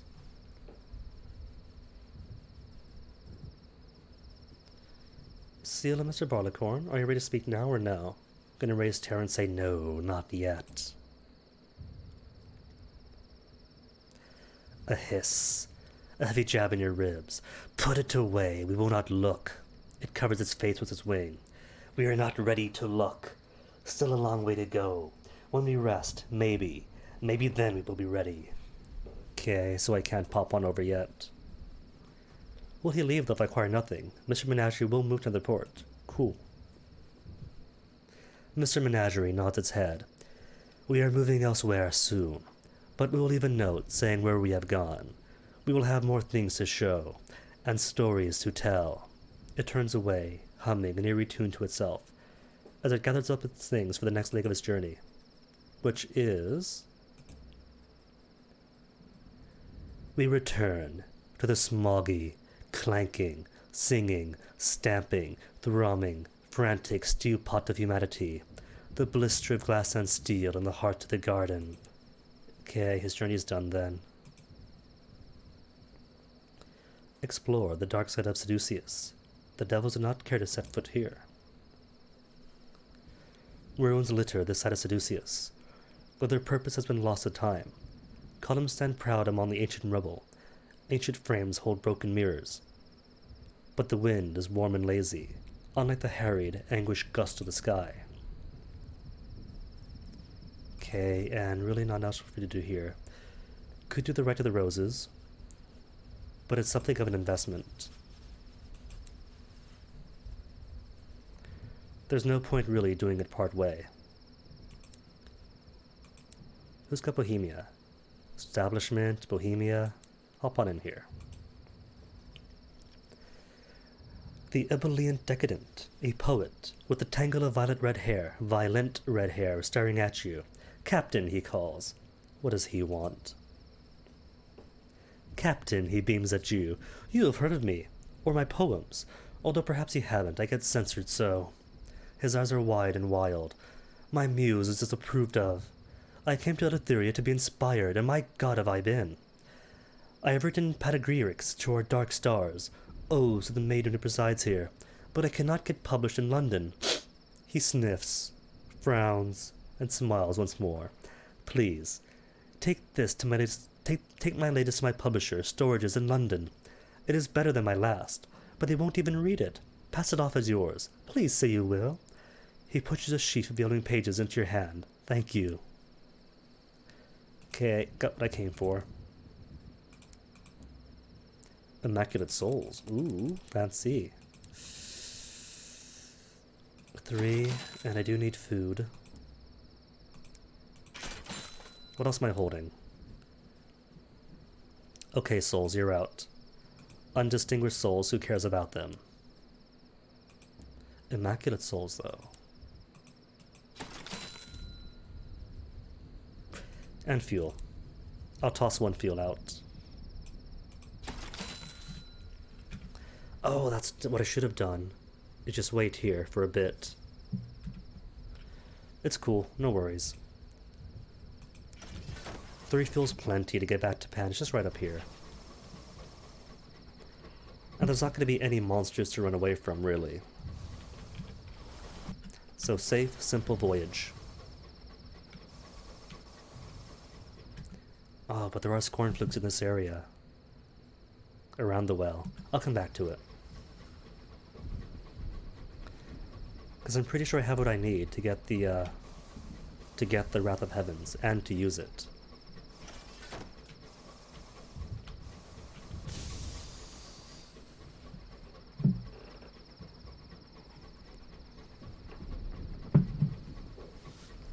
Do-do-do-do. Hey, Senior Scrivener. What did I tell you? Aren't any monsters here to run from. Perfectly safe, perfectly placid. Get there in no time at all.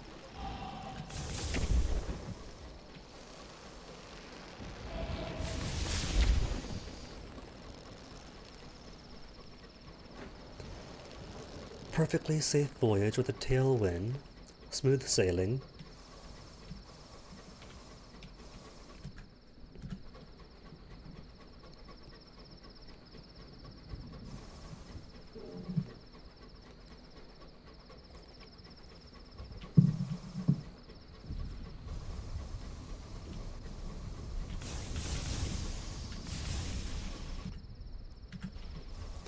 Okay, now straight ahead. With maybe another undeparted, or a dowser, or a scribe spinster right outside the gates of Pan. As always.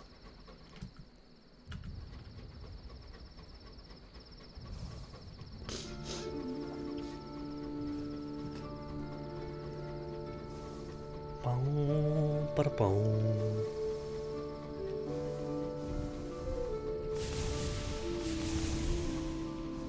Winters Reside could stop by, but they have nothing for me, really.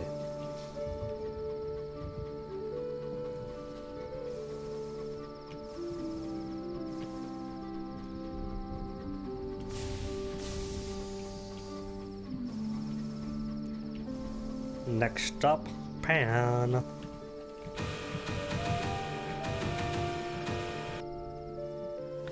Hour of leaving. When thoughts turn to far-off places. You know what? Hold up.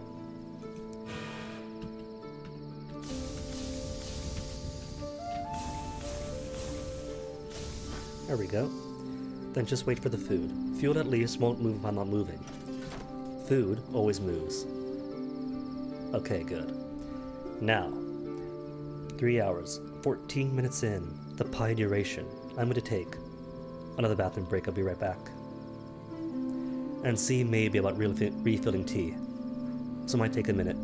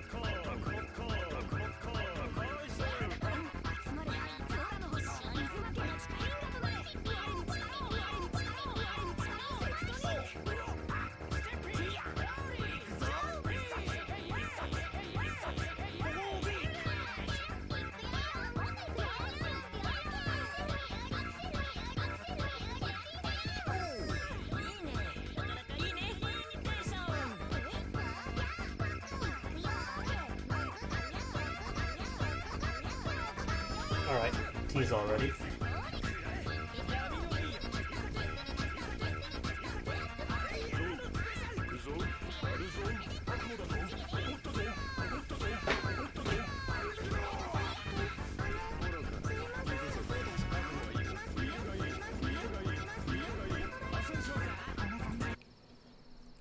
Getting a bit better at the ratio for this particular tea. Normally, all about the Yorkshire. So this particular pouch, with its extreme looseness, is new to me. More sticks in it. Leaves I get, but sticks too.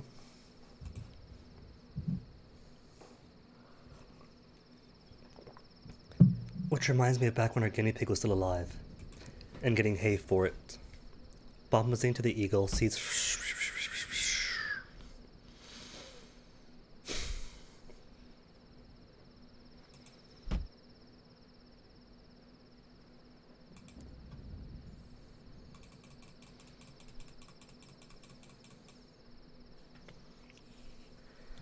Well, I have seats for them, so okay. How about this? If, big if they're selling seeds in Ackley's, then sure, I'll buy seeds and sell seeds in Ackley's. If they're not, prospect goes away. It's just 3 bombazine. Nobody wants to make money here. Scratch that. Nobody wants me to make money here.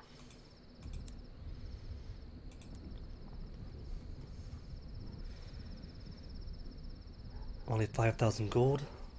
It's alright. Got cheesecake too.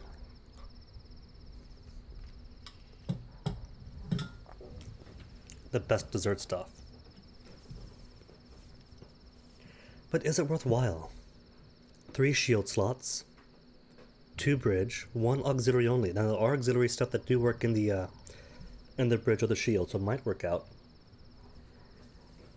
And more hull, but only a basic 8 hold. Less crew is good though. Less crew does mean less mouths to feed.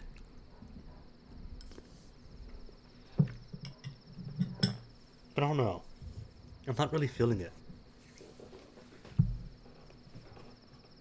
I like the Altani class Outrider much better.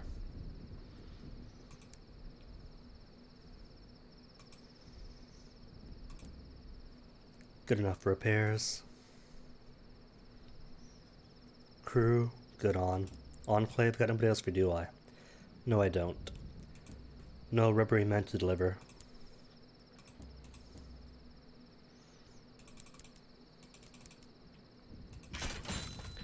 $4,000 now, so not enough to buy myself anything here. Need exactly 5,000. Oh well.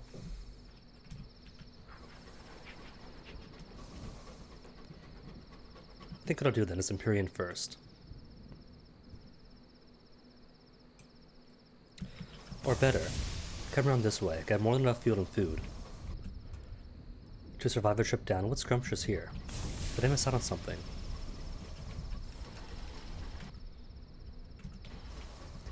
It's right on the edge of the area of black.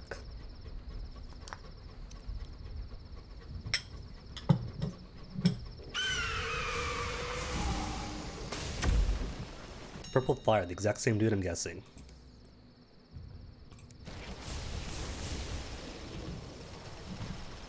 Senior Scrivener, just right outside the gates.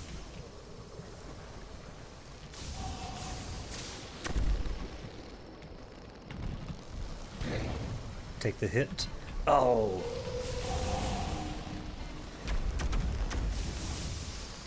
Making me wreck a wreck. It's not very respectful, dude. Ouch, ouch, ouch. Every single possible shot.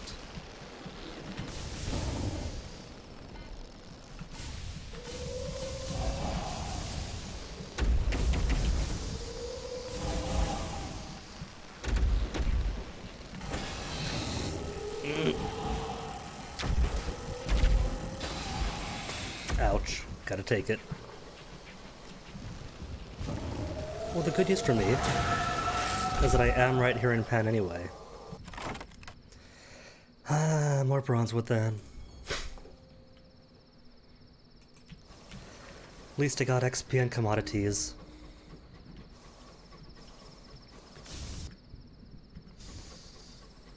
So guess who's back already?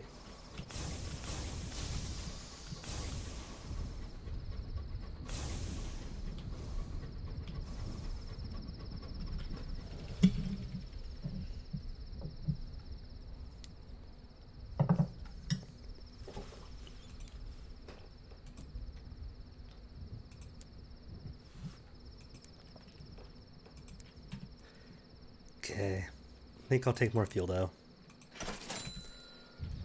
Let's go, for real this time.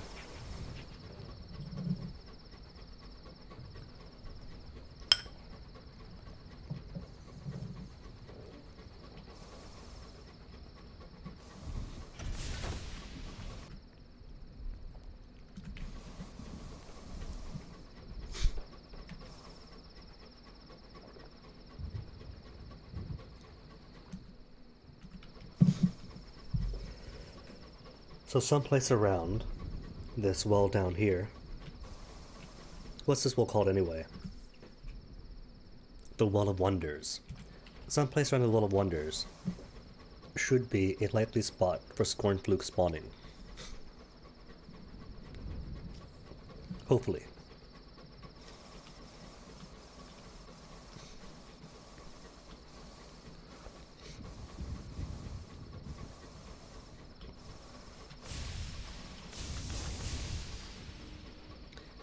Sometimes shards of amber. Loads of amber. But not what I need yet, is it?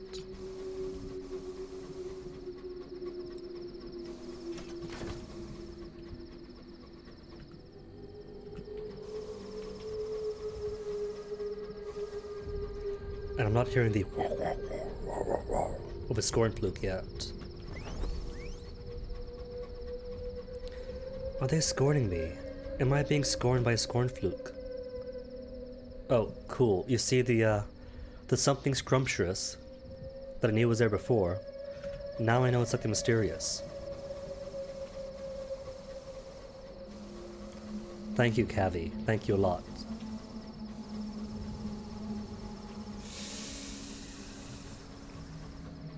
Don't need this though. I know exactly what that one is.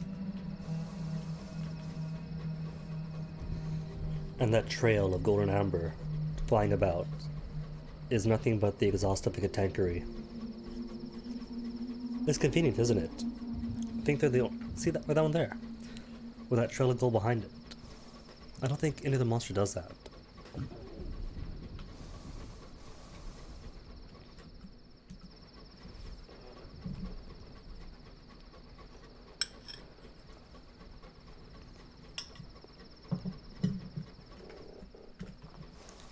Okay, so what's this then?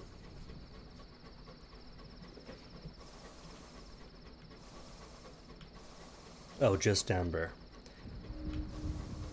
That's what that message is for. Then curator. No, nothing. It's cool then. The hollowing maybe?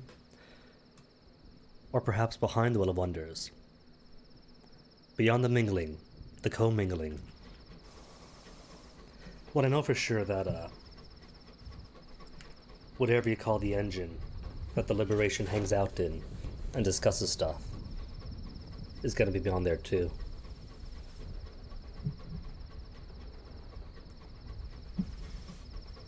See? Scribe spinsters. No treading gold.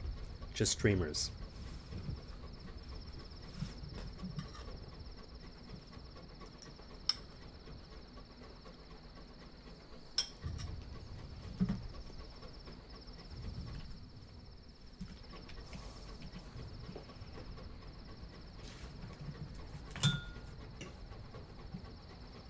Good tea, but really does have lots of sticks in it.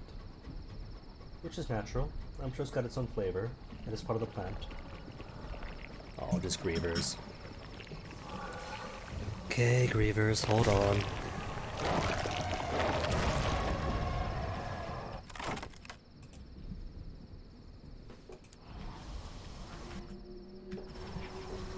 So I guess I'm not going to have any scorn flukes here, am I?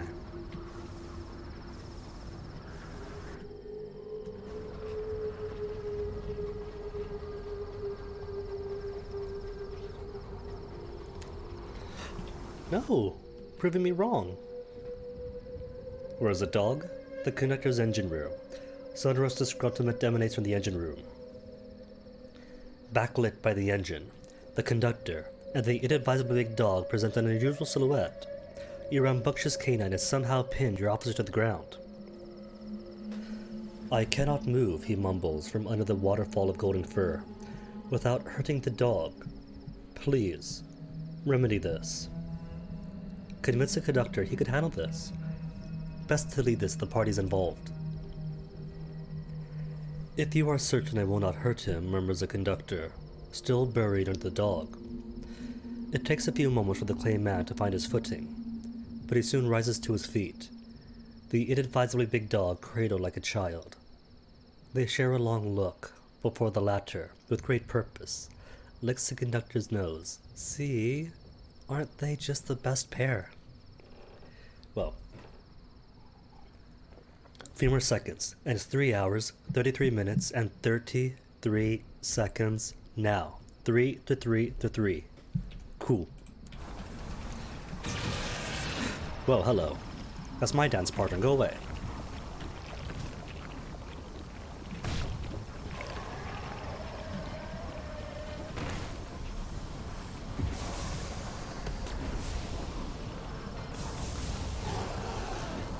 Okay, what do we have? Navartine gemstones. Give it. Cool.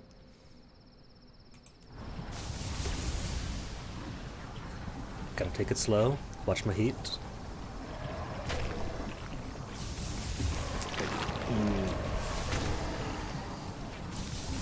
If I didn't have to try to dodge, would have had that. Like this. Spin, hit. Always.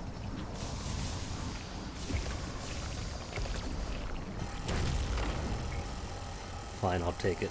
You better give me whole. Gemstones are okay. I'll accept it as a apology present. He's learned!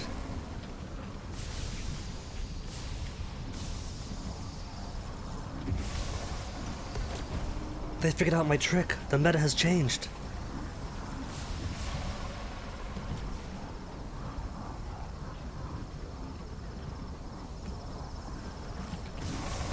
Oh no. And that's too many hits for me.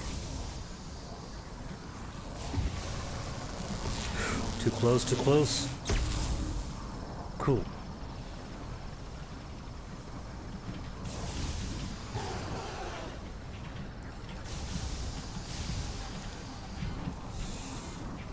Oh no, look out nervous, thought he saw something. I was trying to think, what does that refer to? And I think it's probably on departed clues.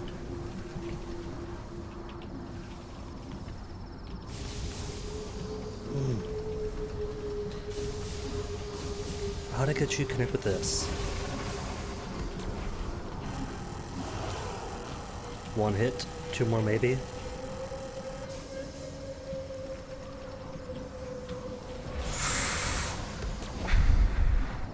I don't want any more contact.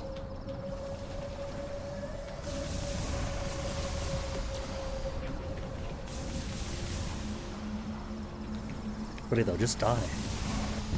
There you go, thank you. Just had to ask politely. Create the wrath of heaven. As you look upon the spasming remain of the scorn fluke, you remember an idea that once seethed in your dreams of late. A contrivance. No. A weapon. This will give you a large weapon that you could equip while in dock, or sell to an equipment shop. Which is a good idea too, if you have 2 nightmares. It is awful, right? It is awful. And an abundance of absurd enigmas. Someone came in once last year and asked, hey, don't you already have the Wrath of Heavens? Or are you hunting down scorn flutes to get more Wrath of Heavens? Because you see, it's 1,000 sovereigns each time. And since I am an expert at hunting down sovereigns, dude, why not? It's free money. One hold space for 1,000 sovereigns. That is a lot better than any commodity I have. Your engineer follows you towards a corpse. The rest watch nervously from your engine. Between two folds of flesh, you find a ripe, tumorous mass, bristling with undying spines. The tumor seems impervious to the rotting death of the fluke's body. The engineer passes a saw. The canker quivers resentfully, but it cannot respond to the indignity as you inflict upon it. Aboard, you bind it in metal and tame it with the correspondence. It flares with sudden pleasure. Whoops, wrong button. That was my caddy.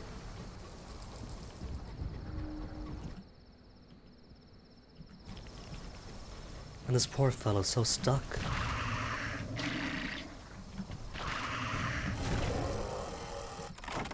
Bully the bull, sorry.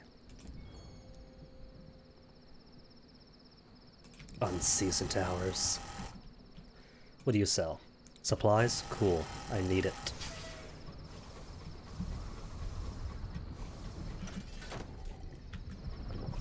Guess I'll see what's down here then for a laugh. Then back up to Pan to see if the prospects have changed any. I doubt it's been long enough. But who knows? You are deep in the waste of words.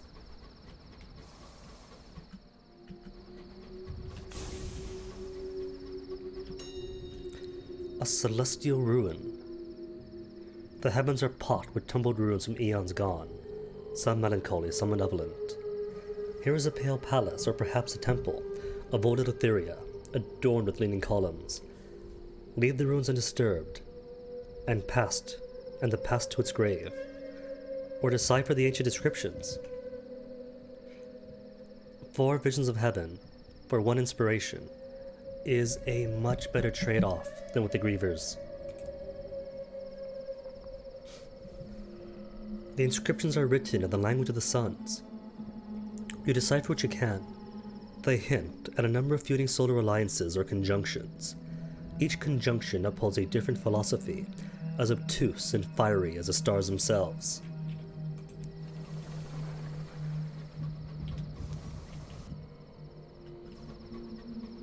Anything else, Kathy?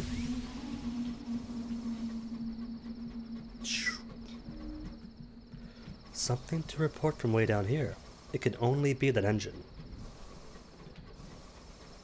Probably won't. It can't, maybe not only be the engine, but I assume it is, given the placement.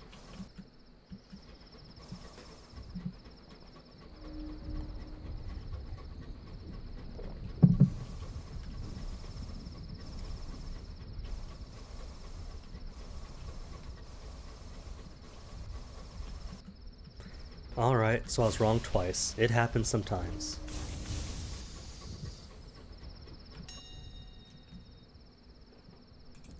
Decipher more. Oh, I could have tarried! Oh! It gave me the option to tarry and didn't take it.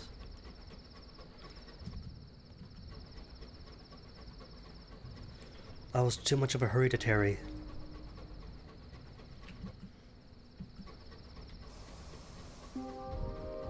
Now sometimes, as nice as this region is with the parties and whatnot, sometimes there are monsters, so I can't be too safe yet.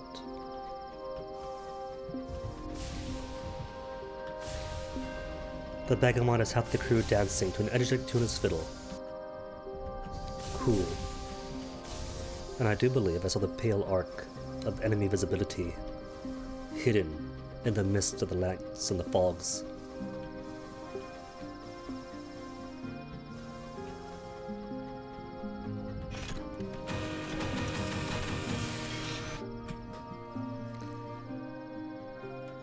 I just pulled into port. They want more brandy. Fine, take brandy.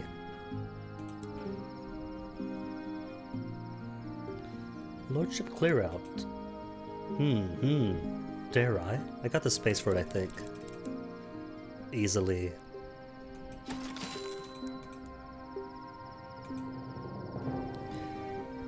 Acquire Rotothirsty Bombazine, or a cask of Namertine gemstones. 290. I'll take the cask of gemstones. Good price on those. Good eats too.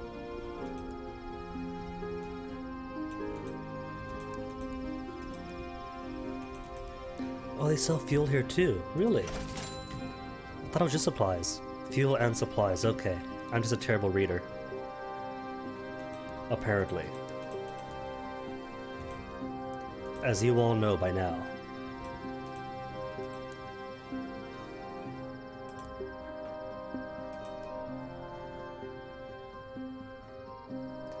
Return to the kitchen, return to the lounge.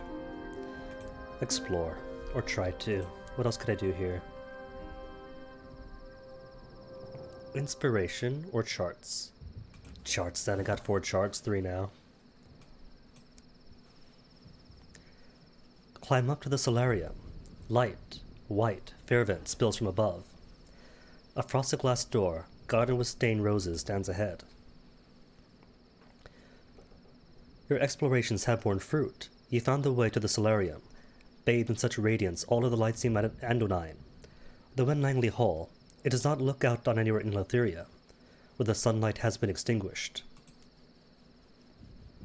What I need: staying a while, 5 establishment to make polite conversation, to trade tea for a ministry stamp permit, for not having strength of the sun. Golden light pours through the glass dome, gilding the faces of astronomers, aristocrats, and assorted hangers-on who congregate here. The conversation's polite, dignified. Plates of sandwiches circulate. Someone is passing around a glass of sparkling wine. Everyone looks out the main window, which faces some distant sun, chained in the imperial sky. Langley's hall draws some parts of itself farther and farther afield from others. Return, it is too bright here. What else could I do? Explore. Because some of what you find is based upon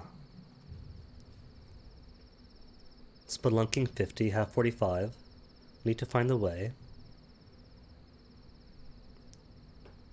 Bohemia 3, half 2, to intrude upon the bathroom. Affiliation Academy 3, half 2, and Spelunking 60 for the study. Alright, 60 is the last. Okay then, more charts. To get all the spelunking I need. Knock for admittance. To the yellow drawing room. The white-yellow stucco door is shut. There are some formalities to be observed even here. The room is warmed by a number of candles and silver trays. The flickering light renders yellow wallpaper the coloring of melting butter. Volunteers creep about the room, topping up brandy, ironing fresh newspapers, and clearing away spent candles. A few faces glance up as you enter, but none look longer than briefly. If you wish to engage with the occupants, you must work to capture their interests. Give a speech, if I was staying a while. Permits for literature? No, that's a downgrade. Inspiration for Really? Moments of inspiration for gourds of chorus or nectar? That's a very big downgrade. Introduce them to a new game, if I was staying a while. You've been told Lord Lang's confidant is in the room. That's what I need. A woman stands by herself smoking a long cigarette. Her eyes are pale yellow, a devilish. Those eyes, like drowned suns, meet yours across the room. I've heard of you, Professor. You've been asking questions. As it happens, I am tired of waiting for answers. She opens a watch on her wrist. Inside, not cogs, but a soul, emerald and jaundiced. His. For safekeeping. No, don't look at me so. I am not, nor ever was the type to be his lover. She sighs. Perhaps regret. Perhaps pity. He was waiting for someone. He told me he wouldn't remember who he was. He told me he thought he might find him in the laundry. She blows out a puff of smoke. You tell me. Perhaps it'll all come out in the wash. You need to find the laundry cupboard in Langley Hall. Speech, recital, new game. Garbage! All of it. Kitchen, little lounge, yellow drawing room, solarium. Think I'll come back with Boheme.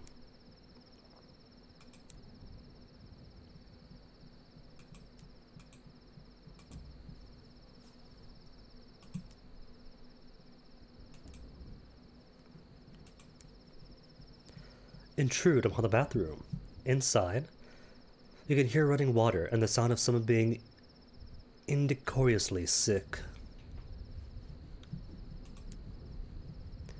There's a queue for the stalls. A notorious vaudeville act is occupying the nearest and is emptying their stomach noisily. A cluster of lesser lights is assembled around the door to ostentatiously offer sympathy.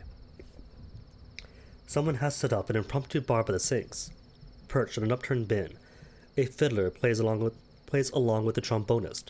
A flutist waits for their time to interject. Actors, dancers, and poets take turns performing, entertaining, and competing with their peers. You just came to use a bathroom, thank you. One sovereign, return to the hallway. Debauch. Why not? You'll need to bring your own cups, though. They've all been smashed in here. Nah, the only good use for crockery. To smash the crockery. I just came for the bathroom. A brief moment's respite. The gilded fixtures in the stall. The warmth of a bath all to yourself. A glass of something to calm your nerves. Outside the door, an alto sings an aria. She powders your nose for you on your departure. Aww, pleasant. Okay, nothing here then. Leave. And come back with more Academy. Who else is Academy? Bohemia. Your Academy. +2 Academy even.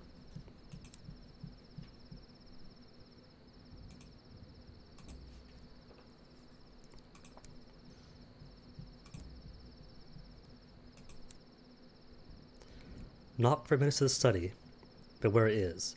The laundry cupboard requires 80. Okay, so 2 more charts, which is to say my last 2 charts. Or inspiration. I do have 13 inspiration. Though if I had one more supply, 72% chance to explore. 3 supply, plenty of crew, 72 still. Nah, just my charts, then I can get more charts.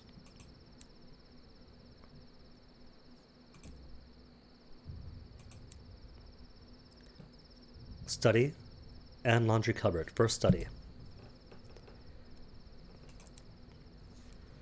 A bevy of academics congregate inside the study, where they discourse, dispute, and declaim. Here, Lord Langley has a panoply of curiosities from old London. Skulls, third-eye sockets leer from the shelves. I remember those from some of the sea. Incrustations of amber gleam in the lamplight. Bottles of fungal wine are stacked on shelves and desks. Attempt to rescue. 2 stately gentlemen appear to be, between sips of scotch, tossing curled-up mammal back and forth. That is not a ball. 80% chance success. Cool. You have the perfect pangolin. See, I saw Din have that, but I never found it before in the previous lineage. Never bothered too much with Langley Hall. Liberation. The pair are only too glad to accommodate your questions about their toy, which is revealed to be a spectacularly well-shaped, well-mannered pangolin, despite their assurances that the animal consents to the particular treatments. The pangolin looks distressed. It takes several hours, 2 games of catch, and an inadvisable amount of alcohol, and the discovery of a rattan ball in an export cupboard to free the pangolin from his elegant captors. Aw, poor thing. I'll check up on it afterwards. What can I do here? Disputate. To argue with the best of them. To exchange. Visions of heaven for inspiration. How many? 2. An even better rate than the ruins. Cool. Peruse shelves and desks to get a kinetic experiment. Garbage. Consider the evidence. What do I need? What am I missing? Vicinity of the laundry cupboard. His favorite chair. What does she know? She. The flirt in the kitchen, I think. What can I do in the kitchen that I've been neglecting doing?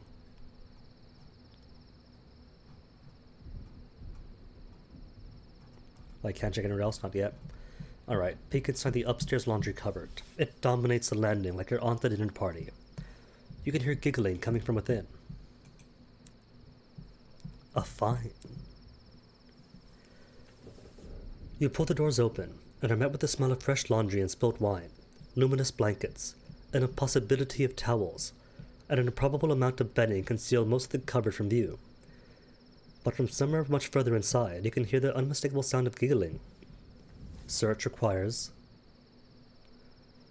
time spent in, linking for a time. 60% and 52. I'll come back then.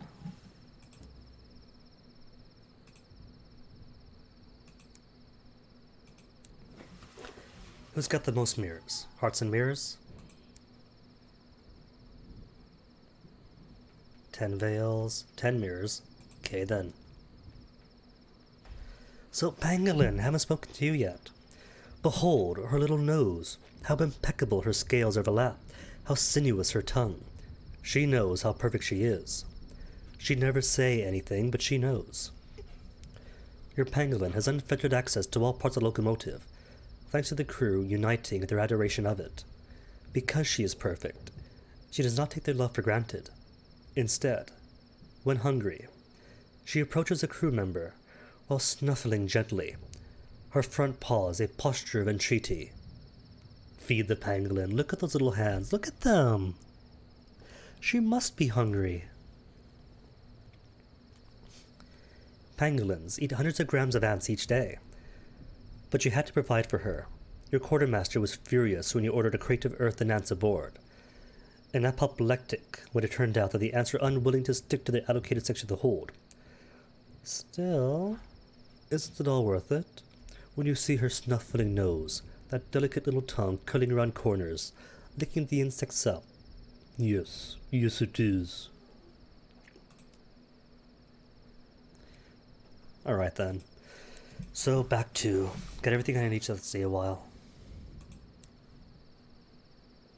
Before I do though, I should probably pick up some excess food, just in case. Can't buy in excess of? Okay, fine, I won't. Just straight in to stay a while.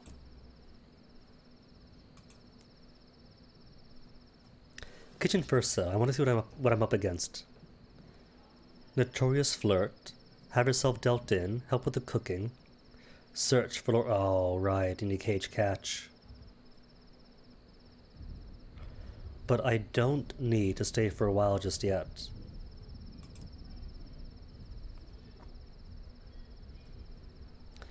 Was the lounge whose chair was? Drawing room? Study?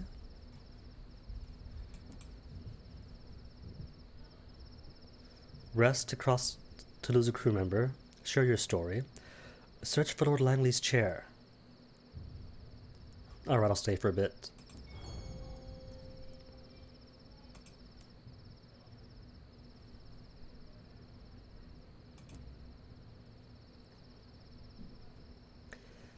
Hang up your coat and hat. You plan to be here for a while.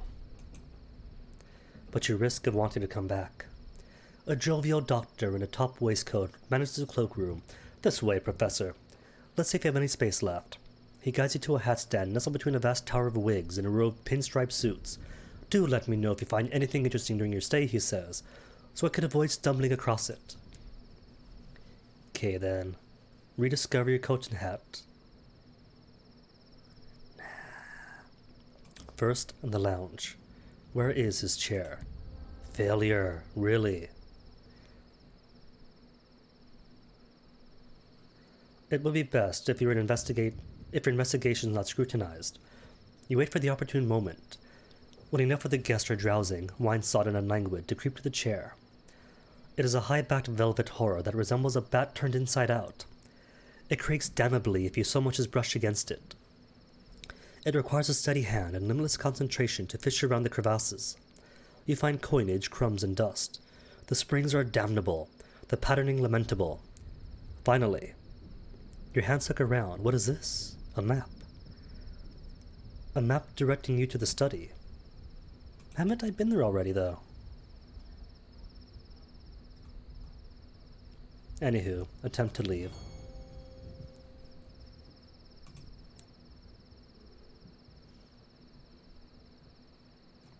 Yeah, there's nothing else to discover. Turn to the kitchen, with a lounge, drawing room, cupboard, study. Yeah, you've not had your fill of discourse, I've already seen it. And study. Disputate, Peruse.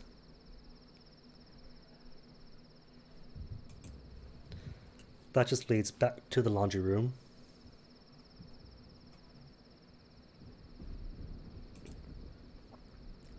Search the cupboard. Who's in here? Or who's in here? Lord Langley searched the cupboard for someone. The cupboard is vast. You need more than luck to get anywhere. Inspiration. Success. You plunge into the cupboard. How did Lord Langley accumulate so much stuff? Maps of the house, tracings of correspondence sigils, barrels of spent hours, and some really unpleasant paintings of clocks. Dust rises like mist in a penny dreadful. You see a light ahead. An unusual, standard lamp, almost like the last lamppost in miniature, stands on a sheet of paper. On the paper is a drawing of two men dancing. The lamp is in place in such a way that it separates them. On one side is a moonlit house. On the other, with the other man, the stars. It is an effective, if unhelpful, piece. It is clearly a sign. But for someone else. Oh no, why would you ever leave this place? Who else is here, though? Pushing through the innumerable pillowcases, you come across a woman, sitting quietly, legs crossed. She's absorbed in a book. A cup of tea rests untouched by her feet. "Oh, sorry," she says, marking her place and closing the book. "I was just taking a break. I usually keep an eye on things for Lord Langley. Make sure no one's making anyone else feel unwelcome. But it all gets a bit much sometimes. No one bothers me here. I'll be out again shortly." She returns to reading, but not before sharing some tea. Oh, thank you.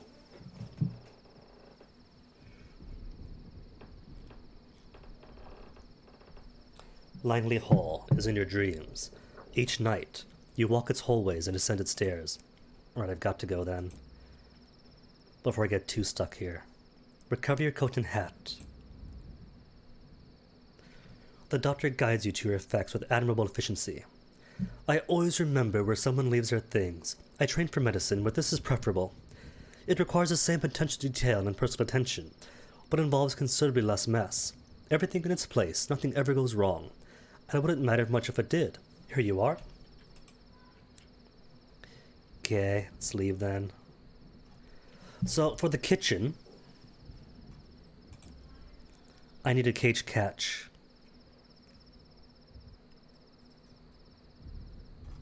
And that's it. Just a cage catch. Let's go then. It is time to leave. I said it is time to leave. Cool. Thank you, game.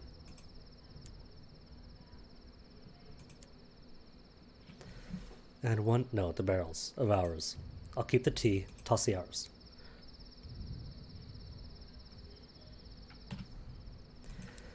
And while I'm here, back to you. And who else? Was it Vales? Hartsman?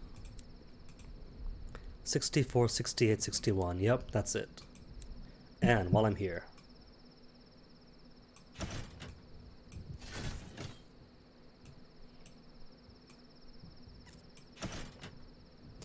Wrath of Heaven. O war, thou son of hell, whom angry heavens do make their minister, thrown the frozen bosom of our part, hot coals of vengeance, a gargantuan device that launches correspondence engraves rocks to express your displeasure. This must be mounted in a large weapon slot.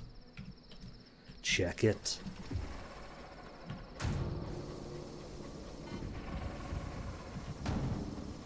And it's all mine.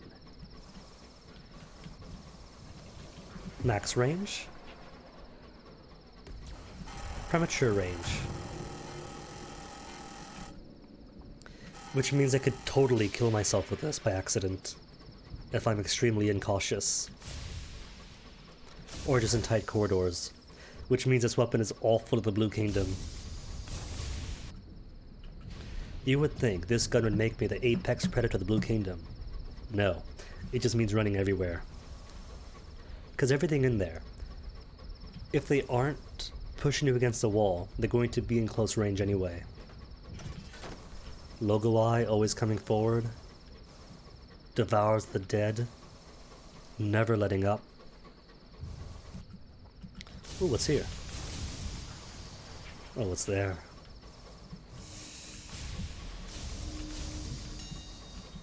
Crockery.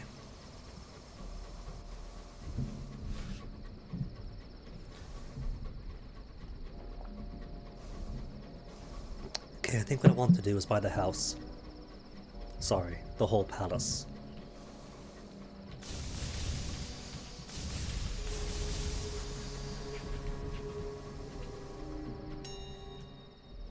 Strip for repairs, don't mind if I do. An outbreak of heart sickness. Compulsory knee up. Break out the brandy, string the fiddles.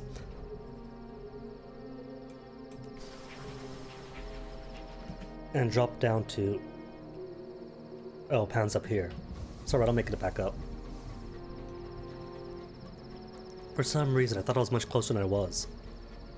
Had I known, that I might not have wasted all my fuel so quickly. It's okay, they'll make it there.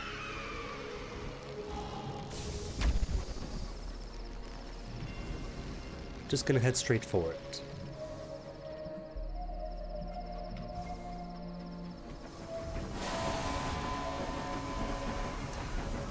And that's 2 Star-Landed Explorers. Brutal.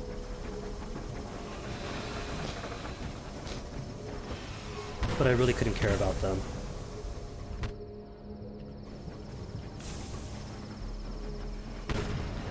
What if I get a train of 3 Star-Landed Explorers around me?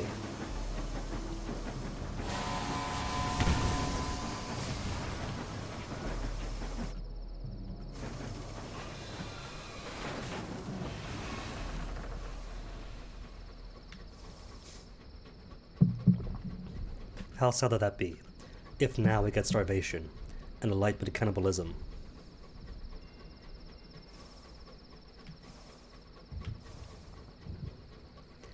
Nah, it'll be fine though. Somber ruins, groves that hiss with secrets. You're in your Pan, the once cathedral of the heavens.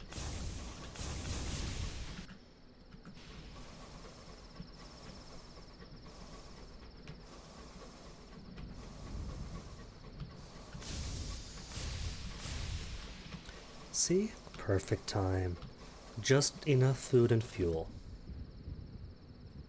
Discontent. We just got here! Make a joke of her then. All of them just want more brandy. That's all this is about. What hour is it? Hour of trumpets when devils roam. Confine your crew to quarters.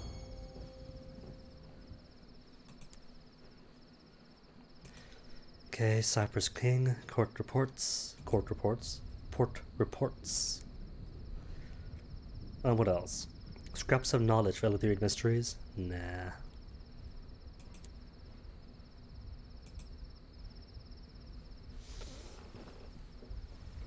$26 mysteries, so okay, I'll spend some. It's garbage, but might as well keep on top of things. No prospects yet? Really? Tragic and surprising.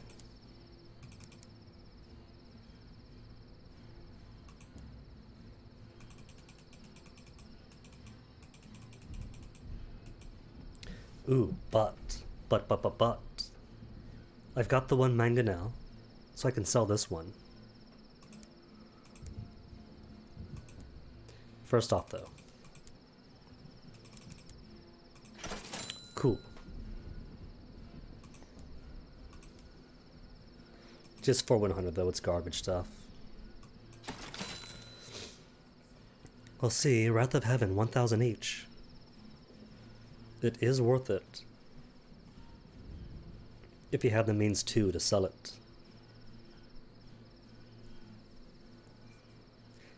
Tears of Astolat. Wanted. But never could get it. No matter how much I tried.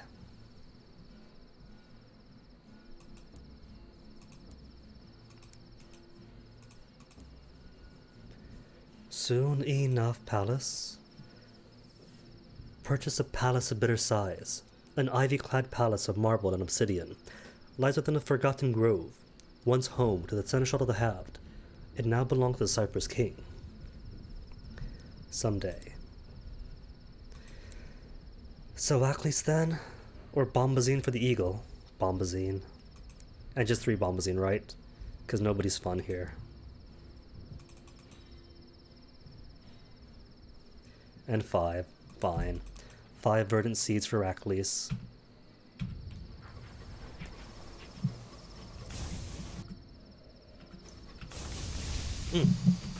While I'm here, though. While I'm here. Gonna get my death buried, because we'll defy it. A death in the sky, not for I. This captain's gonna be all about retiring. Safely, comfortably.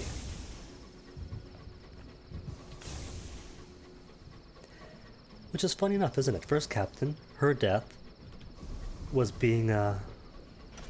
was dying in bed. She never got to bury her death, but she still defied it.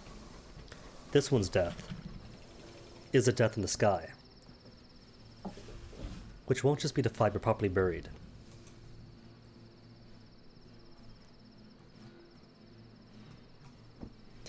A series of finely manicured indigo lawns covers this corner of Pan.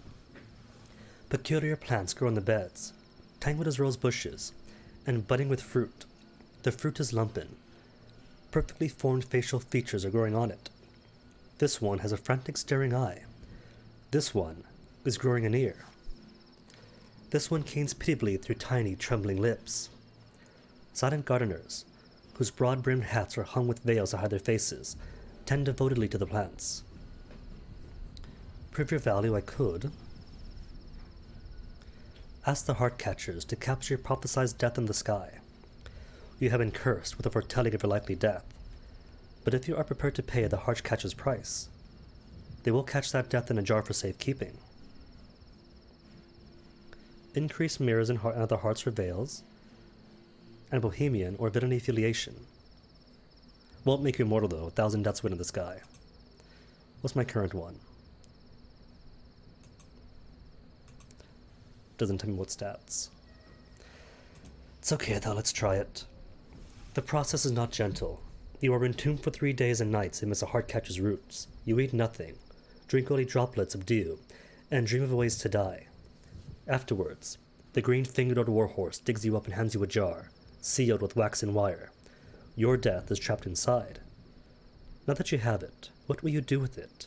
Keep it on your bedside cabinet, to increase your hearts and bohemian affiliations, or bury it deep, to preserve some veils you gain from bell tolls and increase your villainous affiliations. Sure, let's bury it. The free Bohemia? Nah, it's alright. What if it got out? What if the jar broke? No. Better to hide it well than far away. The story of your deed becomes popular in villainous circles. Thieves have always been a superstitious lot. Gained 2 mirrors, lost 2 veils. It's a trade-off, though. 76, 68, 63, and 32 veils. It's perfectly fine.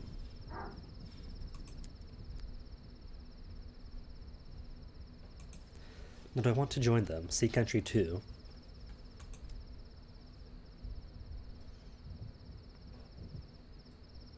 You know what? Sure. Because for the Winters Reside, they ask for a lot. Well, the Devils are also cool. And do give some good lores. Mimicron first, no nurseries. Prove your value to the heart catchers. You could, if you choose, and if you're prepared to dedicate yourself solely to them, ally with the heart catchers. But you would have to prove your value. In an egg, under a mountain, on an island behind the wind, the green-fingered old warhorse hands you a box containing 3 carefully packed clay jars. Each jar contains a death. Petitioners pay very well for us to capture a death, that they fear they have been foretold, and ensure it won't trouble them. Unfortunately, deaths are clever little blighters, always slipping free and cropping up where least expected. The best we can do, once we caught them, is to hide them as inconveniently as possible. Take these, and find hiding places for them during your travels, and hide each a different way. Leave no pattern, leave no trail.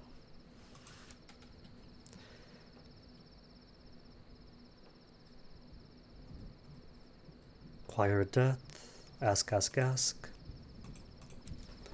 I forget what all the options are. I know one of them is to give it to,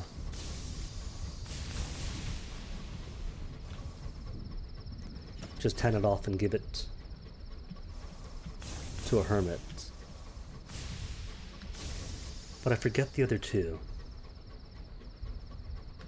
I don't think it's a toss in a well. That would be sufficiently different. Could it be to leave it behind in a wreck? Maybe?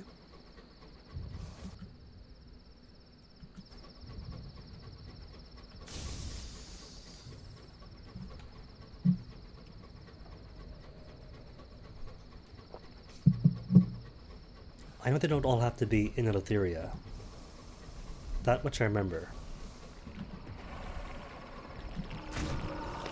Yeet it. No yeet. It's alright.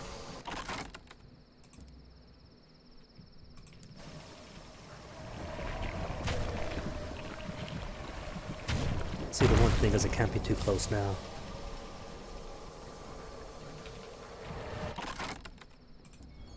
More free Navarantine gemstones for me.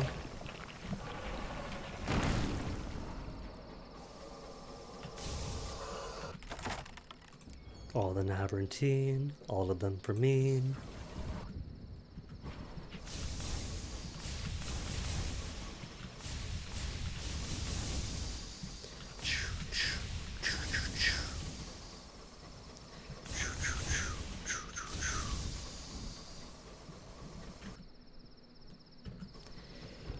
Okay, Achilles, gonna give you seeds, smoke some hookah, but I still won't be at 5,000 golds.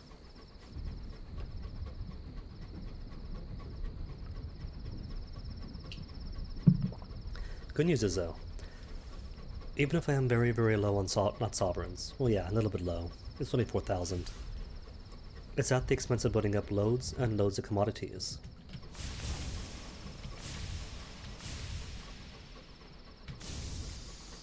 So a cage catch for the Langley Hall. Can't forget it this time. Because I think, for the first time, I should be able to finish it. Cage catch, come by. Give that to the kitchen. Then, that's it. All 3 pieces of evidence. Then, up to the study, consider the evidence, and find out where he has got to. Though because I haven't yet done this mission, this quest, I have nothing but room for speculation. So maybe, because I failed the chair, maybe I don't have enough information to get everything I need. Because all the chair gave me was a map to the study, which I've already been to. Help Sigurd's Ringbreakers. Always.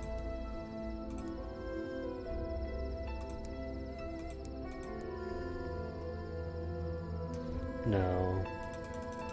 Not lucky enough to have seeds. Your seed is 400.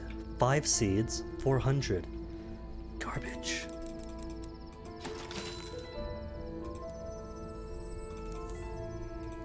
Absolute garbage dump. And nothing else for me then, just hookah. Failure to join their hunt. Whether there are no poachers around at the moment, or they are simply better hiding than you are, finding. You don't know. Okay then, House of Silks and Port Reports. Hookah hookah, get hookah on it.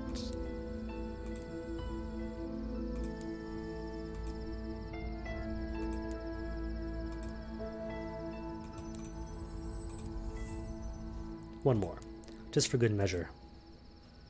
Briefly, without terror. Hooray. And that's all for me then.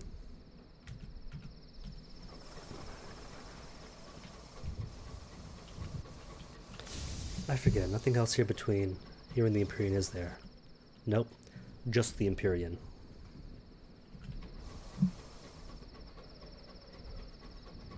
Shortcut then, no point dawdling, just straight to.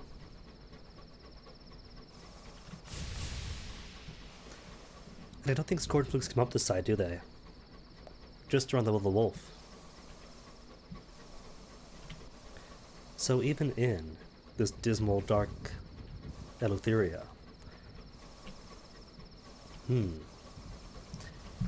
That narrows down the Scornfluke habitats. Just the Avid Horizon, Woldbury. Well, that's not right then, because I have seen some outside the Avid Horizon, haven't I?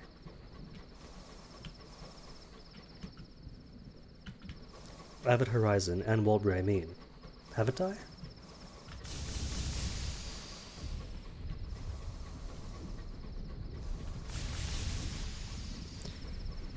Can't remember.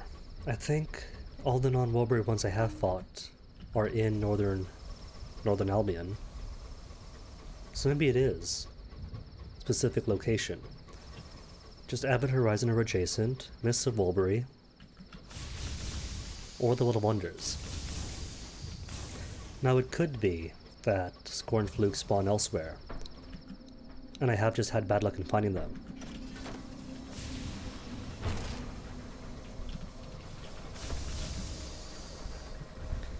But if I have to suss out some pattern in why they're found there, well, that's all the evidence I have. So what links them? What links Woldbury, and Avid Horizon, and the Little Wonders? Or is there any linkage?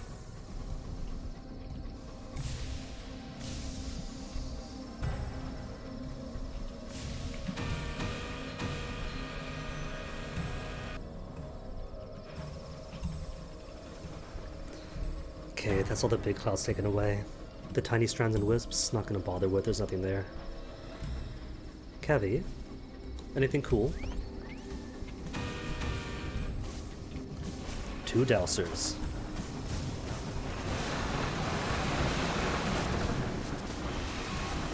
Oh, missed. Was hoping for a direct hit. Like this. Not like that.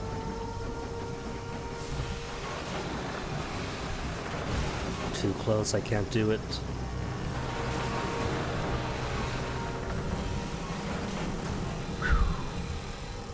That is the best thing about the Wrath of Heavens. Forget the damage.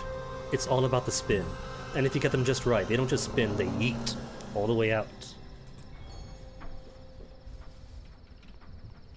Artifacts, mysteries, terror.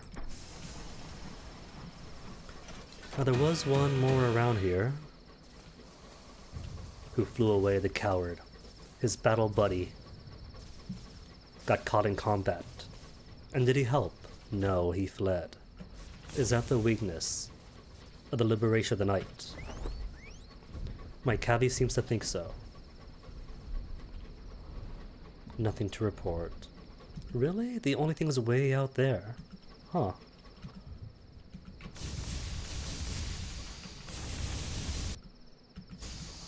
Weirdness.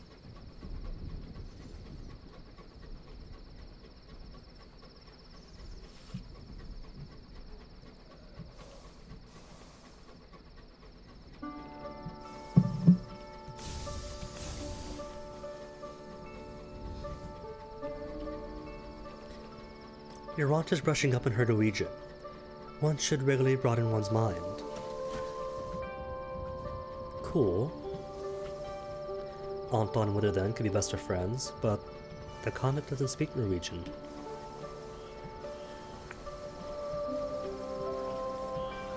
Do they? Could it be they are so far separated from Karakorum? Nah. Anywho, somebody wants Bombazine. And sells crockery. Get out of here.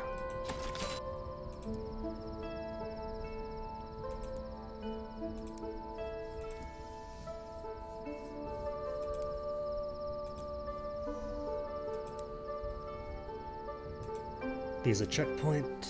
I'm not yet beloved enough by London or the Empyrean, am I? Shunned too. Do they like me enough that I can do the Cantankerous races? Festival of all conquering.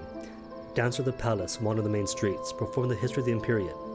Its opening, the gate of all skies, the raising of the Empyrean, bringing light to the darkness, its technologies, the Outriders, Xanthus Moon.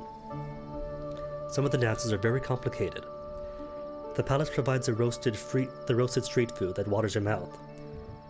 The London embassy begrudgingly foots the bill. Oh-ho. No, I can't do it yet. I am not yet considered a reliable conformant. But that's some nice grandstanding, putting out a giant festival like that and having London pay for it.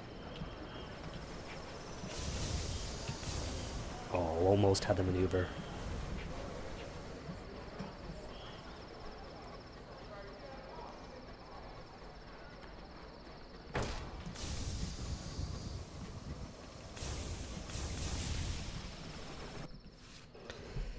So back to Pan then, back to Pan, by my palace. See what prospects there are. If there's any prospects, good, hooray. If there are no prospects, then I'll carry myself down to Langley Hall anyway, and finish that dude off and find him. I wonder,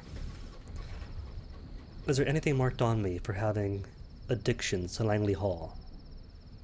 Connoisseur, connoisseur, connoisseur, seer. Tend to the light mask. You have mingled with those who can never leave Perduance. How many times have you taken part in Perduance's impeccable recycled day? Antedeceased, reputations, real horologists, second class, cool. And I've lost 20 crew. Watched by the burrower, watched by the storm that speaks.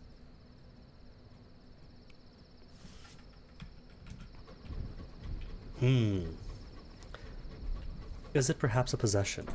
A weird possession?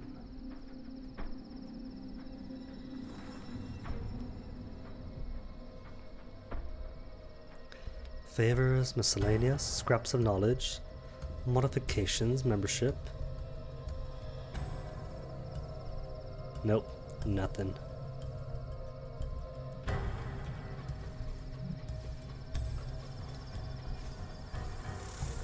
Well, I guess if it is a pop-up, a pop-up is on eventually.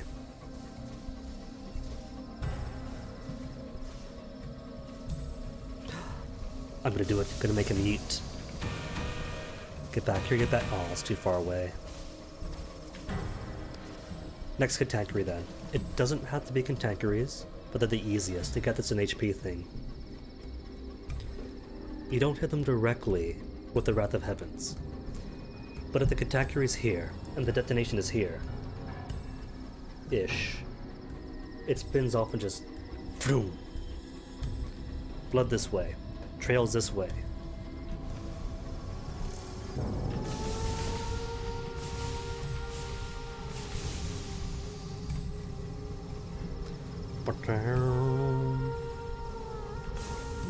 I'll fight this one.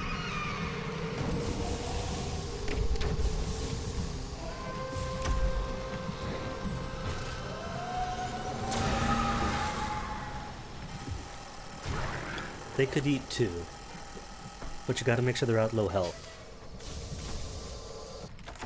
And you get them with the clip just at the end.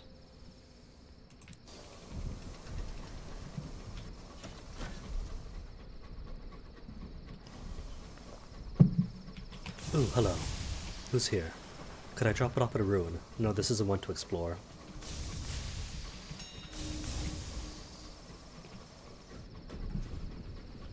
Primordial ruins, yada yada yada, that I cannot take part on.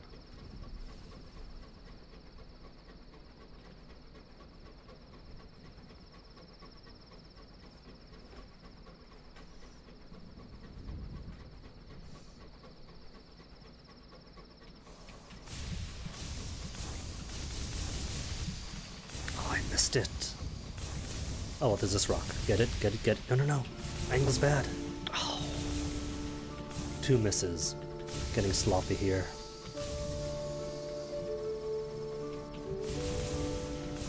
You know what, I'm gonna be dumb now and take this extinguishment.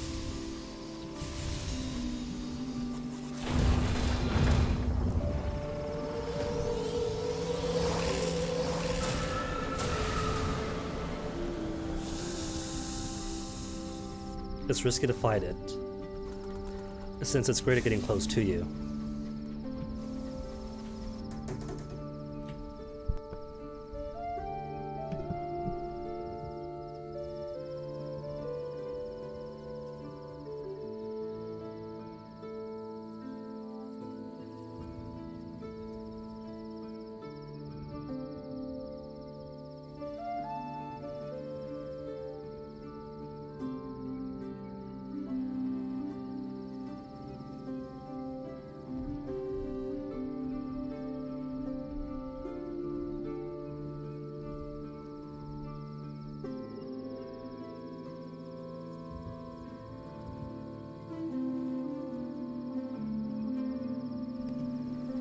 Lucky me. Not good that it was just Nori sushi.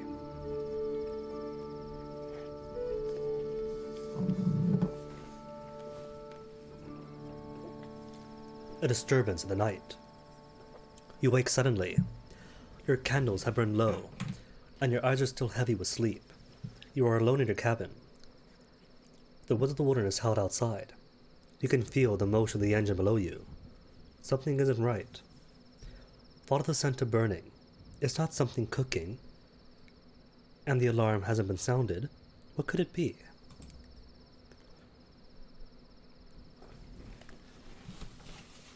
You follow the scent of smoldering past a galley and up to the bridge. A fire roars in an impromptu pit. A group of engineers are arguing about the best way to distribute the coal. Someone is roasting marshmallows. Join them. Good for morale, probably. Put a stop to this. You shouldn't waste fuel. Or leave this be. Your crew could use a break. Yeah, I think that's the best thing. If I join them, it might dampen their spirits.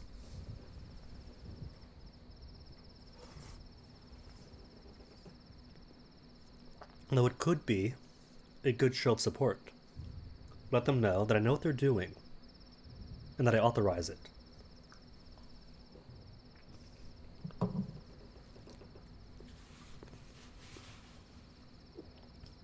Nah, leave them. I let them have their fun. This is their time. And if they only do it sparingly, then what's the harm? You creep away from the warmth and companionship in the bridge, and back to the dark carriages to your cold bed, where you will sleep alone. It sounds lonesome, true, but hey. Gotta be the good captain sometimes and recognize when loneliness is needed.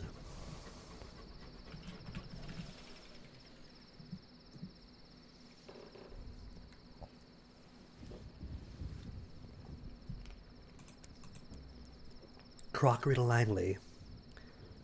And Cease Mausoleum. Special prospect. On the one hand, it's seeds. On the other hand, special prospects. An urchin from Achilles is sowing seeds in their new garden.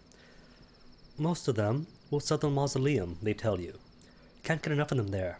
More than we can supply, if you get my meaning.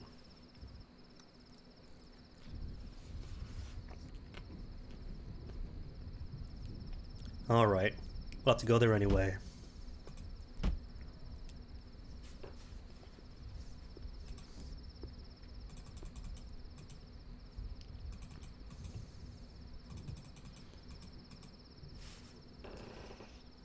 And this time I remembered Cage Catch not for Piranesi, for Langley Hall. And while I'm here,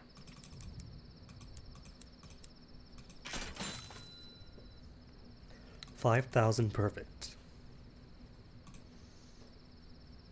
Acquiring a residence is a step towards completing ambition Welch. A place to listen to the panpipes. The Cypress King has more need for coin than land. The king will happily remove the palace from the list of things the factions can squabble about in the assembly. An official takes your sovereigns and offers you an ancient scroll written in fiery signs, confirming your rights over the palace. The stone chambers are cold and unlit, The rooms too large for comfortable use. There will need to be adjustments. Who would need so cavernous a pantry? But the palace is yours, along with all of its whispers and specters and bloody histories. What will you do with it? And there's so much you can do, too.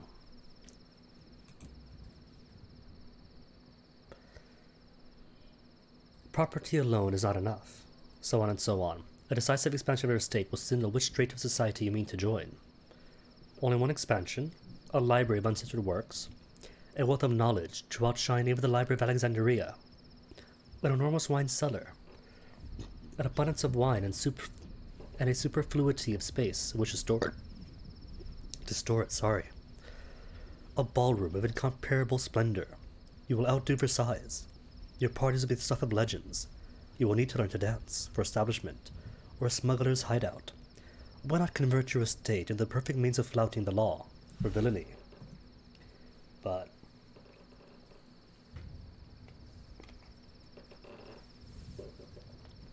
it's pretty meaningless. By the time you get to this point, you're pretty much almost done anyway. So all it gives you is one affiliation that your officer is going to handle anyway.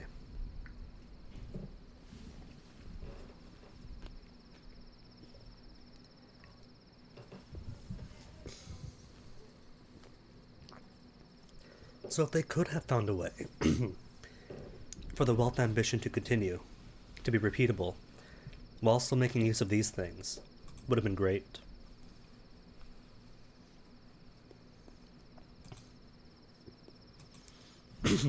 Anywho, got the bank stuff? Good. Just going to need Cypress King, take port reports, and give me all of your weak sauce repairs. Cool. Onwards then.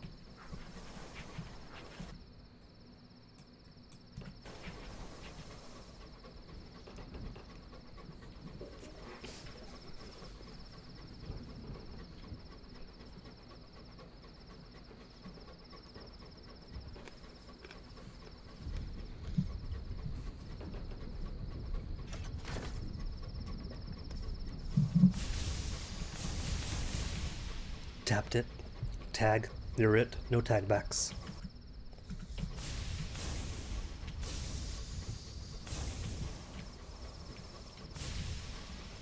Of course now, I bought my house, and I've only got 260 sovereigns. Here, in Eleutheria of all places. Not a good place to be out of money. I could sell everything. From the bank, just a pan. But nah, it's not gonna be as worthwhile, is it?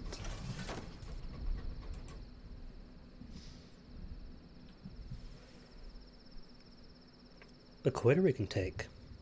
Have not had that yet. And that will drop nightmares, but I kind of want to do the heart catcher thing first. Or maybe not. I don't need it, do I? Love of art, thirst for adventure, would be Mirrors 5. Which will only be 68. And then Irons for 71. You know what? Sure, let's have a coterie. Along with some dear friends and acquaintances, you have formed a tightly bound clique of free spirits. Finding the prevailing opinions of society stifling, you sought solace in one more congenial company. What shared interests brought you together? A love of art, poetry, painting, music, sculpture. You mean to add to the beauty in the world. You are one another's fiercest critics and most dedicated supporters, or adventure. You are all captivated by the unlikely, the unwise, and the unnecessary. Why do they do it, people ask, of your latest antics? The answer is simple. Because you could. And still room for one more. See, it said 20. Well, that's because of the default length, because I had a death and buried it. It pushed it one to the left. And now, the next facet absolutely will be the last facet.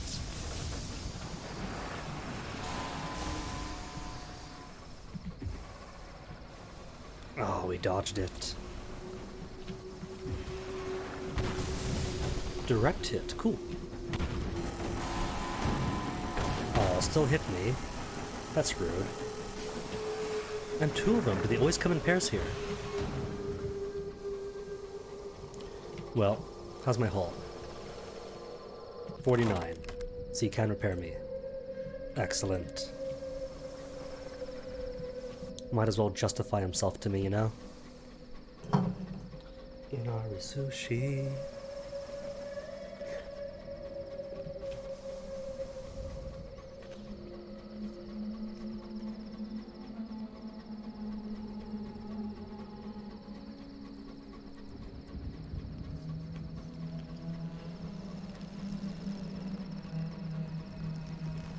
Squelching sound?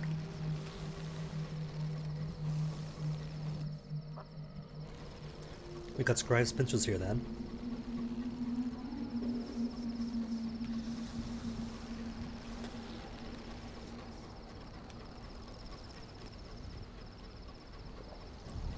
Or no. Or they behind me. And I just passed close enough to them to start the ambient squelching noise. But not close enough to engage him.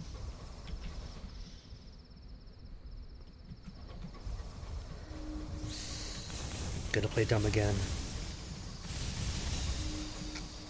Got the mystery and got the monster.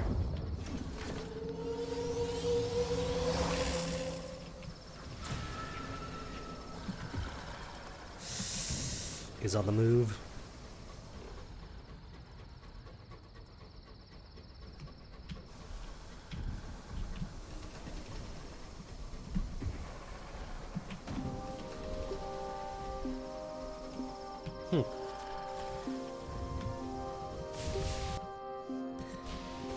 Yeah, see, I just don't bother with them. If I can't see them, I can't fight them.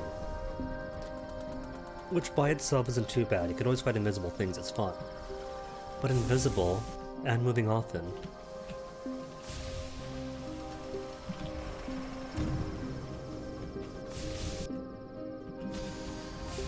not really sporting, is it? It's alright though. Just like Sun at Sea. If you go to port, they disengage.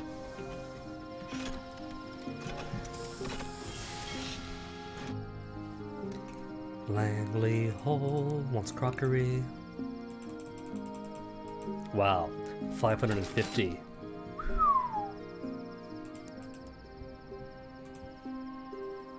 Acquire Crick and Nostalgia Crockery for 90, for 30. Oh no, it's crockery. No wonder the price was so cheap. Anywho, back in. I brought the cage catch, so to the kitchen. Oh no.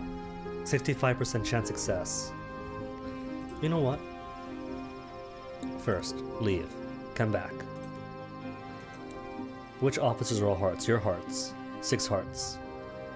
Mirrors. Veils and mirrors. 4 hearts. All veils, all mirrors. 10 irons. Well, your hearts, aren't you? +1 hearts for her.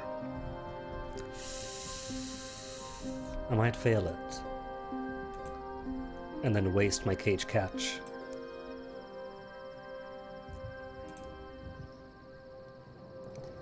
Here goes, best I can do.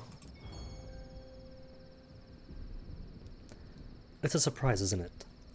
66% is a lot better than 50%. It's better than 1/2, but it still feels like a horrible challenge. The cook's expression remains neutral. She makes no sign she paid any attention towards your words you said. When you're finished, she turns away to the stove, bends, and opens an iron door concealed in the range. Here, she grunts, producing a battered pair of black dancing shoes. Told me to always keep these handy, in case he ever shows up. I think he's been gone long enough now. You take them to him. She makes a face. He made me almost empty our pantries for his trip. Must have carried off at least 3 baskets. Last I saw of him, he was bent double, holding my finest. She smiles to herself. She refuses to take payment. And the flirt still raises terror by 1, always. I've seen so many. I've seen your type so many times I could swear you're Lieutenant Magdalene, she said without looking up. Well, that's a different insult, though. If I keep speaking to her, does it give a different insult each time and to a certain point? No, that's the same insult. Fine then, the study. Lord Langley may have left a clue. Have the route to the study. Know what the cook knows. Know what's left behind. Found what was left in the armchair. Found signs of the cupboard. Consider the evidence, with 2 supplies. You ferreted out all that Lord Langley left behind. Here, in Langley's study. You had the tools to see what it all suggests.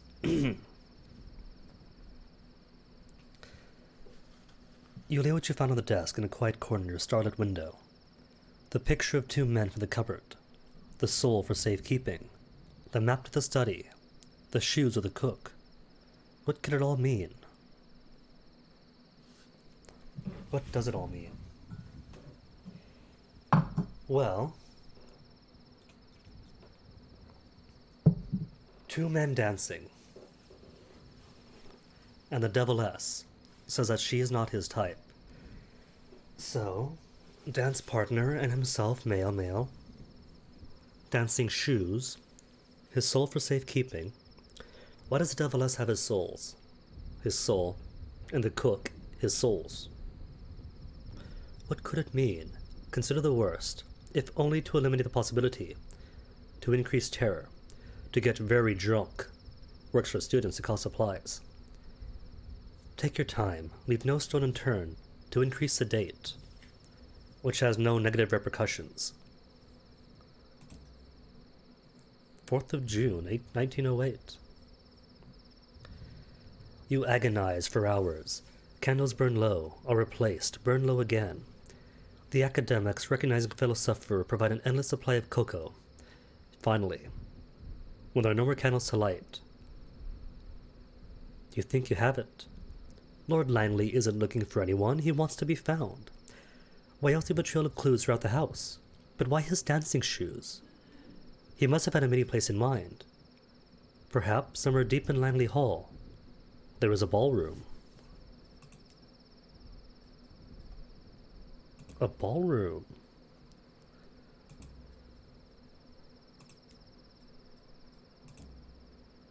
One final location.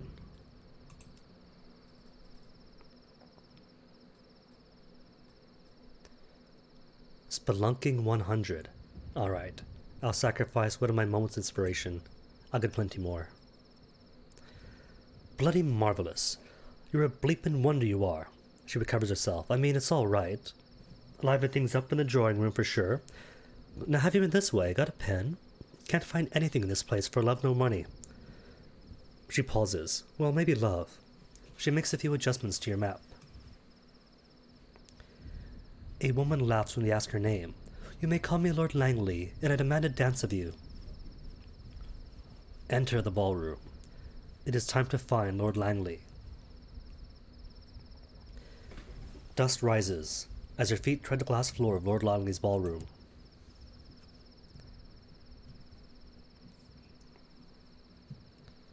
White-tinted gaslights cast an eerie pallor over the polished glass of the shrouded furniture of this vast, sepulchral ballroom.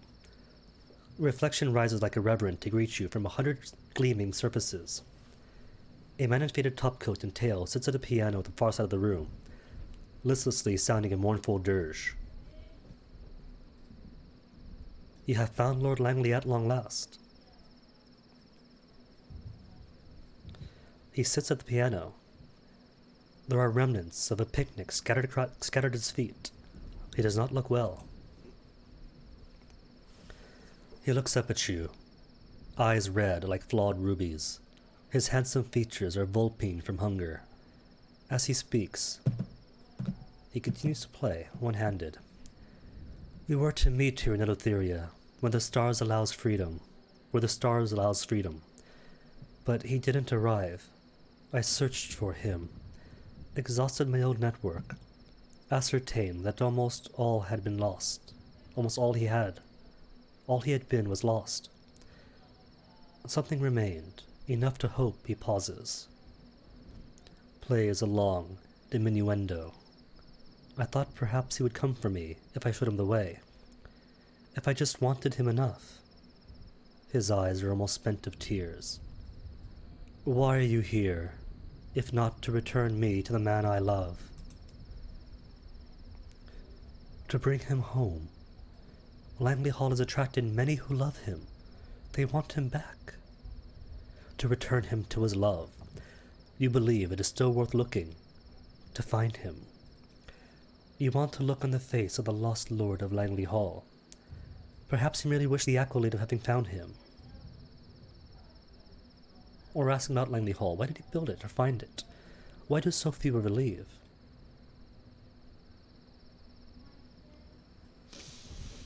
Y'all know me.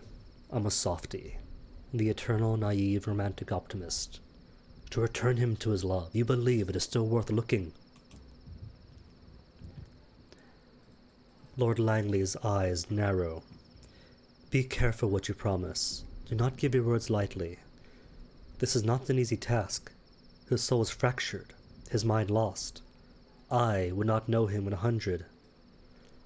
And for a time, he was my breath, my blood, my soul. Mood. Decline, and bring the story of Lord Langley to a conclusion, or accept. You will find Lord Langley's lost love. Lord Langley's expression is carefully blank. A romantic, then. So be it. I will tell you what I know to still be true, and you can work from there. He was uncommonly driven, uncommonly stubborn. He was arrogant and charismatic. He was, naturally, uncommonly handsome, too. He smiles at some secret memory. Even if all else about him had changed, I believe those traits would not. If you find him, and if you bring him back, I will reward you with all I plunder from heaven's vaults. From heaven's vaults! He's been. See, I knew it. There is a crossover. His expression is one of desperate yearning. Somewhere amongst the stars. And that's it. That's all we know about it then.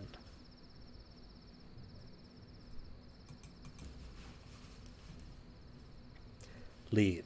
It is time.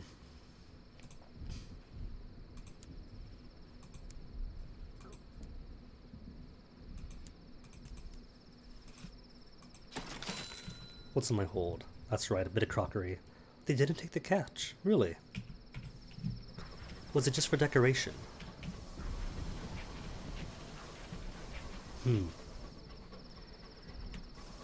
So who could it be? And where to ask even?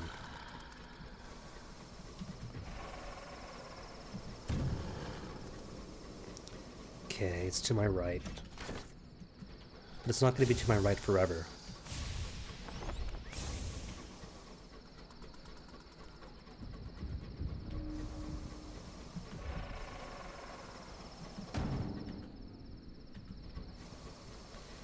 A mystery thing out here, way to the right.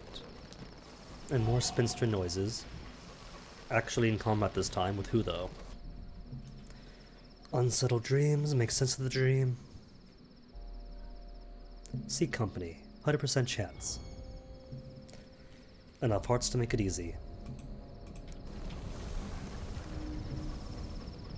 Beware of dousers, Captain, your lookout warns. Like him. Oh, that's too close for me now. Go away, go away, go away, good. 2 direct hits.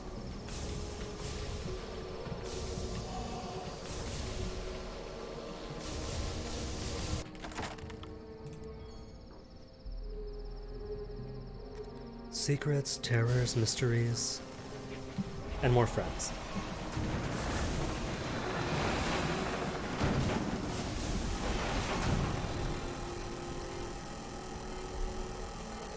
And not gonna be too dumb. Scavenger's plating. Sweet. Fully healed. Always getting terror is problematic and annoying, but oh well.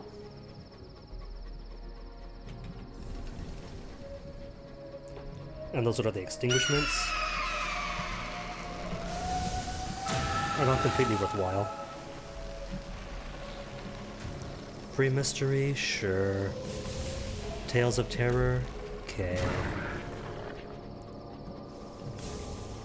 Risk a more undeparted, no thank you.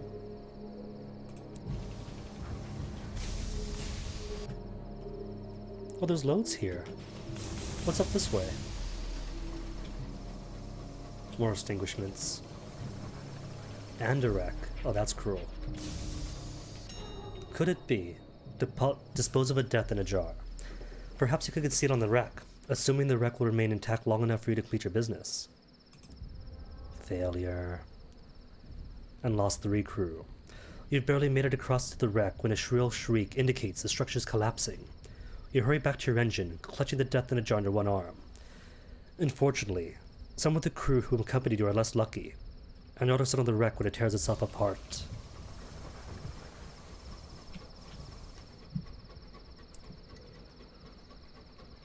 Okay then, so wrecks, hermits, and maybe giving it to the crossroads.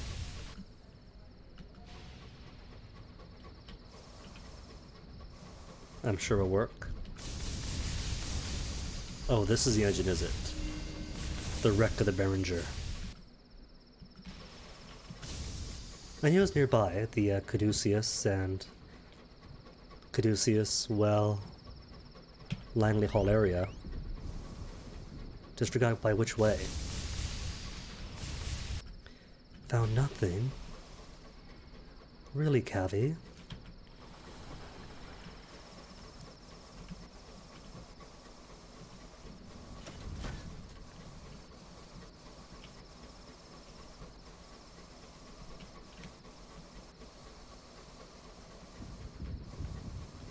Well, is it really only 1:49? For some reason it feels so much later. You're not frozen, are you, computer? No, it really is 1:49. Huh. You know what it is, right? It's that sitting along to the same ports, back and forth. Doesn't take forever, but it feels like it.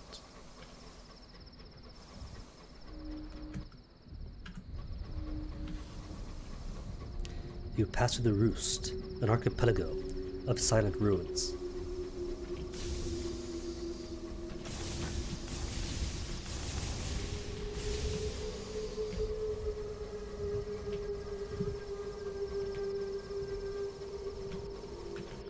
Thought I heard a new sound. That'd be silly. There are no new sounds. Egg. With or without curator?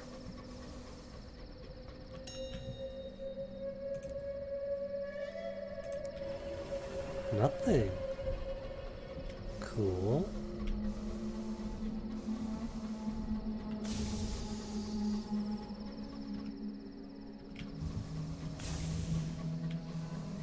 Library and just library.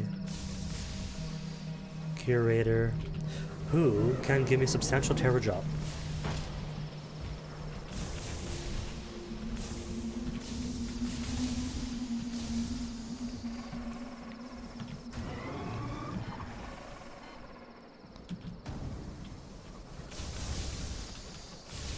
Funkopotamus, hello. Funkopotamus, the rhinoceros. No hit. Cool. Good curator. Too close, too close.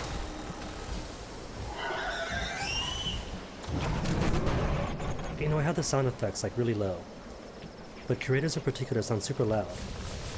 And I don't know if that's true or not. Oh my goodness. Elo3 is perfect. The soft beauty, the ambient noises. This is just Sunless Skies peaks.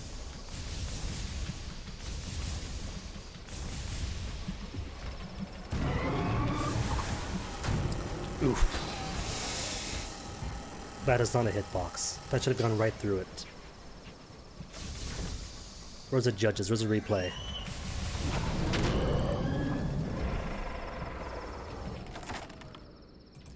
Take a trophy of vanquish a monster of the wilderness. Take a proof. Its jaws display a row of yellowing fangs, sharp as chisels. Each is stubbornly rooted in the scarlet, glistening gum, and the beast's head itself is too huge to display. You settle instead for a long-fingered claw. It can hang in the engine room as a reminder of your victory, at least till the smell becomes intolerable. And it's not a total loss. Physical rewards, or terror drop, because uncanny specimen too. Ouch.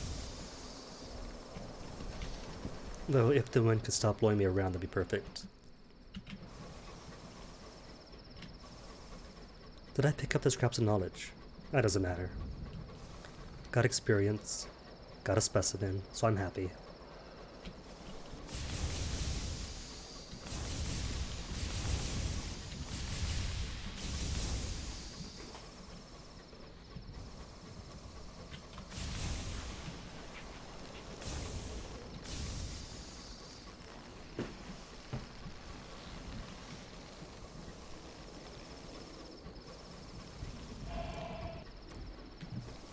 Was going to say, what is that spinster noise, but that confirms it. Some are up here, some spinster fighting something. This is my favorite locomotive. I've tried out the Medea, tried out the Moloch, but this thing, as far as I'm concerned, is the best. Good left-right boosting on it, so lots of good drifting. Ooh, monitor.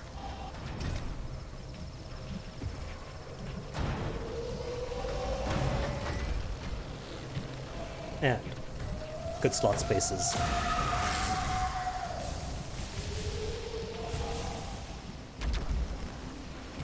Too close, too close. Good. Now what have you got for me? Agravian, Agravian. I can't remember the Agravian.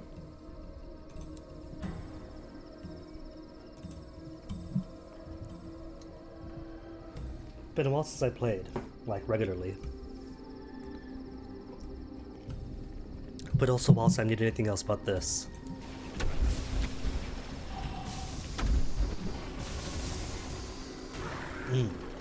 Didn't even need the premature detonation.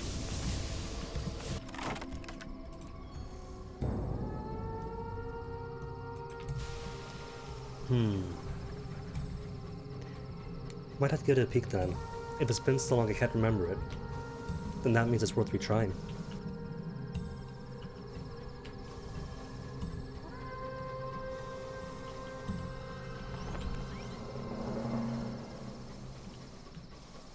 Anything, Cavi? Something nearby?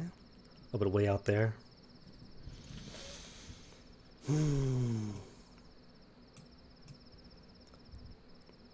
It's not too far away.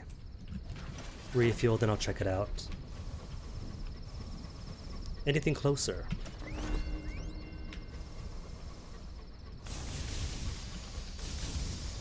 Nothing. Great big sky, but nothing for me to find.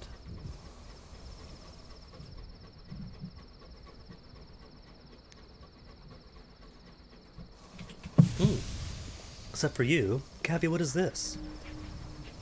Right in front of us, and he says there's nothing. A YouTube? No, I did not. Not quite yet confident enough yet for that. 100% chance to give him a death. They look probably trustworthy. Perhaps you could convince them to look after this death in a jar. Sweet. Just need one more wreck.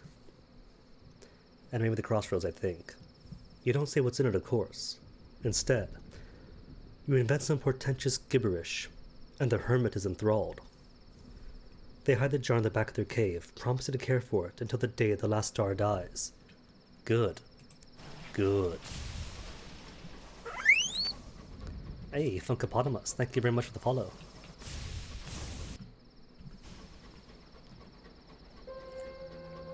Another spinster, but only at half hull. So I'll play it safe for now.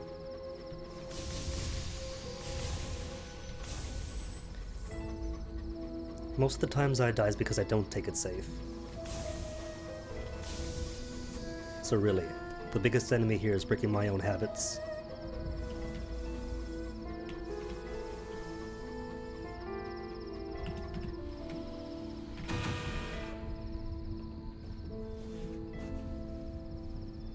A harder check. 68% chance success, or 75% chance. Is it advancing? Success either way. Is it different? Hold your toho, hold your toho. Your crew to settle the melee, holding what weapons you have at hand, and a few heavier tools from the engineer's private collection. No? Still the same. But wait, did switch some crew around. Could just be that then. Could just be swapping officers.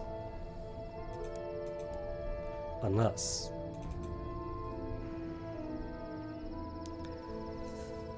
I could afford 2 of them, but you know what? There's grievers around here. If I want Navartine gemstones, I could hunt Navartine gemstones.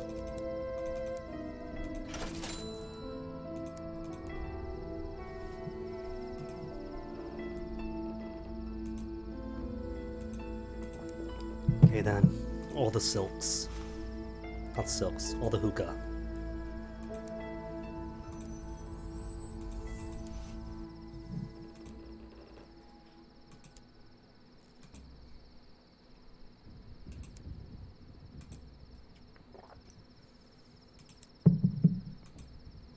That's enough for now, I think. 25%. Fair amount.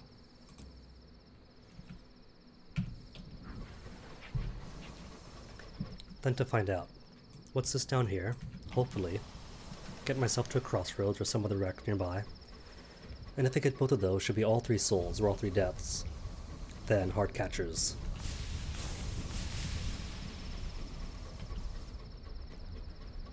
There's not much else for me to do here at this moment, but level 20 is coming up. And it is a unique facet.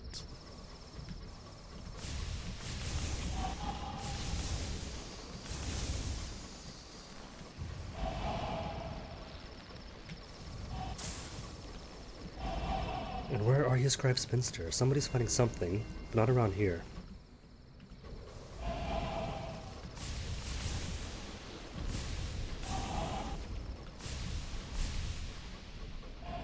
Maybe ahead? Scribe Spinsters are loud. But I hear the missile impacts too. So might be. But then again, if I've come all this way and it's still loud, then probably not.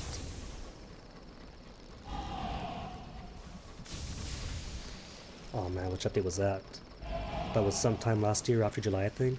Was that July, September? Can't remember. On the one hand, a bit more sinister. On the other, bigger hitboxes this time, they're huge. You could miss them with their knee. But if you have some aiming skill, it's kind of hard not to. Or kind of hard to miss them, I mean.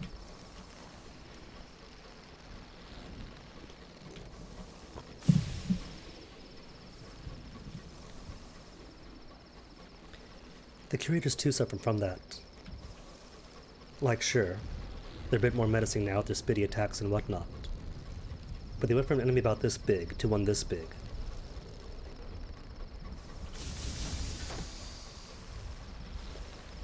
And not that they don't chase you off too far. Just amber, really. No, it's not amber.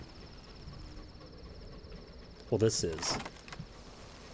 But not what I was looking for.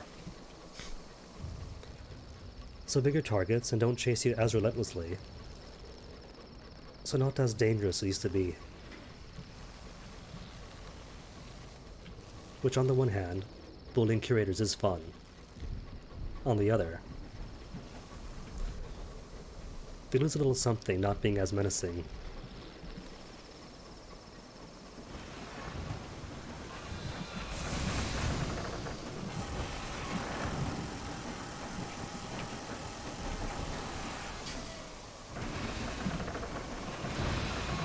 Love that spin.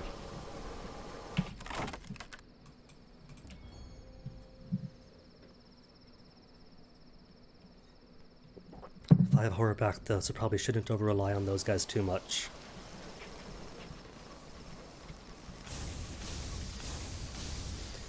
The Wrath of Heavens is, but I've only just now got it. prior to that, it was bullying carried with the mangonel. Success, with 48% chance. You can seal the jar within the nuts of pipework behind the boiler and return to your engine room. Return to your engine. Before the Rick's groans become too alarming. Steaming away, you'll lead the death in its new grave. Bit of a jump, but the mangonel is pretty much all you need. Like, even in the late game. Good damage, doesn't overheat too much. And it's free. Pretty much the only two guns I ever use is the mangonel and the Wrath of Heavens. Everything else is kind of superfluous. Was that it? Just a wreck? Oh well, back to Pan then. Unless... Lucky, and some crossroad nearby? Probably not.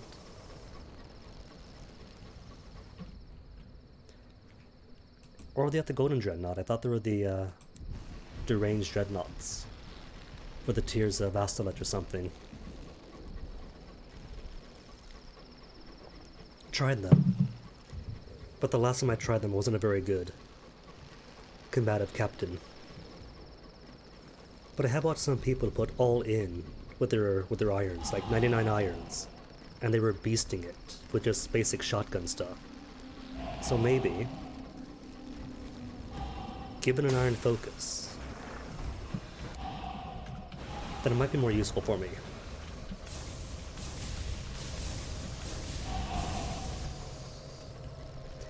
Also helps if I aim. Oh man, me too. That was what, yesterday? Each time trying to grab. Ooh, hello. Having a party, are they? Wait, wait. Get the angle right. Oh, couldn't eat him.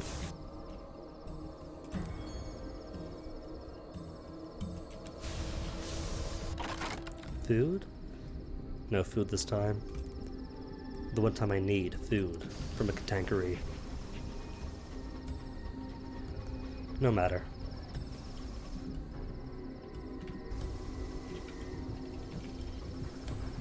I could just stop by Ackley's to get more food. Whoops. Maybe now I should. Tossing it on my scout by accident that way.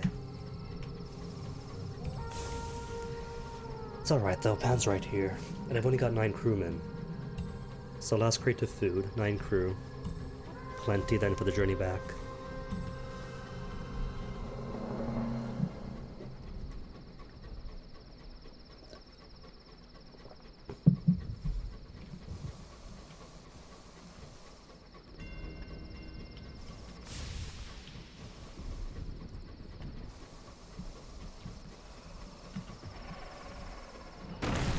Oh, just one direct hit's all I needed. Okay, now I know. Failure. Crew member. Ooh, losing crew even. That case. Hey, 3 gemstones.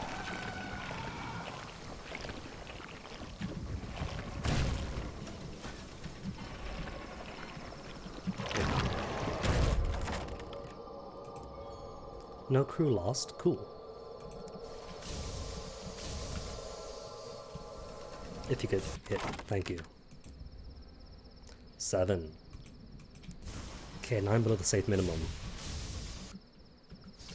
Below the safe minimum, but less mouths to feed. Am I cutting less food? No, I'm not. When I played last year, and I had a horrible morning where 7 captains died in one day, some crew might have been eaten then. As it stands, nah, just math them out for the sake of the safe crew minimum standard.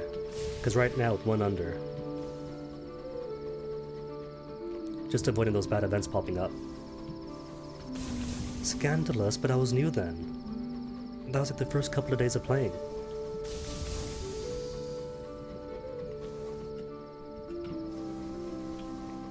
Start a captain, get started, die almost right away, die again. That was harsh. Couldn't hold on to any cash.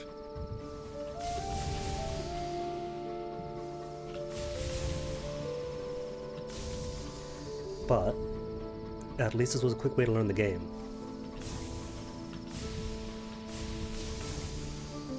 When you keep on dying over and over in a few hours, and lose every progress you made, you tend to figure out how to not to. Hour of leaving, lucky.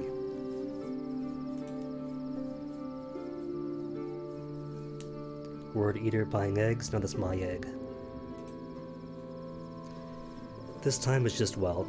It's the second captain of this lineage, so just putting up my bank and my engine for a future captain to take advantage of. Crew quality now 14. Perhaps a bit too much. And when's the hour of good engineers? Gemstones for the... How many? 3 casted gemstones only. And seeds for Aklis. How about no for Aklis? Wait, nope, wrong way. First off, 6 of you for Faith's Fall. You 2 to hold on to. Except that might be too much space, we'll see.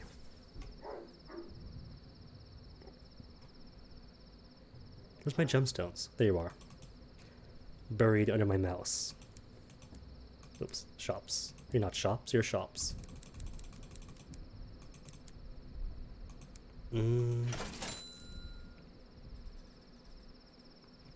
I have, in a previous lineage. Not this one yet, though.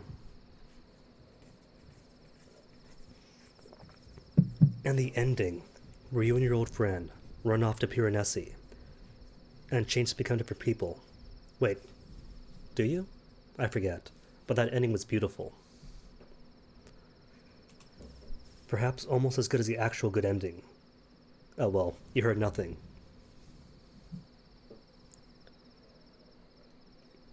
But it's worth doing. Most of the endings of the game had different outcomes, so... Even if you do it and get one possible ending, it still leaves others. Still too much over? Fine then, sorry eggs. Have to save you guys for later.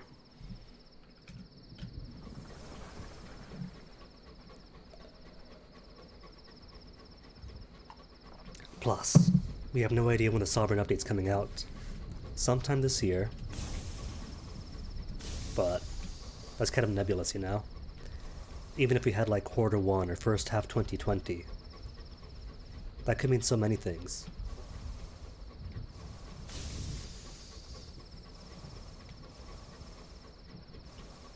How much money do I have? Well, it's fine, doesn't matter. Since gemstones at the Empyrean is more than enough for the relay station.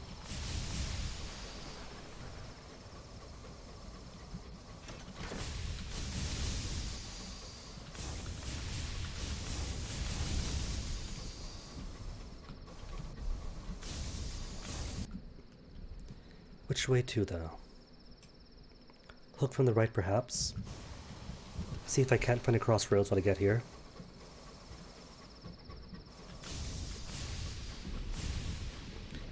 Though what if? What if the crossroads are all in the same place always and not random? My assumption is that it's just like the ruins and homesteads and everything else. What if it isn't?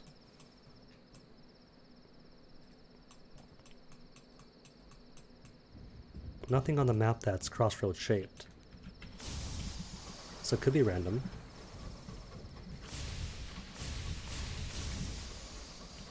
As the current belief is.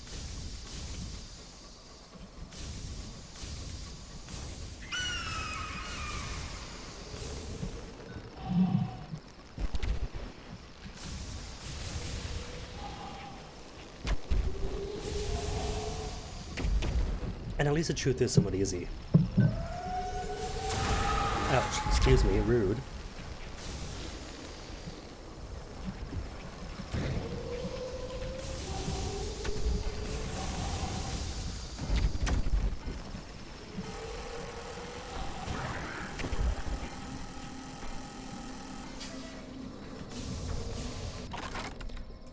Just for that, no wood. just experience.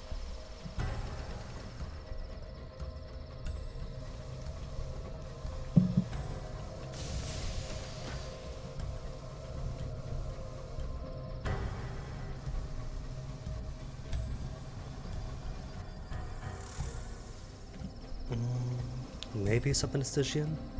Cavi, what's the word?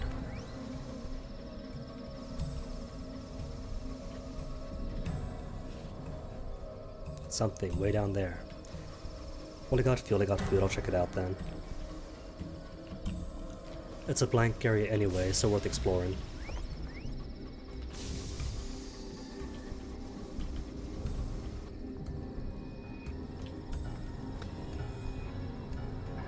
%, back to work then. Partial success. Once again, 100% should not count as partial success. Because what is partial success? Partial failure. And thus, if partial success is partial failure, then by definition it is failure. And thus not 100% success. If it said, say, 99% shot success, that'd be accurate. Oh, just a wreck. Guess coming here's a fool's errand. Write the name of the wreck. Oh well. At the very least, it is more map to uncover.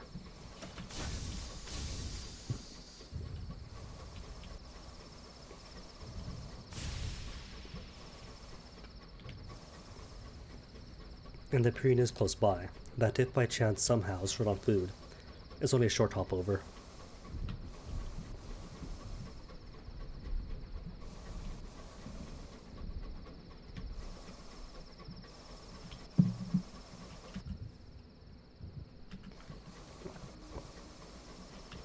Demantine Reach, a crewman observes.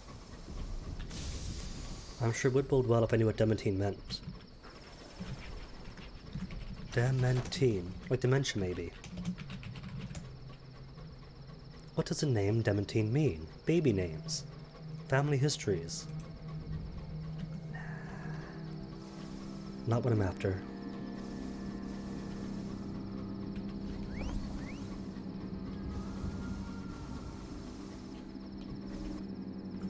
A something, straight ahead. Thank you, Cavi.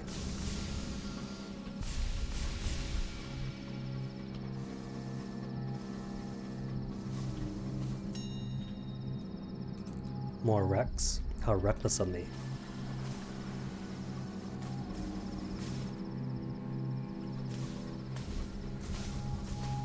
Well, at least I've sometimes found crossroads at about this ways. Previous games. If I'm right, it's been like a year or so.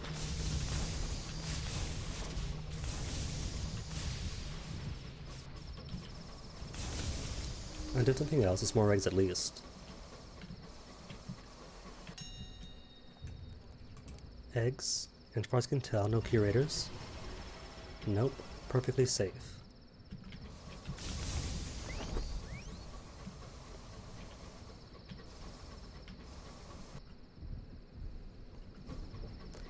Cavi, if you could find stuff I'm not already going, that'd be appreciated.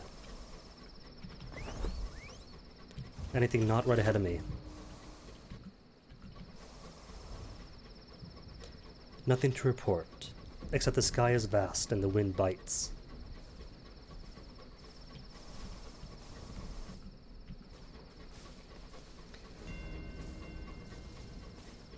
Just eggs. Well, eggs are nice.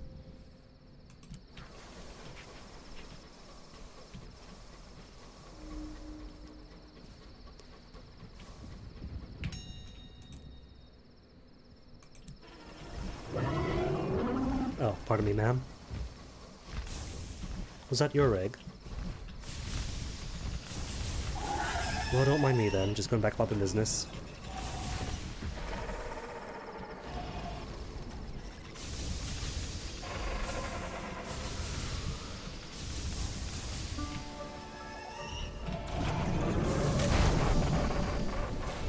fine. If he wants to fight, we can fight.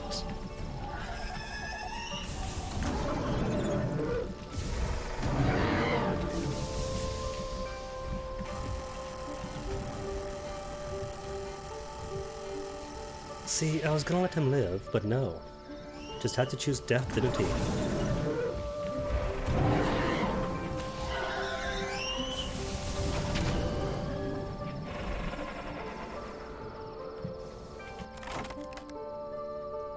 Foolish bat.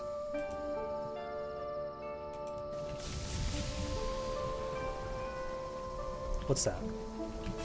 Spinsters, maybe? Sure, I'm already here.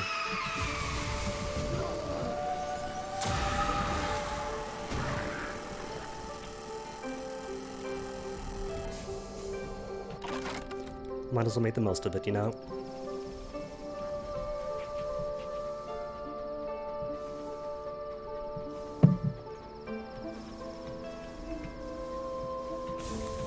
First, what are the skies as a vagabond?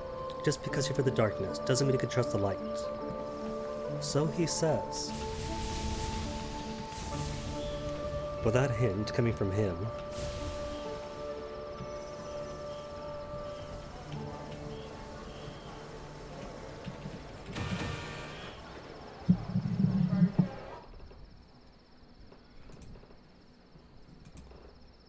On clear charge. Port report. And what else for me?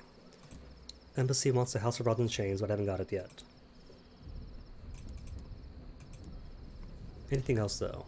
Official, crew, good on crew.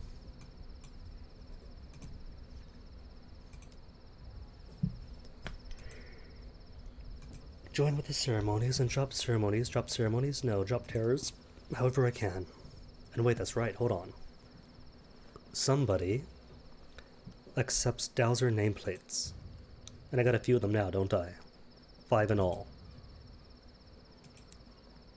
It's not much, but it's some terror drop. Wherever I can take it. Cool. Much nicer. Not locomotive already. Visa checkpoint. Check by the guards. Where to next then? The Ovu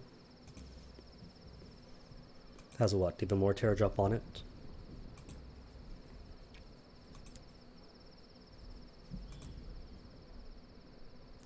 Nope, just Visions of Heaven. That's okay though. That's alright. 8% terror is plenty fine.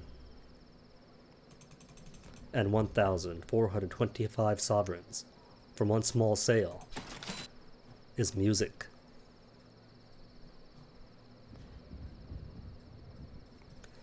And now they sell Bronzewood here.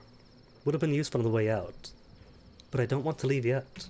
I would have got one more death to get.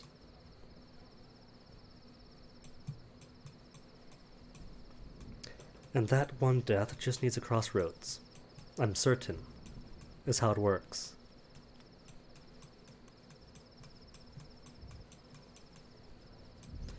If I was a crossroads then, where would I be? The bathroom is where I would be. Give me a second, and I'll be right back. Just necessary bio break, as some would say.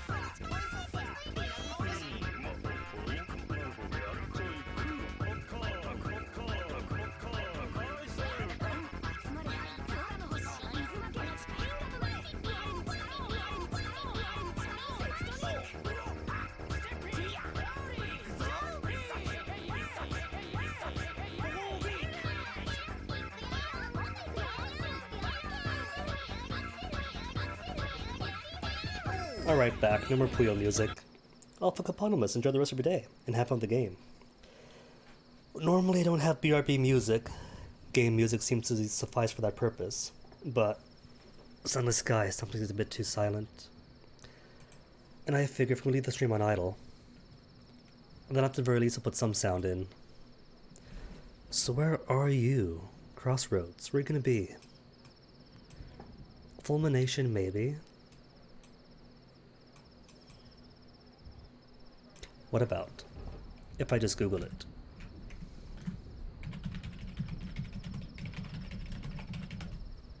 I'm sure it's random anyway. Crossroads timer, hidden quality.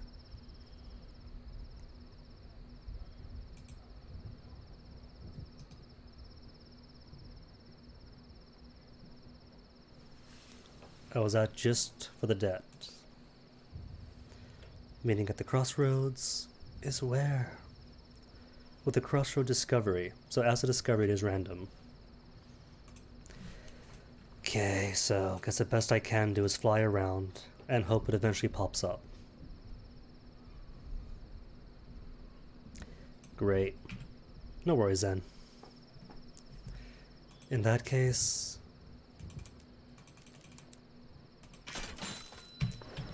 what choice do I have but to keep hunting?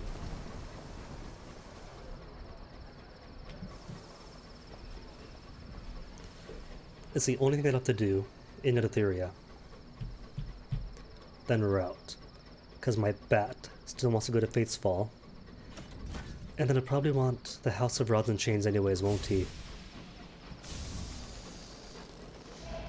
House of Rods and Chains, then he'll want to go to, yeah, Fate's Fall, House of Rods and Chains, get disappointed, perform experiments on me. Then he's going to want to go to there. That's right, to the most serene mausoleum. And from the most serene mausoleum, I don't remember because I died. A very easy and pathetic death. Partway through the driver's quest.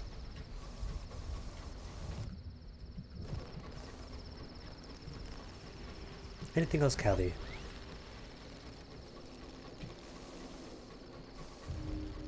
Found something. Further on. Good, Cavi. Good boy.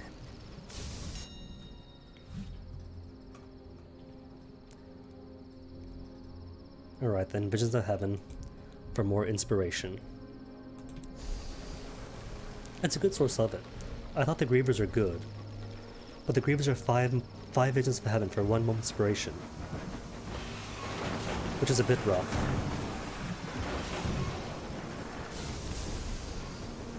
Yeet him.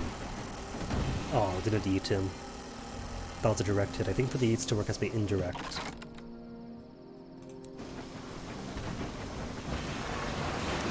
Nah, just give XP.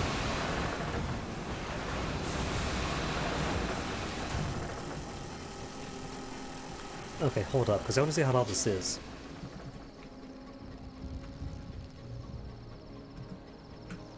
Not too loud, it seems. But then cannot make too much noise either.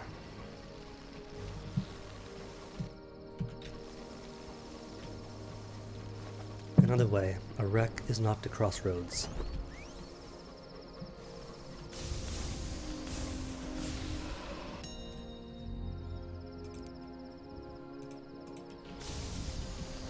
Grievers, speak of the devil. Oh, thanks for that.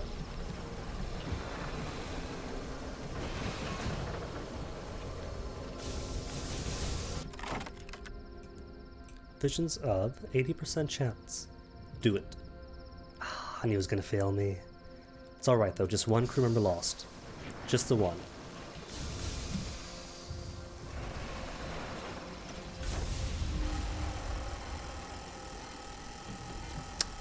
Still didn't eat him. It's alright though. If I come across Katankari again, it's gonna be full yeet moments.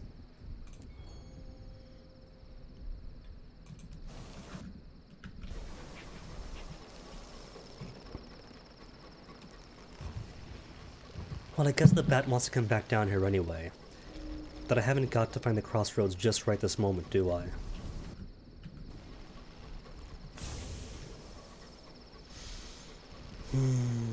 So I could go out, do the bat's thing at Faith's Fall, then come back, then find the crossroads en route to or from the House of Rods and Chains. If this is not it, then alright, that's a plan. Back to what's at place, back to the Empyrean, go on through. Just wrecks everywhere. Fine then, that's the plan.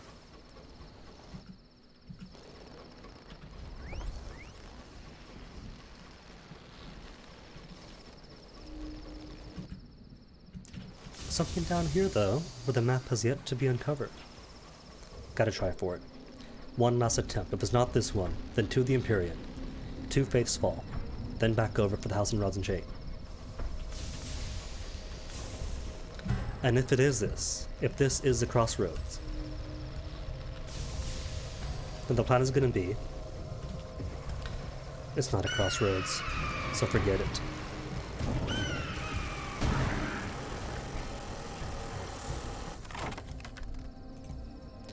Plan isn't even worth mentioning.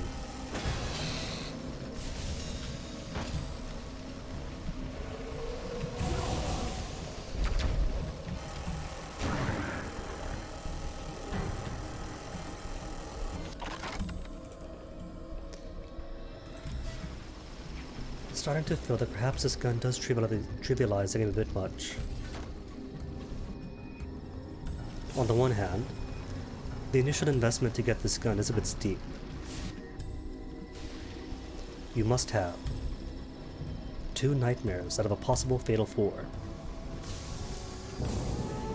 and then fight enough Scornflukes that you get the opportunity to actually rip this thing out from it.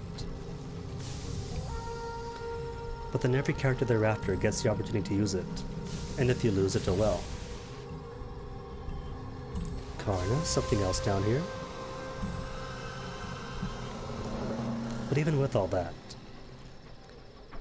I think maybe the manga... Scoot, need some distance. Oh, didn't eat him. It's alright.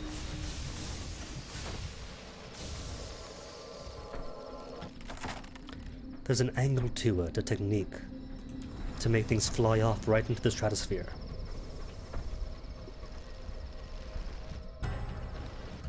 And I've just forgotten how it is done.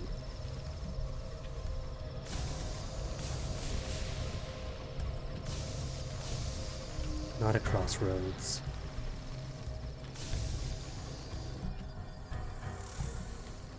And I can't use him, because I've already used the hermits. Well, who knows? If there's a homestead, I might be able to put it there. Burying it in the dirt. That counts as different, doesn't it?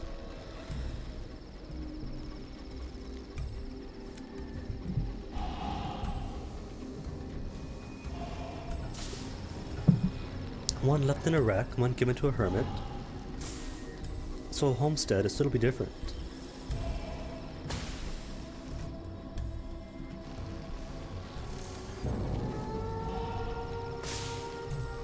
Though I won't find any homesteads around Hybris, so that's the thing. Around Palmyr, sure. Palmyr might have a couple south of it.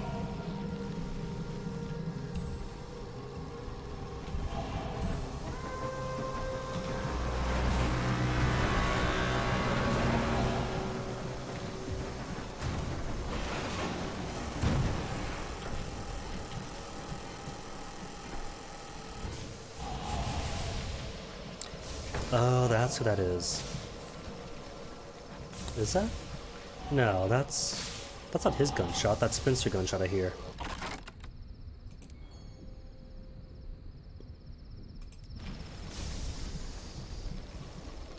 Alright, let's go. To the lane of Lion and Unicorn, then the transit relay.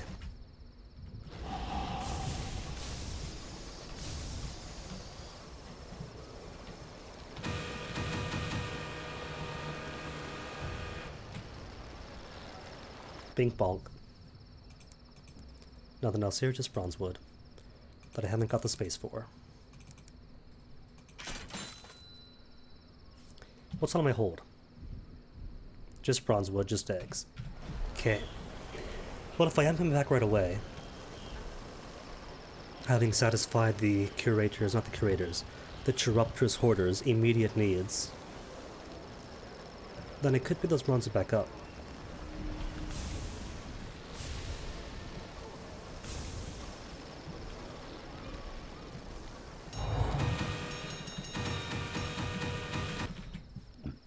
Present to customs, nothing to declare stones. Currently busy, just waving me off. Would be amazed if I was a smuggler then, wouldn't it? Excuse me.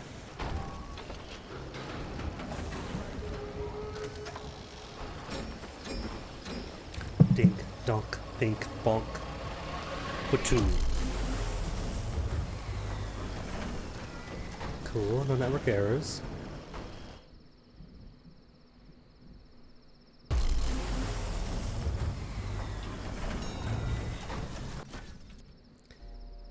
Sent to burning again.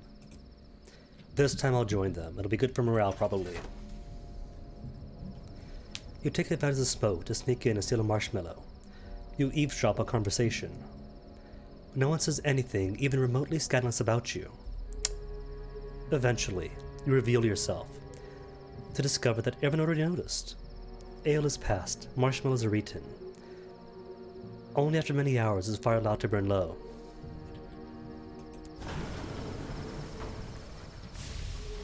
Well, Veils is my dump stat, so...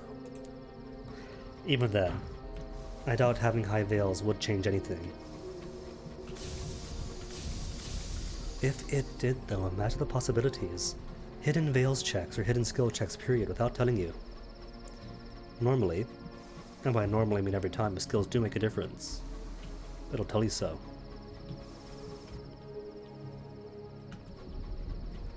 With some appropriate icon or some such.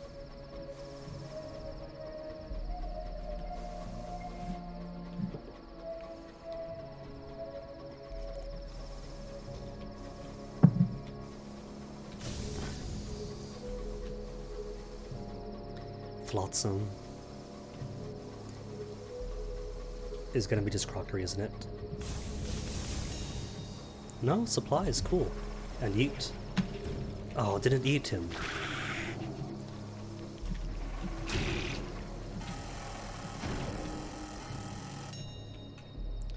I am thoroughly disappointed at the lack of eating going on here. What about putting the death in the most serene mausoleum, interring it properly?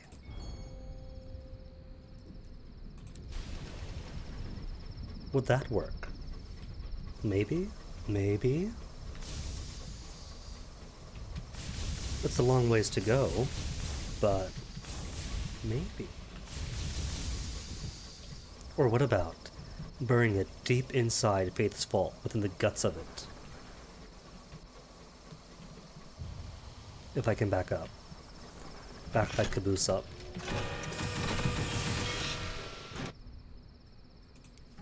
Shore leave, can't drop the depths. Nothing else here. What about if I wander? Nope, nothing. And guns we'll see on the way back.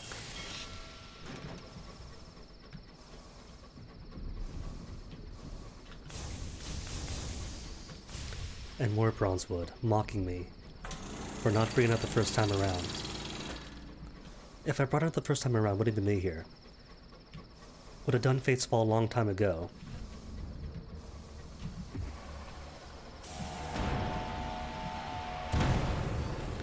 And then would have been done with the House of Rods and Chains already. Gossip, 2 times? Just 1 times. Though I guess while I'm here I could put it on the, not put it on. But I guess while I'm here I could do some guest fighting. Since guest fighters are usually available here. Nothing? No, really, no guests.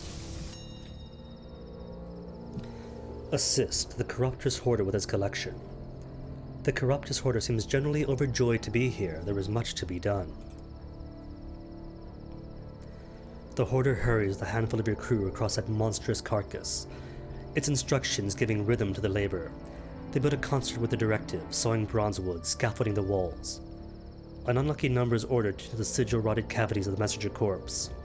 The gland, bubonic as a citrus fruit, to swell without light, golden-hued when lamplit. If you have eyes, you will not miss it, growls the Hoarder. Half return.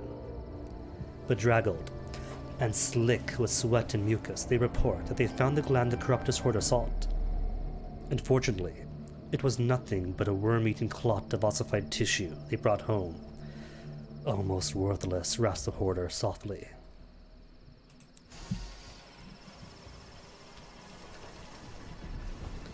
Well, how about this? I gotta go back to the House of Rods and Chains anyways, after I get Mr. Menagerie seal. Except that doesn't matter either. Since after Mr. Menagerie, sure, that's everyone here. But I'll still be short like 3 or 4 misters. And the Hoarder doesn't count despite being the former Mr. Apples.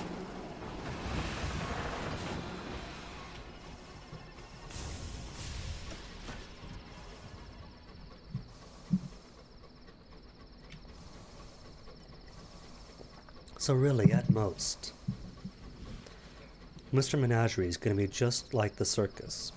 If I do his thing, then cool, I get some EXP and some sovereigns. If I don't, I miss out on some EXP and some sovereigns that'll make up anywhere else. Hoarder first, though. Ask about the Masters. What happened to the Masters? Ask about Mr. Menagerie. Perhaps you're acquainted with each other. It sells delicious things, he says. Ask the Horde about other clans. Faith's fall couldn't have been its only chance. The universe is too massive for just small despairs to be true. The Corruptress Hoarder has gouged his frustrations into the walls. The marks are an inch deep at least. At your question, it glares, and claws a fresh shape onto an unmarked section of his quarters. Another messenger corpse, its necrosis somehow captured in a few immaculate scratches. The House of Rods and Chains, it growls. If we went there, I'm sure we will find another gland. If not, I will dig into its necrotizing flesh until agony causes it to fruit another just to make me stop. And he wants an unlicensed chart or 2 visions of the heavens. Okay. Pretty sure it's safe to say I spent all of my charts, didn't I? But plenty of visions.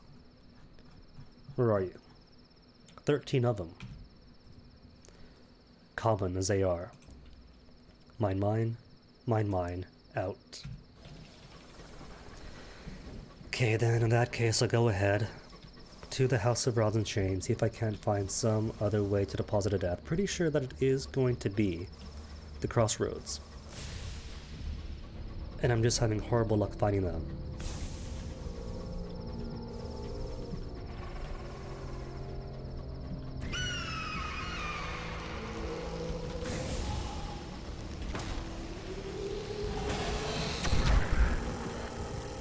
Double hit, that's fine.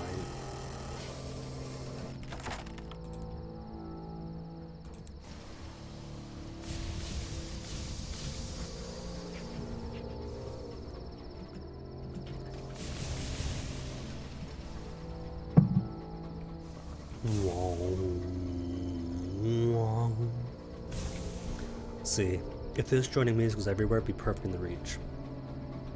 It's in Hybris, it's in Trader's Wood, but it must be longer and more prolific. This music in particular is really, really good.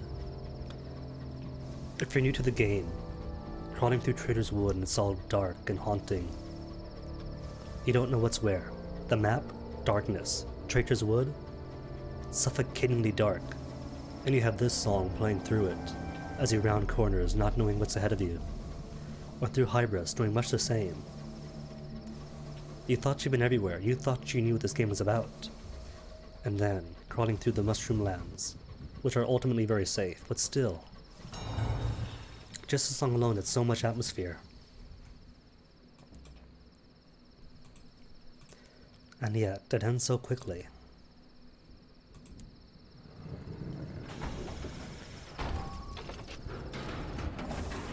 Ends quickly, leaving me with just emptiness, and not good emptiness. Like dreadful, existential emptiness, just you, alone, in an engine, and that's it.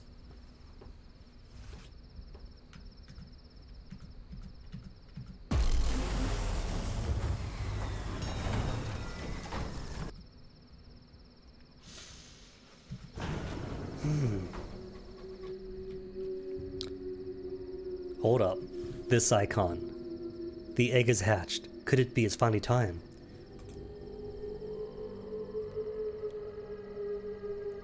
As your engineer approaches a cracked egg, it jerks violently. The egg rocks. There's a low chittering, then stillness. Your engineer takes a cautious step forward. Something leaps from the egg. You see a tangle of innumerable, many-jointed limbs. It scurries behind a crate. In a demonstration of bravado, the engineer gives the crate an experimental kick. Nothing. They shove it aside to reveal a small ventilation shaft. Whatever that thing was, you haven't seen the last of it. Cool. That is exactly what I needed the egg for.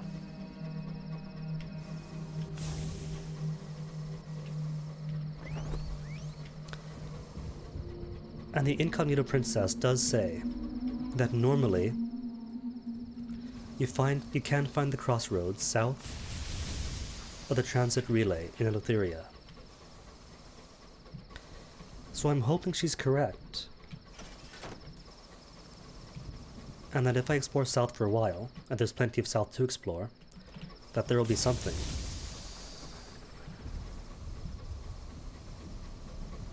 Just more wreck, I'll get back to it.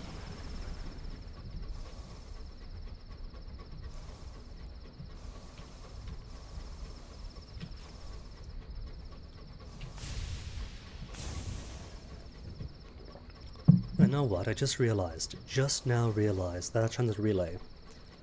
I've ignored the building this whole time. The structure of the Singe-Jenkin relay, sure, we've all seen it. And thus in my mind, it just smoothed over. Oh. Another wreck.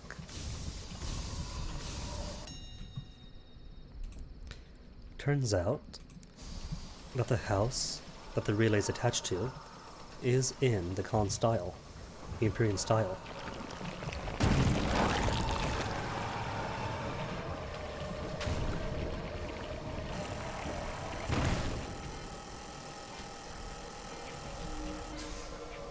A wreck, Captain, your driver informs you. Good job.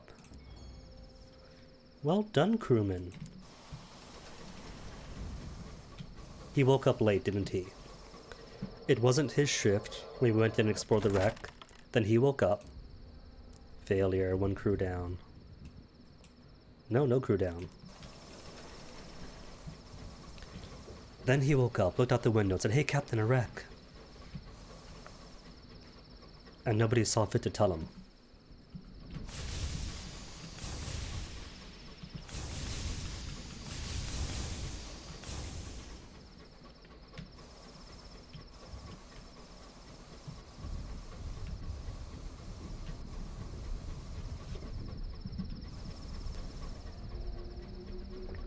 Okay, I'll check the wreck out.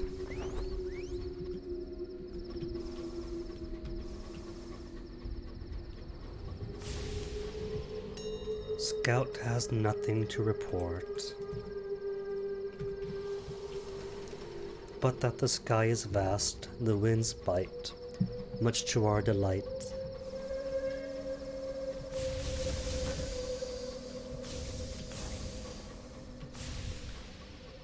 Thought I heard flapping. Wonder though, what if Crossroads are so enigmatic? Frosty fingerprints, sleeping to myself. Discipline is a 100% chance. Prevent the loss of further supplies. Success. You impose extra shifts to the whole crew, polishing the pipework, unclogging the latrines, and inventory. They quickly learn not to waste good food on the superstitious mummery. The bowls outside the empty cabin's door disappear. Cool. We can be hard captain and maintain discipline when need be.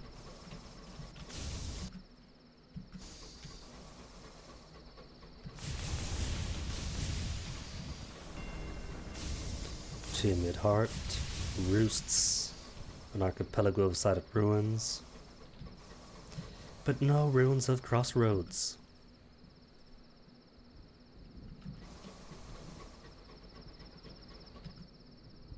Wait a minute, isn't here I found the,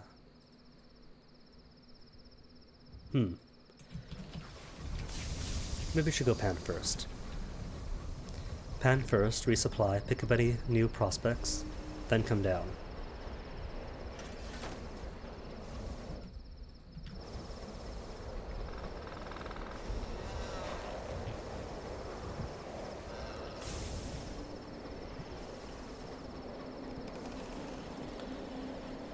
Oh my goodness. Hold up. Somebody who's been shattered. And is handsome and charming and ambitious. Dude. It's a host, isn't it? Magdalene's. Is that Lord Langley's lover?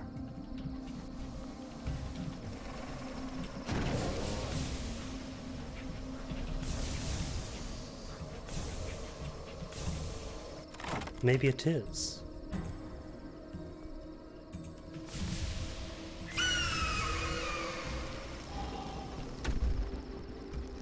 Huh. Because we have no clues. And I'm sure not just... Whoa, hello. Not just meant to wander wildly.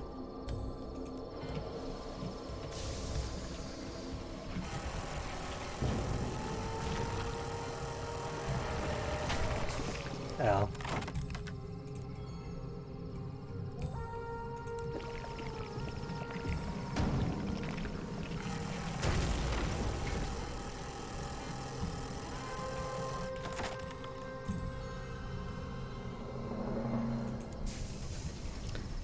And he does seem suitably split apart into several pieces, having no indicator of his own past.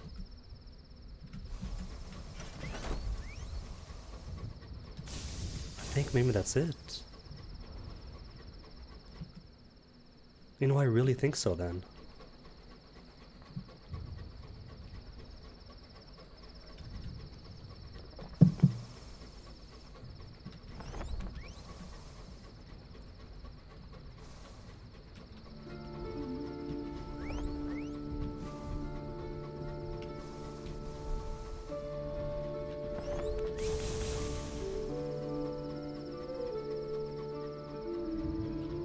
Found something finally, but it's up here then when pan. It's not going to be something to find, not a crossroads at least.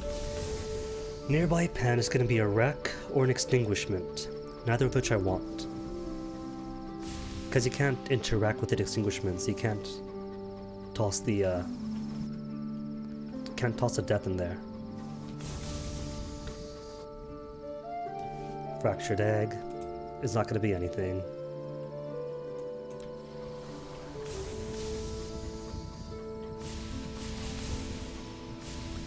Since you can only get one spidery fin at a time. But at least this means that every time I get eggs, I could just sell them all in port.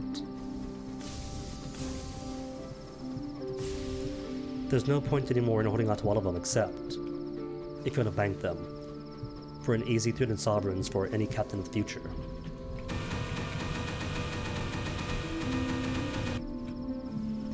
Hour of trumpets when devils roam. Confine your crew.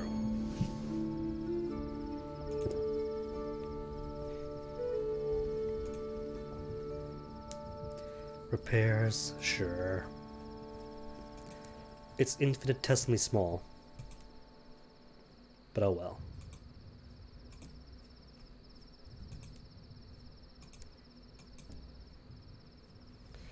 Bombazine for the House of Rothenstein Chains. And literature for the Empyrean. Okay then. I'll bring 3 bombazine.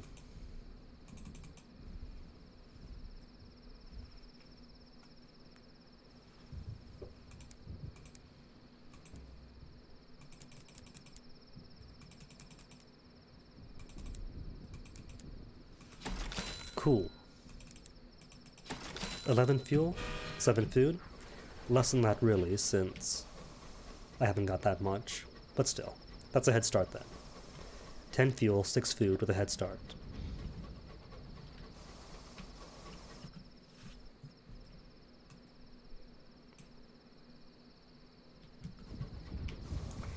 I'm going to start off with the princess's thing, saying that it's below the transit relay. Could be that during her quest, one does spawn over there, waiting for you to find it. Or it could be that she gives that clue because it's a good place to look, that has a higher chance of finding it.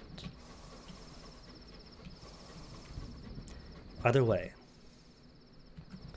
things to uncover.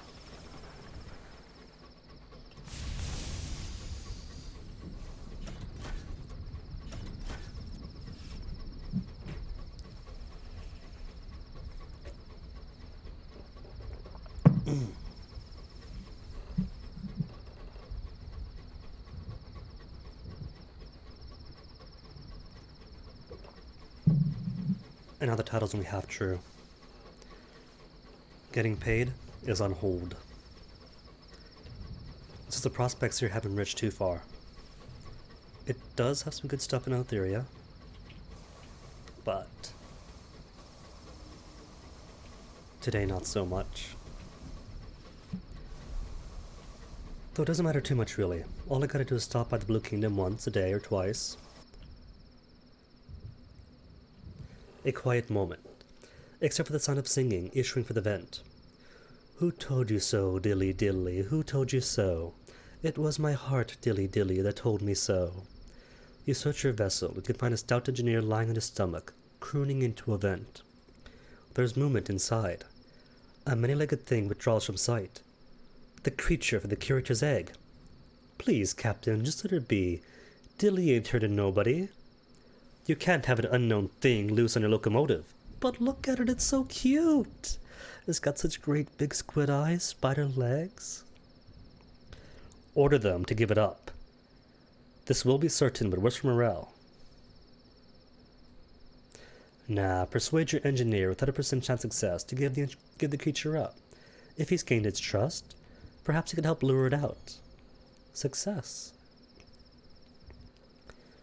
The lives of your entire crew are at risk. Your engineer wavers, and with all the steam, the creature could get hurt. He is convinced. He begins humming into the vent.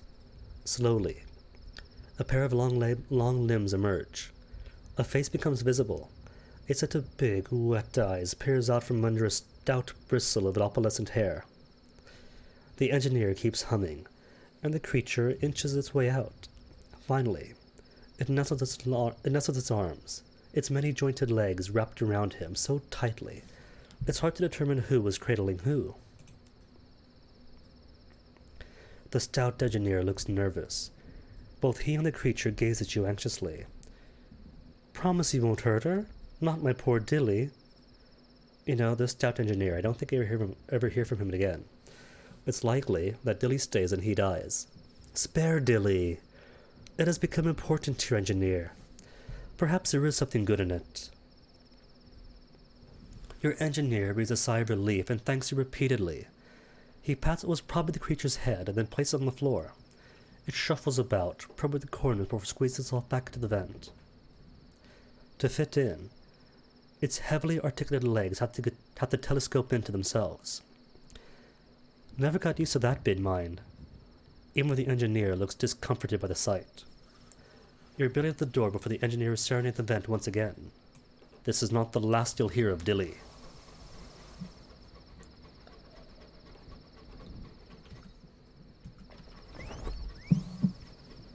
Definitely not the last of the weeks.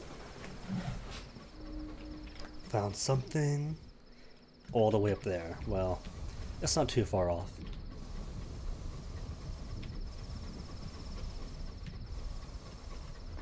Anything more to find, though?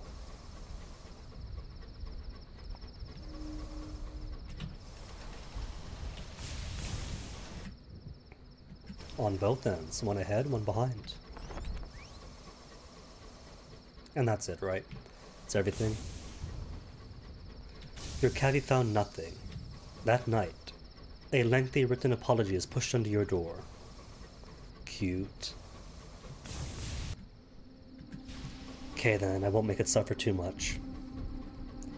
If he found nothing, he found nothing. He's a good caddy.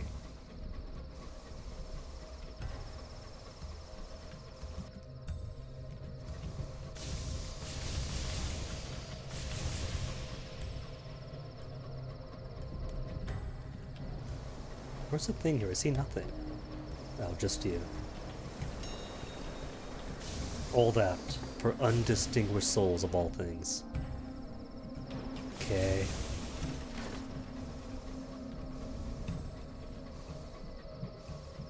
Grievers though. Hello Grievers. 2 Grievers so far.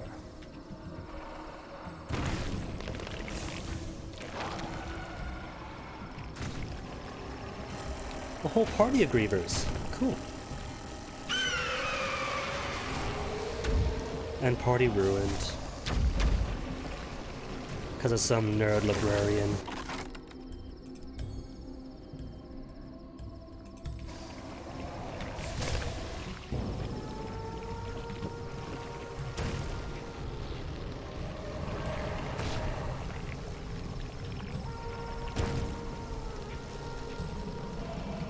See, sometimes they eat and sometimes they don't. I think it is all about exactly how much HP they had before impact. Like Giant in Skyrim. The lower the HP you have, the more you launch out. Or at least the more, the difference between how little health they have. And the damage overflow is what I mean to say. So maybe the less HP the enemy has, the greater the chance to eat them.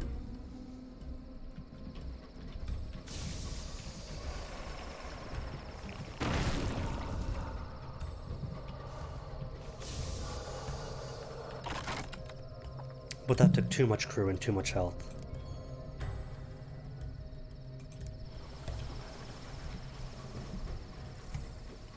Hull, I'm okay about. Crew? Safe minimum is not safe to be on. If I lose just one more, it's not good. No bueno, as a cool kid say.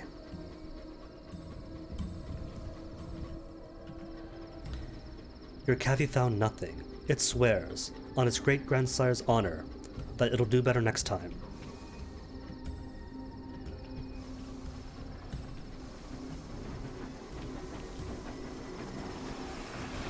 Sorry, Dowser, can't be bothered.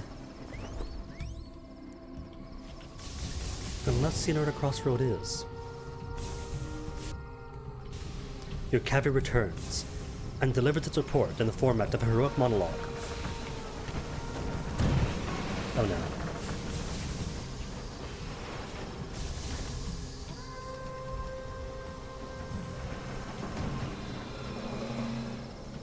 Hold repair, please. Good.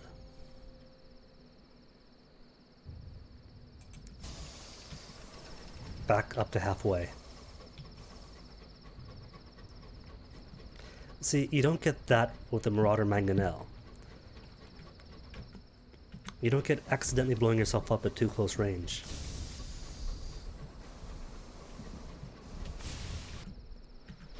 Nor having to stress that too much.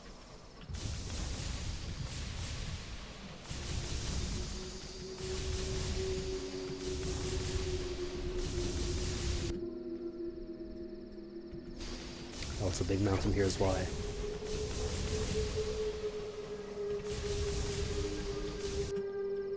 More findings. Well, hopefully with two things close by, one of them might be a crossroads. And it is south of the transit relay.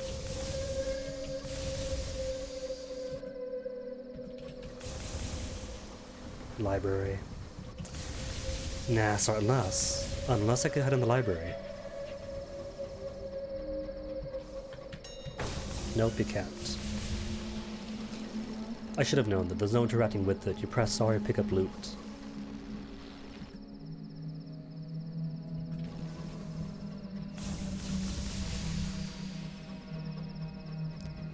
Tartarian roosts.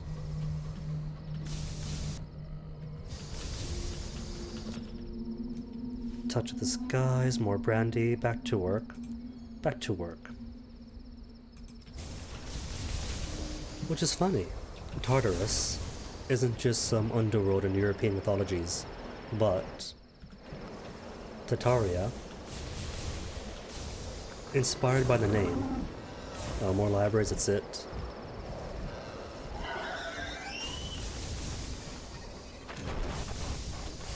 Was given by Europe to the lands of the Turkic peoples.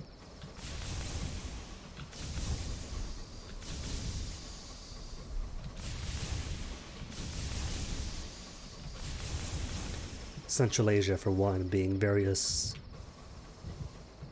different Tartarias on their maps.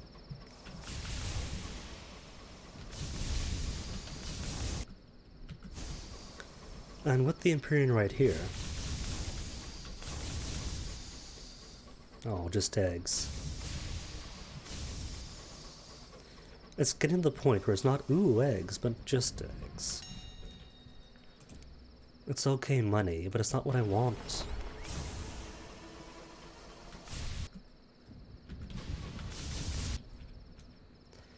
The finger of blame. Footsteps march down the corridor. A mob of disgruntled crew is on its way. The leading crew member holds up a hand. The tip of their middle finger is missing. Apparently it was there last night.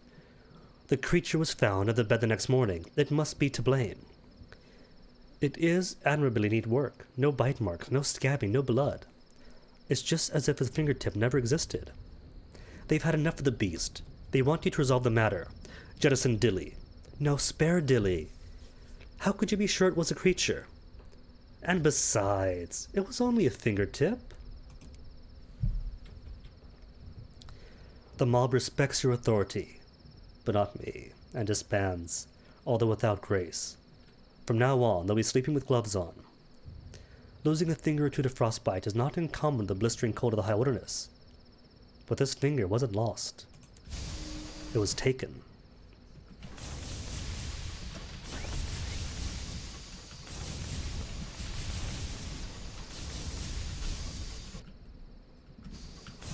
Nothing else found. That's alright. There's one thing that the Crowdy found for me.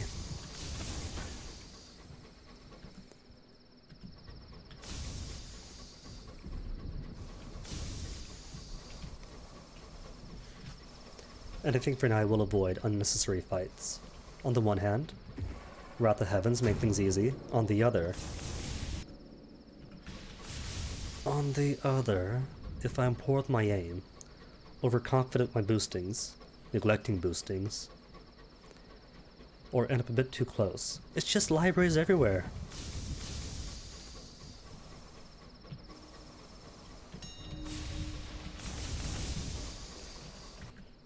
Then that makes it more of a liability.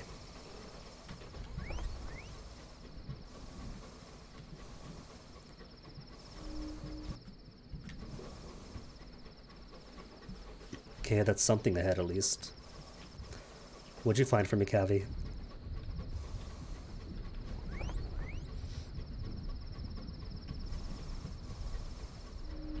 Two things? Cool. And both ahead. You enter Libertas, a field of freedom, and no. Not yet. No extinguishments. And the next one's also probably an extinguishment, isn't it?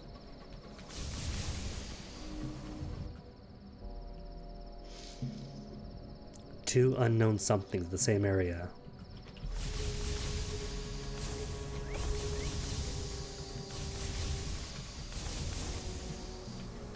Nothing. Alright, then just you two. Yep.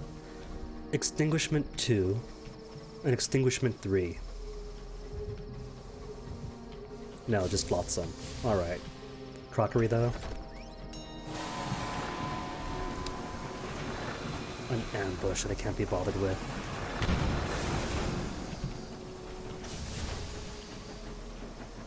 Oh, that's cruel. Ruin and Extinguishment stacked together.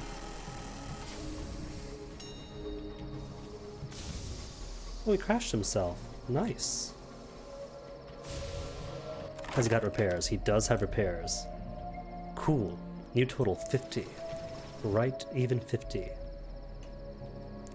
And one more thing close by the Well of Wonders. Something tells me it's not going to be a crossroads, is it?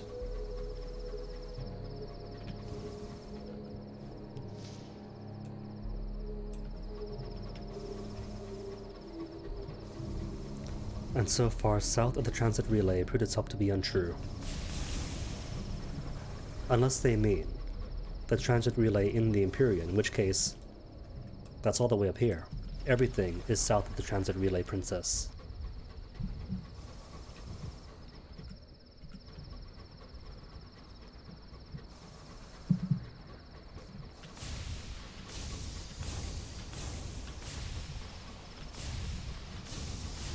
Just a wreck.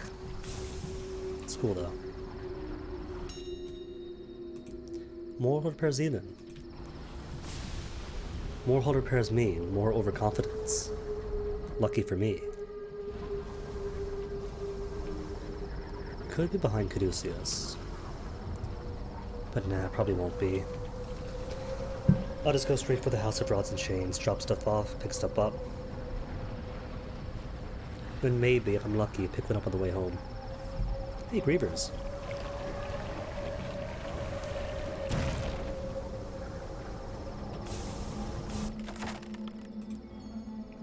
Success and even more free Namertine gemstones.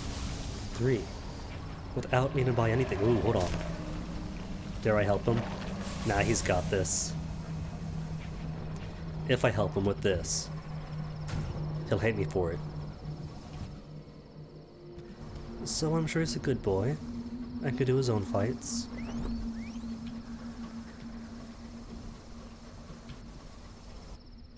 Nothing to report. Just more bodies to bring home. Funny, did I get the haunting yet? No, I didn't. Still having nightmares with the man with the bristly mustache without taking the facet that gives you automatically the haunting of the man with the bristly mustache. Cool. It's almost like taking the facet for free. Just without the stat gains.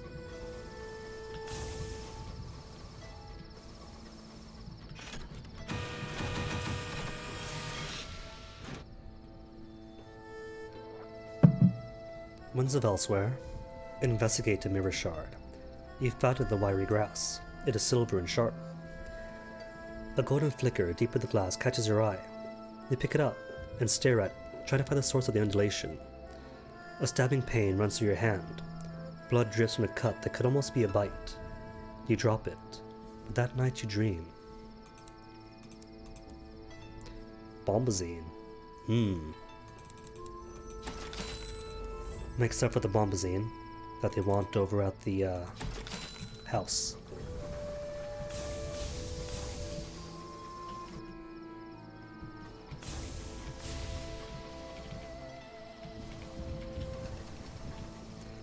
And I don't think that all the times I played that I ever found the crossroads at or around the House of Rods and Chains, so not expecting it here.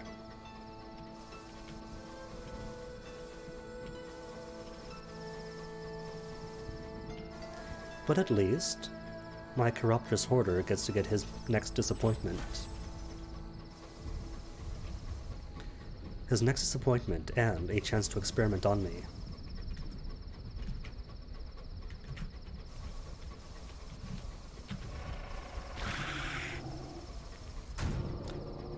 Oh, that time it yeeted it. Cool.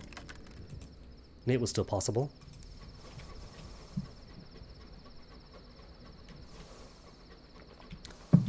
Launch that cantankerous all the way back to the Reach. Whoops. Wrong button.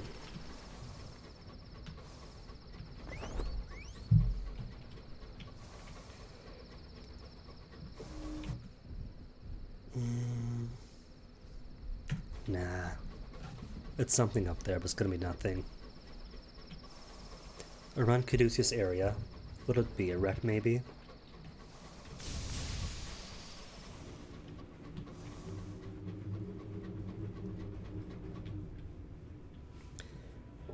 Footsteps march down the corridor. A mob of disgruntled crew is on its way. This time, the mob has brought Dilly with them. It squirms in the arm of a red-headed stoker. The little swine's been switching my toes around. Thought I was losing my mind when I woke up with the little toes right aside of the others. It doesn't matter that it always switches them back. I want to wait to find my feet how I left them. They've had enough of the beast. They want you to resolve the matter. Well, if they're coming to me, they know I'm going to spare Dilly. So surely they want to spare Dilly too. As long as everyone's toes end up back where they started, what's the problem? Your crew is not easily placated, even when you point out that no permanent damage has been done. The stoker thrusts the creature to a comrade and stamps away in disgust. Her gait is awkward, as if she's wearing uncomfortable shoes. The others go back to work, still agitated, and wondering what the next indignity will be. Oops, wrong one. Want to check my officers? No, she's not yet a mascot, but she will be.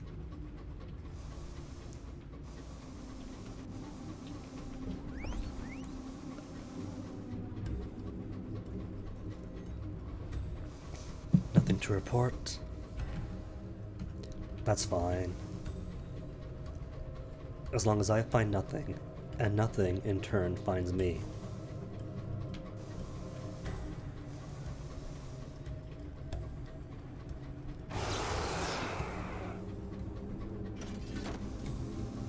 Noise?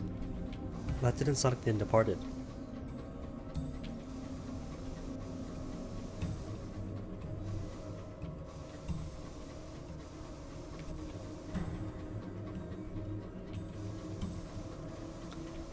And I don't normally find Scornflukes here, but are there any? It sounded kind of Scornflukish. It's definitely Scornfluke noises. Anywho, commingling, drop my terror. The Lament of Axiel.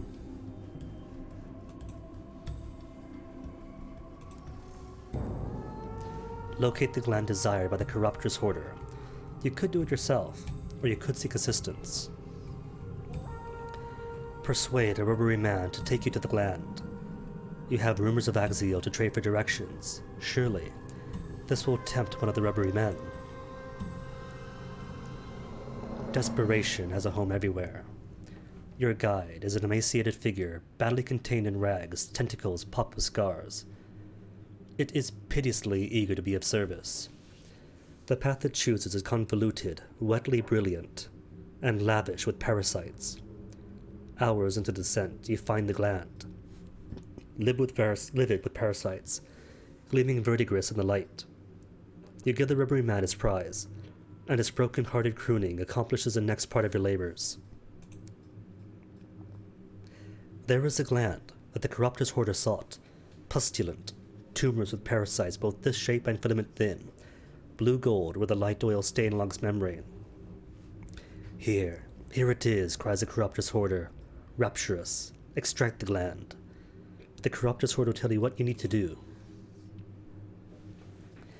The Corruptor's Hoarder flings itself at the gland, screeching at the parasites with such volume that some tumble from the organ, concussed by the assault.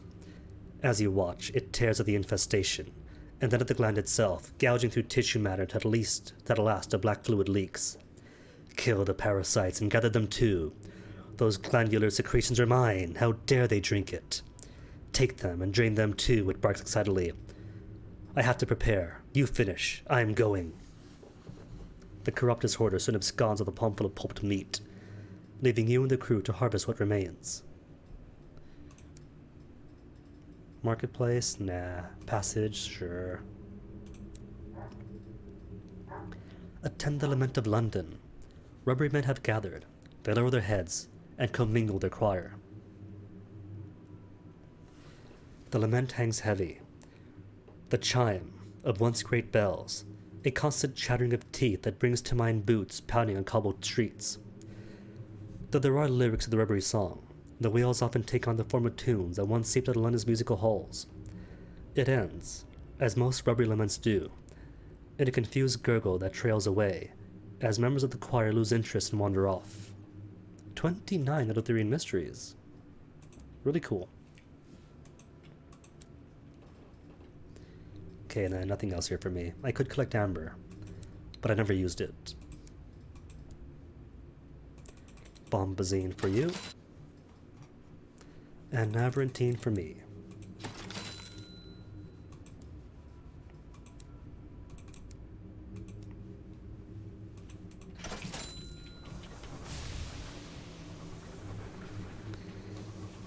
Staying permanently, precariously poverty-stricken.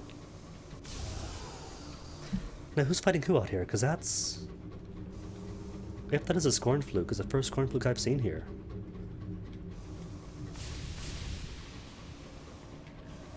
Griever? And who else?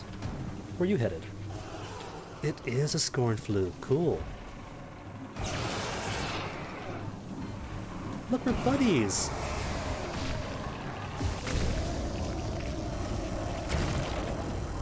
Dang. Griever actually killed something. Griever defeated, higher iron skill.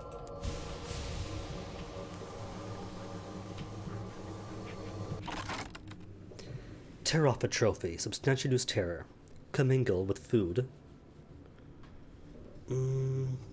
Just take a trophy. The fluke thrashes and undulates, fighting its end desperately, as if more than its own life depended on it. Your prize. The piece you rip off from the eyelid is taller than you are. It'll make an awe-inspiring banner. A stoker fusses over where to hang it. Too close to the fires, and it'll become desiccated and frail. Anywhere else, it'll impede movement. Leave his final placement to the crew. A captain shouldn't get drawn into the niceties. Okay, so where's that thing ahead of me? Didn't my Cavi find, like, something up here? All the way out there. Well, that might be a crossroads. So, if there were Scorn Flukes here more often, then fantastic, I'd love it. But as it stands, most times I come here, it's undeparted. And that's a bit too hazardous for my health.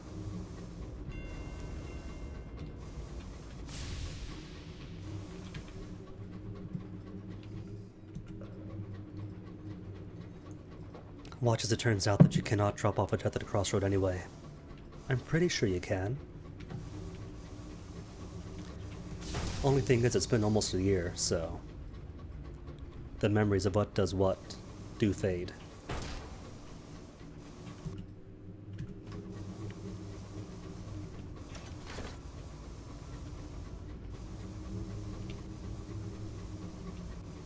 Nope, just flotsam. Lotsam of flotsam.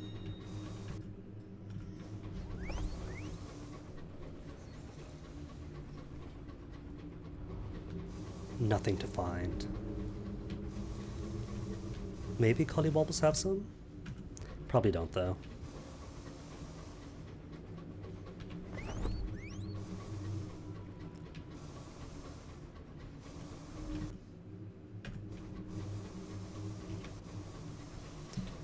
Anywho then, bat. That's not my bat. Investigate the hoarder's work. The corruptor's hoarder has cloistered itself within this room since you delivered the fluids. Peculiar scents, wildflowers bathed in brine and bile, radiate from within the door. Augurs of its labor, perhaps. You should check in on it.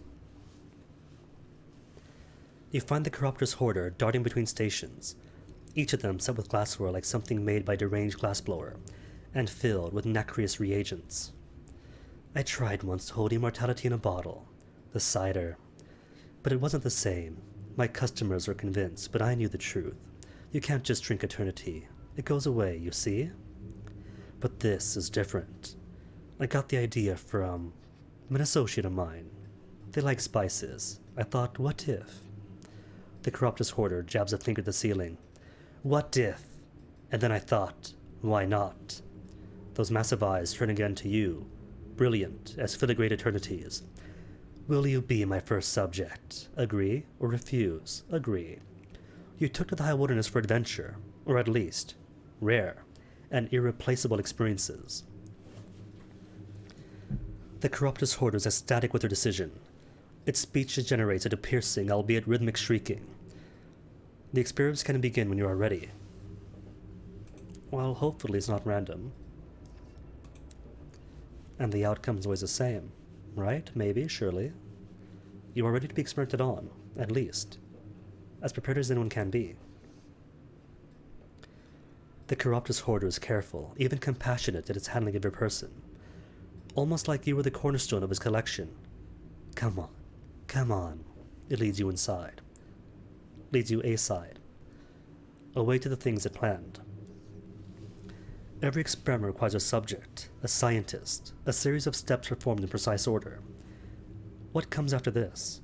Hopefully, the Corruptus Hoarder knows what it's doing. First, it will have you strip. The Hoarder treats you like a canvas, like a haunch of meat to be prepared for a royal feast. Your nakedness of less interest to the Hoarder than his pallets of reagents. You're meticulously salted, rubbed down with granules of something that smells richly of black earth and bathyolipids. Your skin begins to pull from muscle, tugging, straining, tightening as an unwanted carapace. Just as the sensation becomes too much, the Corruptus Hoarder plunges you to a decoction, made from the gland of the messenger corpse and its pulped parasites. Endure. This cannot go on forever. Hold your breath. Almost, trills the Corruptus Hoarder excitedly. It kinda can fit. Confit? Knifit? When it judges you're adequately marinated, the Corruptus Hoarder migrates you to a box too small for you to do anything but lie curled embryotically. Inside, there was neither light nor gradation of time. Only a mute nothing. Perfect. Perpetual. Here you rest, steeping in sweet smoke. Is he cooking me? Barbecuing? A century, or a caught breath later, your rescued and unfolded. You are desiccated. Your flesh is hotsherd. You can only taste salt. And something is gone. Some recent memory, some new knowledge. It is impossible to tell what. All you know is that it is missing. A cavity that once held something importance, like a hole where a tooth might have resided. This was likely not as planned. His experiment is complete, and not an unmitigated success. Ever since you took part in his experiments, the Corruptus Hoarder haunts you, forlorn, endlessly murmuring of its failures. If you're ever to get peace again, you'll need to distract it.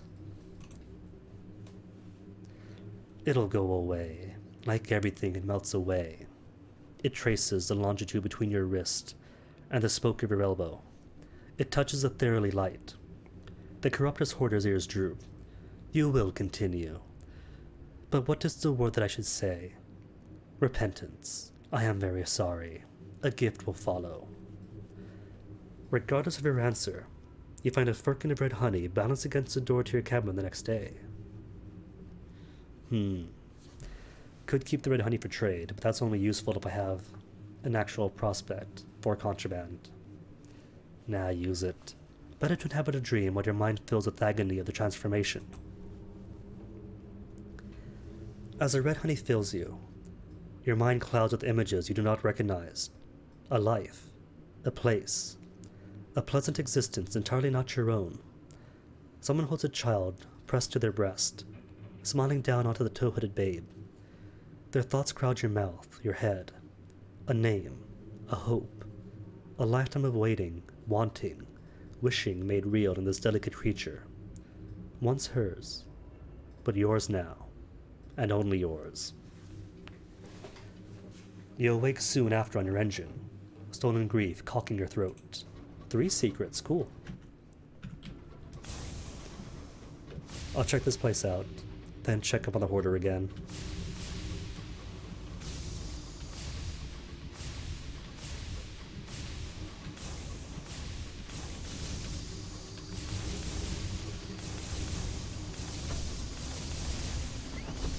Unless my cabby could find something closer. Or another potential something. Another one right that way. Wow. It's the same from before, isn't it?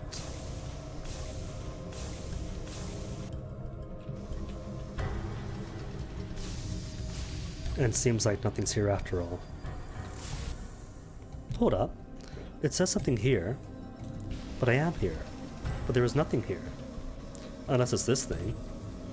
But I see no place to park.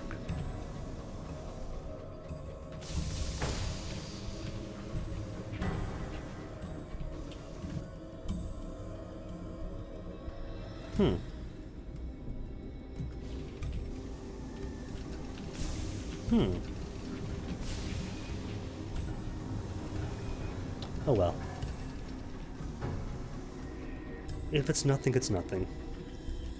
Okay then, Hoarder. Encourage the Chiroptis Hoarder to sharing its next steps. It will not cease muttering with scholastic rapidity, pacing to and fro. I require something eternal. It swats at a clergy of vile, sending them crashing onto the floor. Something that lasts, not like these reagents with age and shower and fade. I need to make a culture from one that has loved voraciously, loved in a fashion that even time and death cannot dilute. Light blooms at the Chiroptis Hoarder's gaze, ravenous as kings. And whose eternal love is better than Victoria's? Oh yes, she built such a beautiful tomb for her, for hers. I want a piece of her beloved, the consort, something to cook and simmer and distill into precious oils. Take me to the most serene mausoleum in Albion. Okay.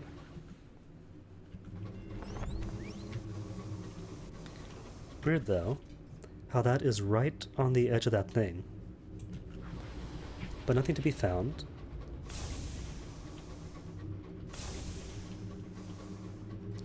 Almost as if that should be a location.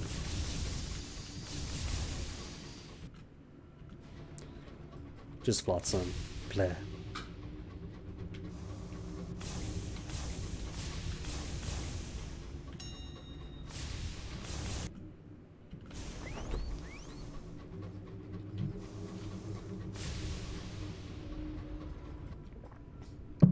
Down at the Wavering though?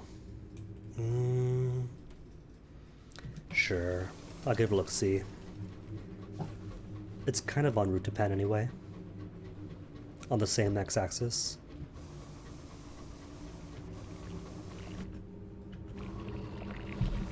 And Grievers, so you can't go wrong with Grievers.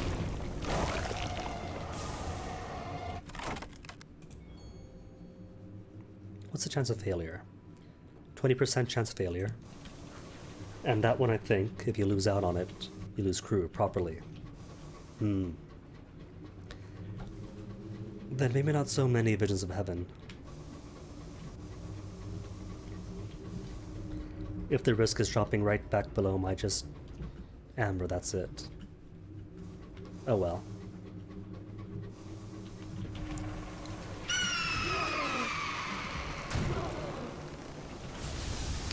Dude, big party here.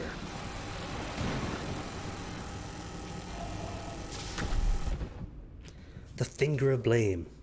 What's up this time? Two stokers explain that they nearly came to blows after one accused the other of stealing his wedding ring. After all, the accused party was wearing it at the time. It was only later that they realized the ring was on the correct finger, but that their fingers had been swapped. Dilly has been up to her tricks again. They've had enough of the beast. They want you to resolve the matter. But 2 or 3 times now they came to me to resolve it, and each time I said spare Dilly again. So clearly they want Dilly spared, but just want me to say it. Dilly is mischievous, yes, but that is no reason to condemn the poor creature to the sky. Perhaps she means well. You exhort your crew to show compassion. In the high wilderness, it is likely you'll all need someone's mercy someday. This is time to show mercy of your own, surely. They wouldn't kill a young creature over something as trivial as a misplaced ring. Finger! The stoker corrects irritably. They return to work, grumbling. What's next? One mutters. An arm? A leg?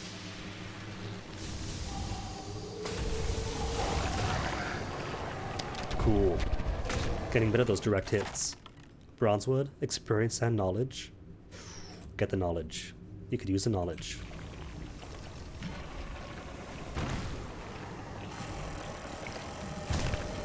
Oh, no. Thought they might have bruised each other already.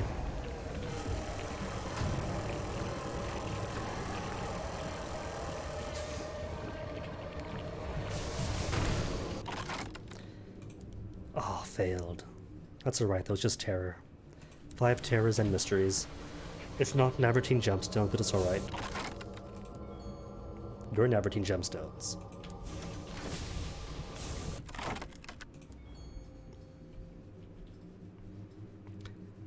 "18 Visions of Heaven, and 34 Eleutherian Mysteries now. So I haven't got to give anything back to Pan now in the Cypress King.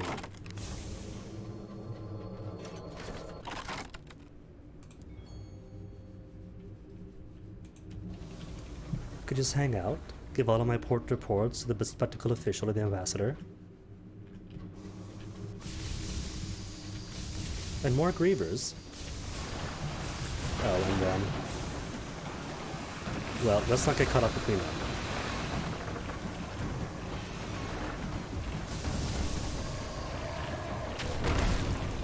Oh, poor thing. Wait, hit me, not them. Oh well. Strip, hide, repair hull.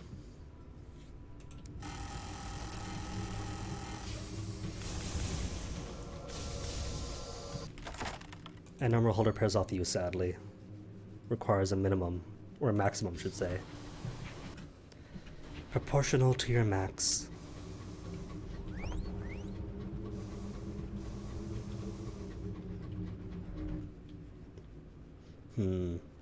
It is a finding up ahead, but it's so close to Pan I doubt it's going to be it.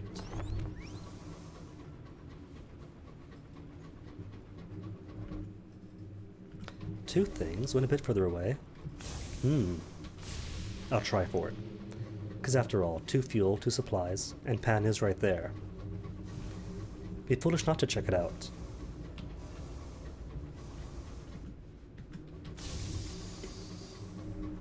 Just a hermit.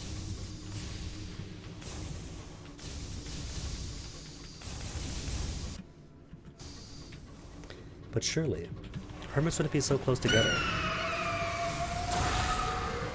Oh no.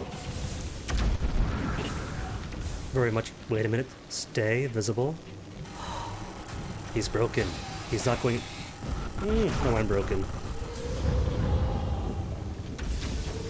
Okay, forget it. I tried. Gave it a go, and they don't want to play, which is fair. If they don't want to play, they don't have to.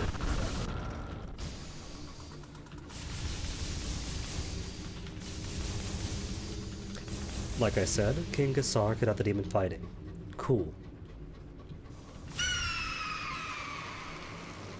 Oh, have me excited. Excavation. Trade Vision of Heavens for inspiration. And experience. Cool.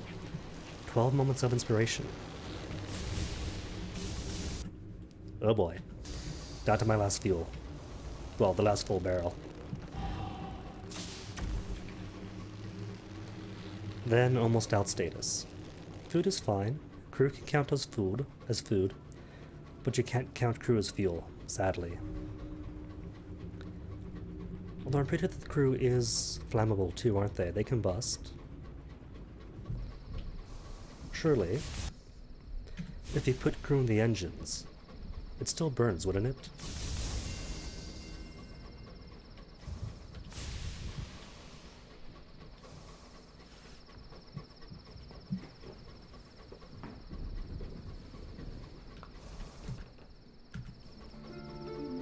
Like I said though, not that it matters, Pan's right here.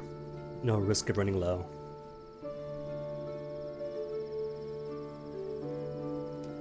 "92% chance success to make a joke of her and shame her to get back to work. 8% chance of failure. What's it gonna be? Success? Always surprises me. Not to say that 10% failure is 100% failure, but it does feel like it sometimes. Ooh, more free stuff, hold on.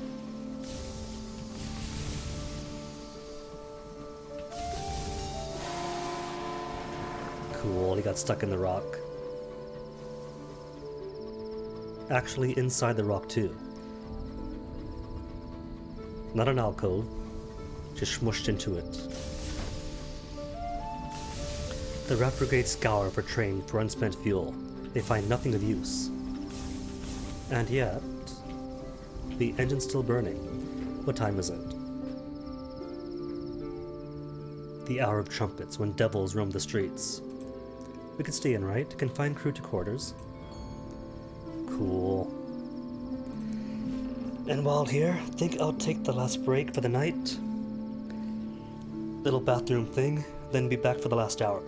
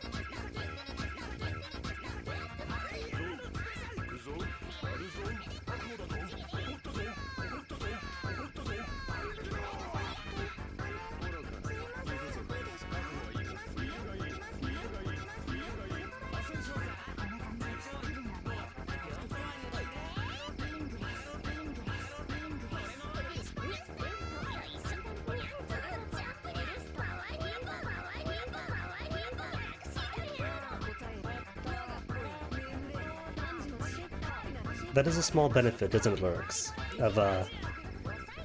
Of sunless skies. Not having much in the way of ambient music that plays persistently. Forcing me to make do with more music. But back.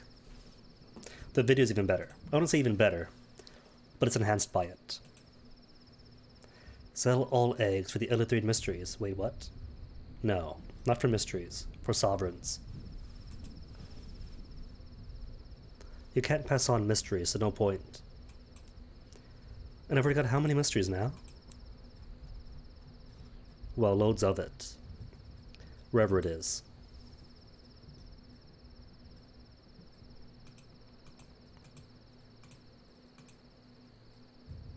$34 in all. X button, please. Thank you. So, what's the next prospect?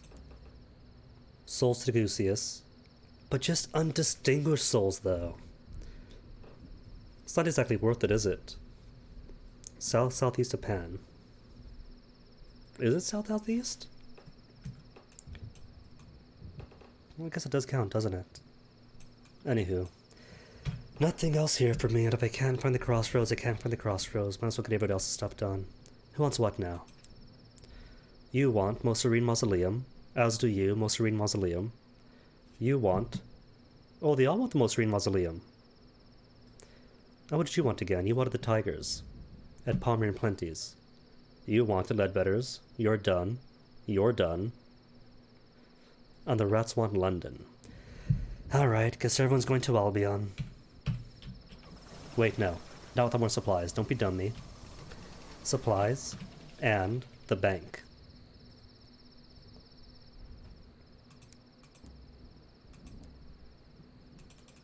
Because I don't need any of this. Cool. What do I need then? Nothing for Palmiers. Alright. Just fuel. Fuel and food at the wazoo. Cool. And money plenty for the trip back out. Since I'll need it. And whoever's fighting out there that I hear, a douser and something else, can't really be bothered with.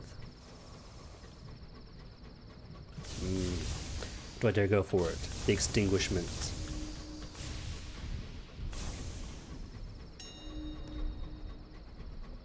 The first extinguishment that doesn't have an, what is it, undeparted in it.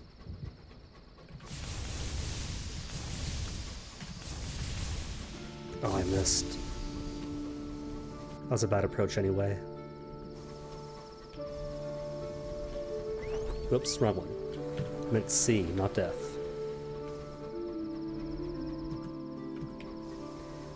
Well, luckily, thanks to something ahead of me.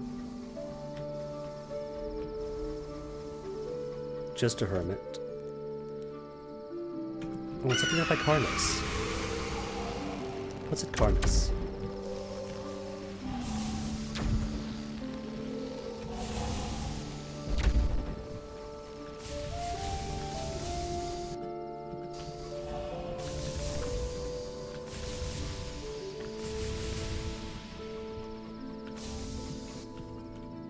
Fingers of blame again, this time. Dilly is roughly bundled under somebody's arm. A crewman removes a glove and thrusts his hand towards you. The better part of his index finger and second finger are missing. What am I supposed to do about this? If I can't hold my spanner, I can't fix the engine. Hell, I can hardly put my boots on for all the extra knuckles I've got on my toes. They've had enough of the beast. They want you to resolve the matter. In the same way they know that I resolved the matter. Enough! She may be a monster, but she is your monster. Now, and forever. We have married her. See if it says Lovely Dilly. You reassign the man to light duties for now. Sooner or later, Dilly will put all his knuckles back where they're meant to be. You can't get rid of her. I mean, just look at her. Her sad, wet eyes, her many-jointed legs reaching out to you. Her captor hands her over, and Dilly sniffs at your fingers curiously. She is calm now. A far cry from the skittish thing you first encountered in the hold. She certainly livens up the long, cold days in the sky, doesn't she? Why, you're never sure where your toes will end up next. And she's now suitable to act as a locomotive's mascot. Oops, wrong one. +3 veils, but -1 hearts. And how are my hearts anyways? 77, 69, 7. Cool. And only room for one more facet, which I want to be the heart catcher thing. Once I find one more death, or one more place to hide the death,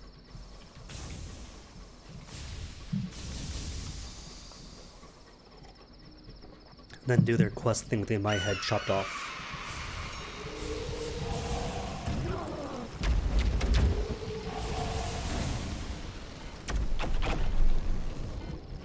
Three hits, maybe? No. 2 indirect. Frosty Fingers again. Discipline 100. Prevent the loss of more supplies. Just come down hard on them. No silliness. Ooh, that beats.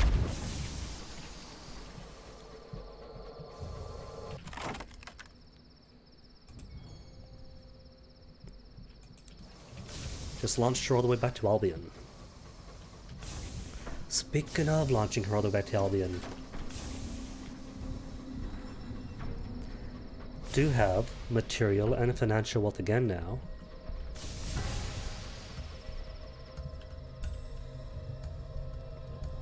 Not where you thought you were. The sky is wrong, not where you're meant to be.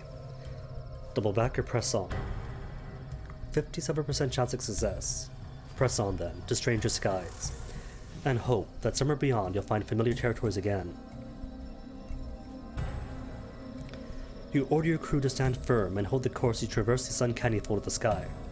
Eventually, your navigator utters a grateful oath. A landmark. You are found again.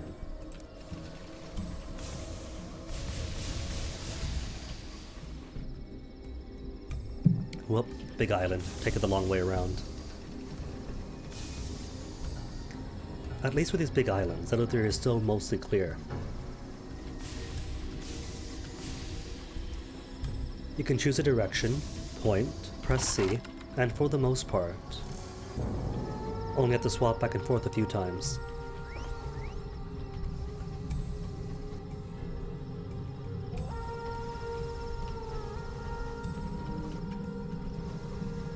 Something ahead. And it's not going to be a crossroad, of course. Dude, so many people here. I'm sure the Outrider has this. They are experts, after all, at holding back the liberation of the night.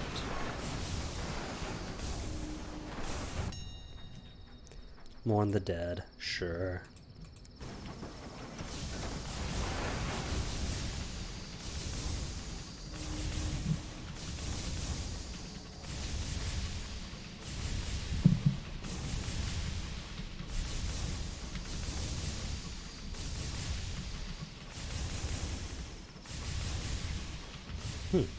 I wonder now.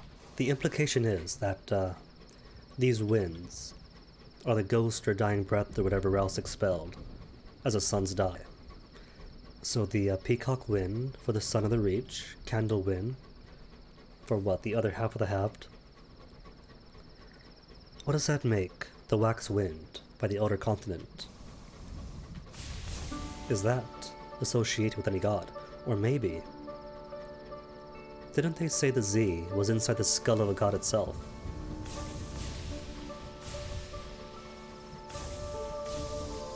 Whatever judgment, whose massive dome watched over the Z or vaulted over it.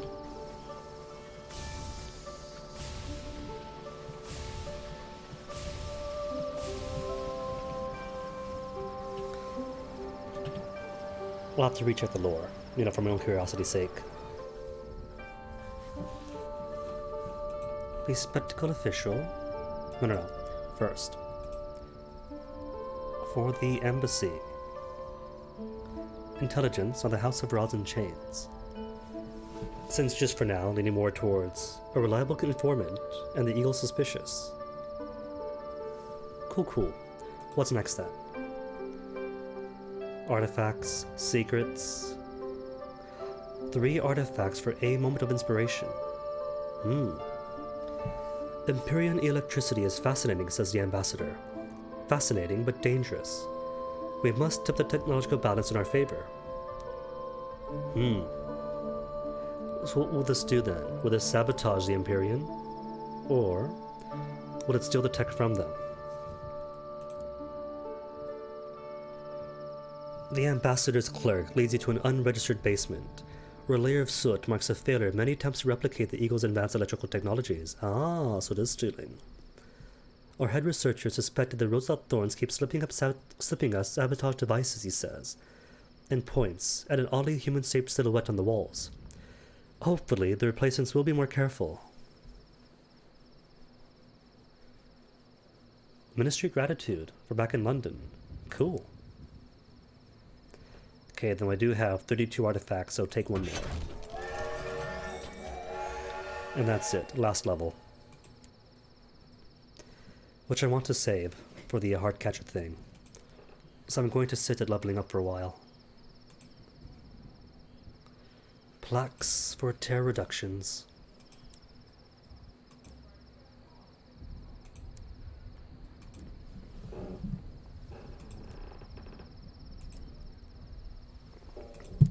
And the Khan currently wants what now? Aklis, to the west-northwest of Pan. Next time I'm in, then.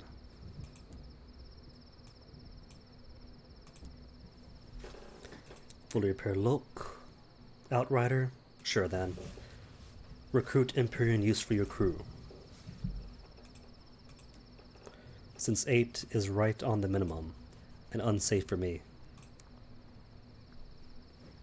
Shantu then, now that London relies on me, can I partake in the contemporary races? A few curses of the district plunge the night, but any bit of the Empyrean long are familiar with the periodic bouts of lightlessness. Citizens grope their way down the main thoroughfares, traveling in numbers and down familiar routes. You stick by a group of guards, visible by the light of a lantern hung from a nearby window. They walk beside you until, with a thrumming spark, light floods the Empyrean once more. 47 Tales of Terror. So, watch the traditional Canterbury games or partake in the contemporary race. London's embassy is eager to have a victory in its name. Unfortunately, the talents required for diplomatic service and for contemporary racing rarely overlap. Irons, 82% chance success. So only 18% chance of failure, rounded up 1/5 chance. Should be good. The race master looks skeptical. The embassy have vouched for you. Don't die. We don't want another incident. You are shown to your mount. It is a runt of its brood. Its skin prematurely gray and flaking. Flakes of shell fly up when it sneezes. The other riders laugh. You'll show them. You do not triumph. None can beat the Khan's bodyguards and rumored lover on the track. But you come second, your heels digging into the Katankary's fragmented shell, your hands chafed from the reins. You receive the runners-up reward, doubled by London's favor. A troop of very polite guards are quite congratulatory when they escort you of the Empyrean to the port. 200 sovereigns. Got myself my exit fee. Alright, they want books. Didn't bring books. Oh well, no matter. I didn't bring books, right? No, I didn't. That's okay, though. I'll make more money elsewhere.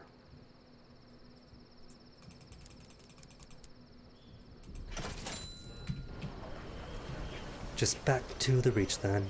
Could finish off Old Tom. But everybody else wants wants Albion.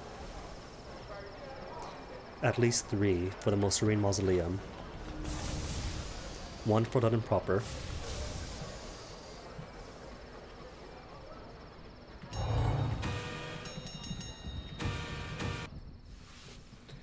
Present yourself to customs and off we go. Nothing to declare.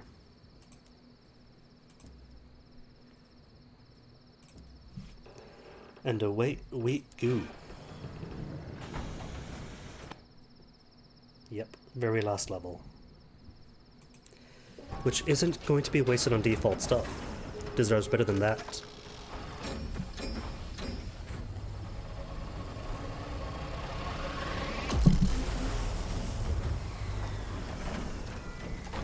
Alright, and while I'm here, gotta check my Magdalene's on the way out. Because something tells me that Magdalene's is exactly what I'm looking for.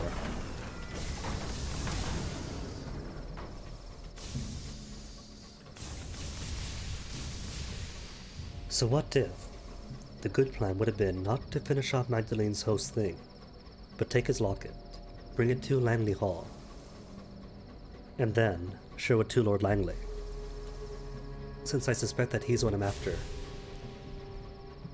Handsome fellow, scattered to 1,000 parts, to reflect his unknown origins.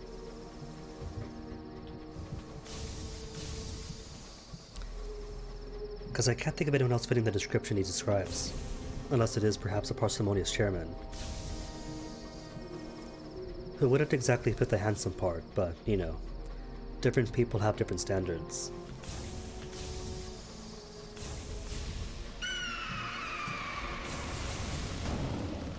Welcoming party, hello! Ooh, gonna make him eat. If I can do it right. Ooh, almost got it. Would have yeeted him if Hybris wasn't right there. Specimens, terror. Leave the beasts untouched. You have, presumably, less unpleasant concerns to attend to. Nothing special for that.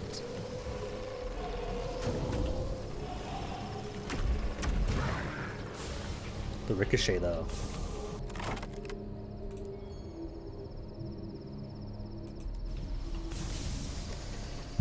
And that's max level, so any and gives XP is pointless now.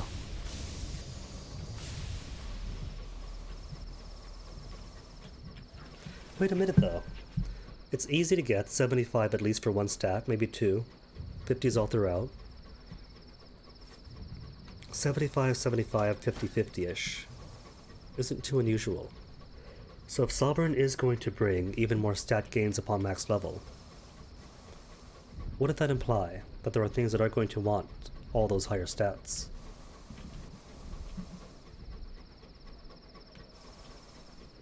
Like, say, Veil's 200 to succeed. There are some things as high as like 146 or whatnot, just to be ridiculous. But I always figured that was more for like, well, no matter how good you are, there's going to be some risk sort of thing.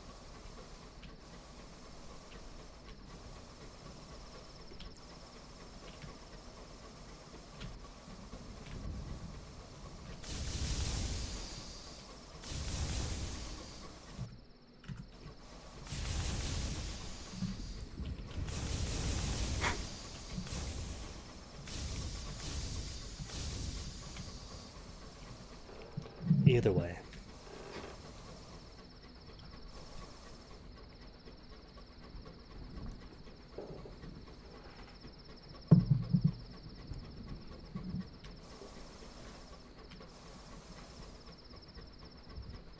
What if? Nah, probably doesn't work that way, but what if I could put the final death in a single box? Buried beneath dust and neglect for ages.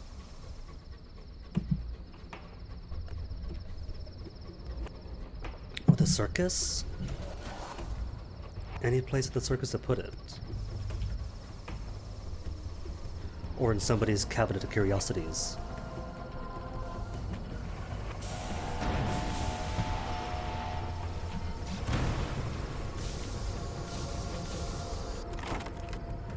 Repairs? Nah, cargo. Sovereigns? That's not gossip. What are they trying to pull here?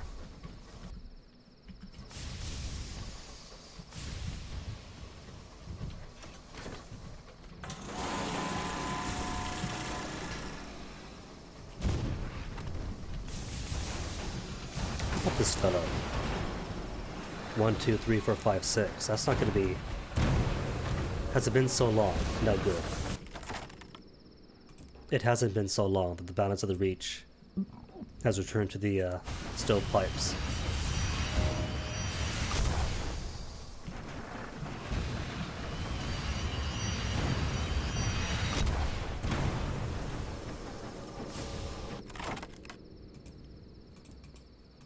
Still just sovereigns. Where's my gossip? I thought the Reach Marauders are gossipy busybodies. Oh well.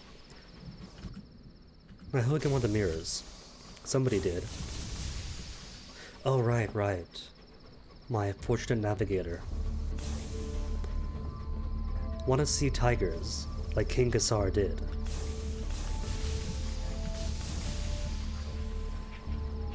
And luckily, I have a tiger.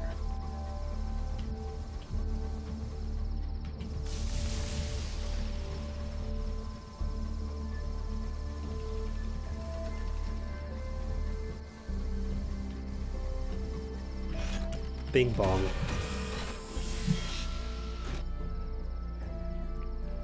Gervais says, rest, just give me the terror drop, please. Thank you.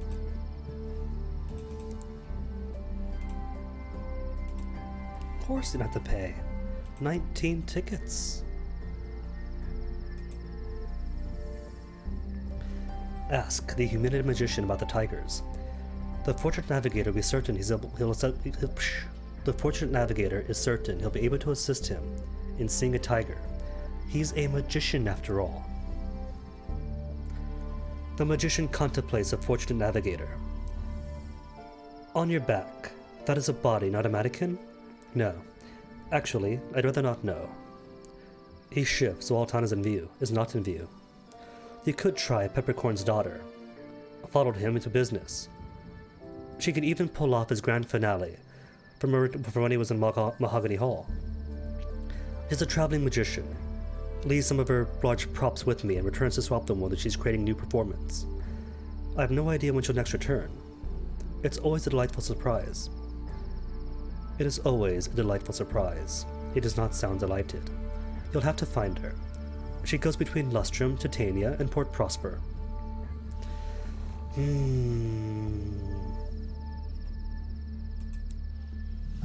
Well, I'm going to Port Prosper anyway.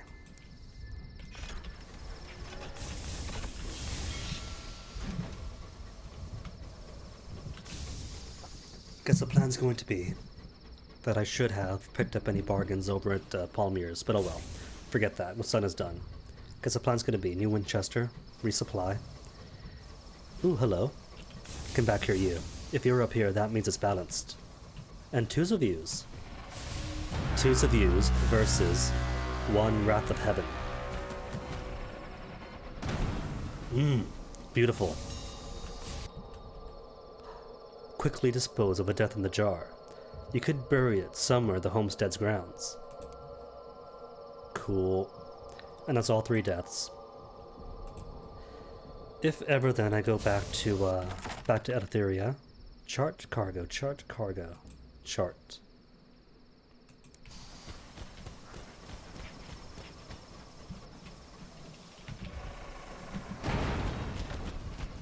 Guess that's the plan for tomorrow then. Eleutheria, then finish off the heart catchers.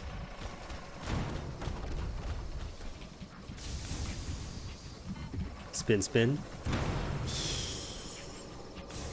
Such basic, simple pleasures, but I love it. Supplies or cargo? Between the two, give me cargo. Sheets of papers, permits or? Permits. If they'll permit me some excitement. Can't help it though. It's cliche, I know. Everyone goes tackety and fights against the stovepipes. Freedom and whatnot, considering the game audience. What is the game audience? But gaming is bigger here than there. And the whole revolutionary from the Empire is deep in our collective consciousness and national mythos. But it's more than that though, is that attacking stovepipes is more exciting and is better loot. If you're going for the weak and easy guy, that just makes you a brigand. If you go against the plump, fat ticks covered in teeth and spikes, well, that makes you a pirate. And people like pirates more than brigands.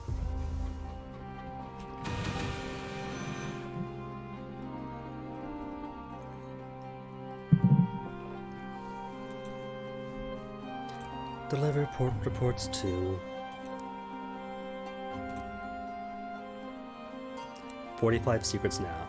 Cool. So how is the war then if I'm going to be seeing dreadnoughts way out deep in Takadi territory? Is it back to being contentious?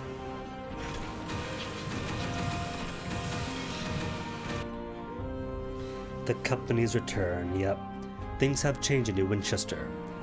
The Woodward Company has made recent gains against the Takadis, enough to re-establish their presence in town. We have reoccupied the company house, giving it a fresh coat of paint, and hoisted a defiant London flag.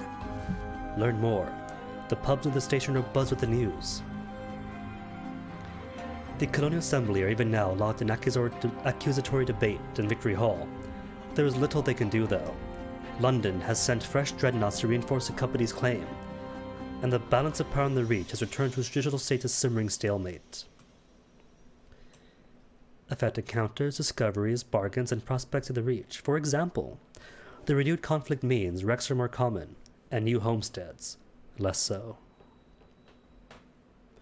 Mr. Menagerie is stopping in Winchester. Mr. Menagerie, hello. One final story.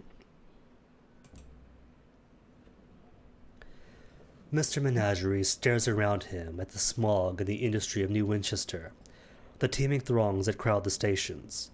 For a moment, it seems subdued, awestruck perhaps. Then it shakes its shoulders and adjusts its cape. We left the kingdom of ways and measures behind. We sought something new, but became lost in the sunless sky. Eh? Eh? The new arrived, with their delicious novelties, their items ripe for collection. Mr. Menagerie gestures towards few remaining cages. We have given away everything we have gathered then, but we'll stay here a while yet. We have new appetites to satisfy. He says we, but I haven't found any we. Barleycorn, pennies, pipes, menagerie. 3 missing, I think. Who knows? Maybe Sovereign will give more stuff for it. Maybe that's it. One huge mega update to run it all off. It's equivalent to the Submariner. Mr. Menagerie hisses sharply. Its garnet eyes glow like cornered cats.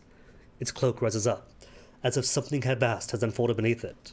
Then, abruptly, it rocks back on its heels, returns to its usual shape and size. Very well. You have listened to our stories, bargained for our collection, relieved our burden. Tell the Chained One. Tell the Chained One. We still wait in the dark. When it has the courage to break its chain, we will be here. Maybe that's it then. Maybe. It's not about Mr. Barleycorn. Maybe it's about Mr. Menagerie. Mr. Pipes, waiting. Mr. Pennies, biding its time, collecting resources. Mr. Menagerie, speaking of freedom, as Barleycorn waits in its cage, same as ever. So maybe... an actual endgame for the story. 3 more misters. That, upon collection, convinced Mr. Barleycorn to leave, and thus something even grander than killing a son.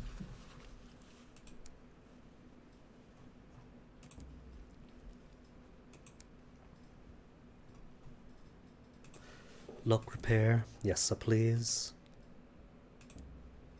Crew, good on it. Deliver word encouragement, forgot all about that. Drop them off the clerk at the loading bay. They'll see it gets to its destination. Cool. And Bazaar, seeds for Lustrum's free colonists. With affiliation villainy. Or ours, to the Leadbender Stand-Around Nature Reserve. Now do none of them, because neither of those are where I want to go.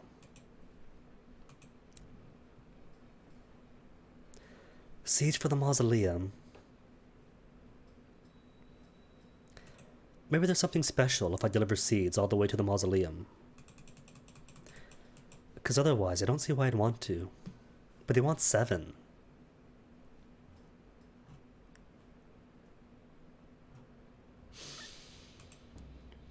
Alright, let's go.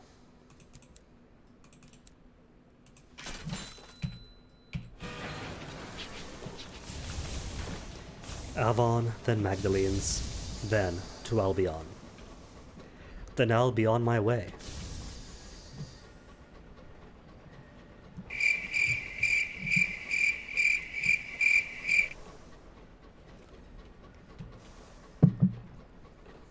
Well, I thought it was funny.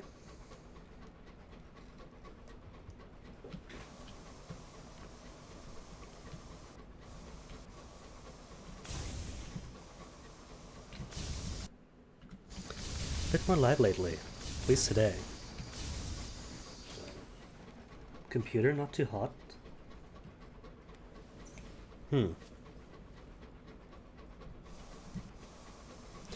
Could just be, because it's mixed balanced. Now we have both Tacites, sensible, good driving Tacites, and the wild, chaotic dreadnoughts to calculate.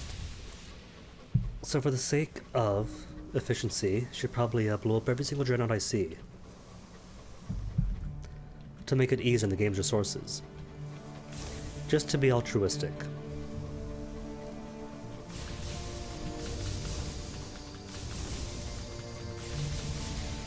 This looks like a blissful idol, says the play conductor. I hate it.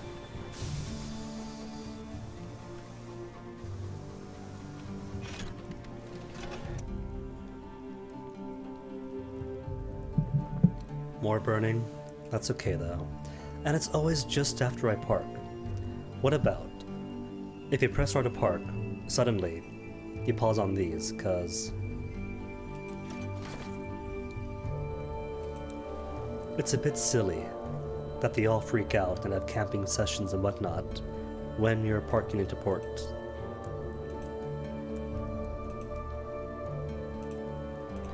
Port Avon, Gossip, present the reclusive carpenter with his materials. It is what he said he needed to fix the magician's equipment. The reclusive carpenter busy delivers materials outside his workshop, and returned in 2 days. This took us like 2 years. After time has passed, just outside locomotive, you find the magician's equipment boxed and ready for transport. The carpenter is nowhere to be seen. Mysterious, spooky, or is he just reclusive?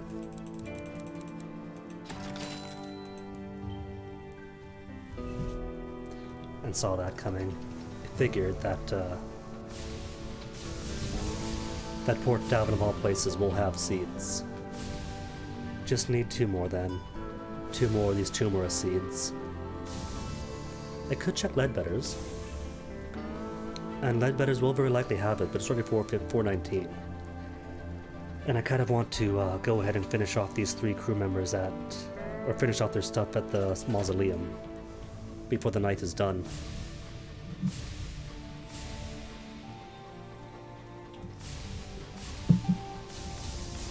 And maybe the rats. The rats just have palages left. Then they're done.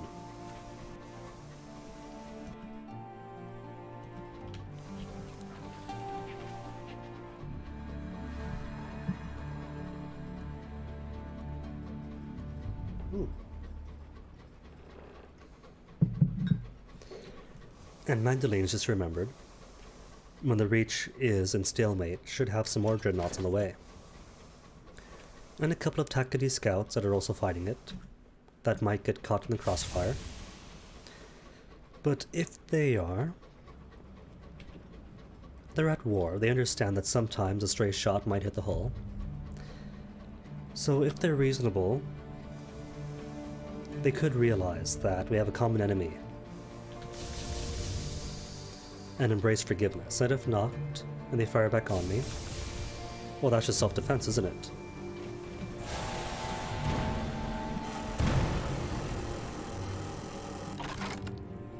Loot hold. Just fuel? Whatever other gossip, but free fuel is free fuel. Equivalent of 20 whole sovereigns.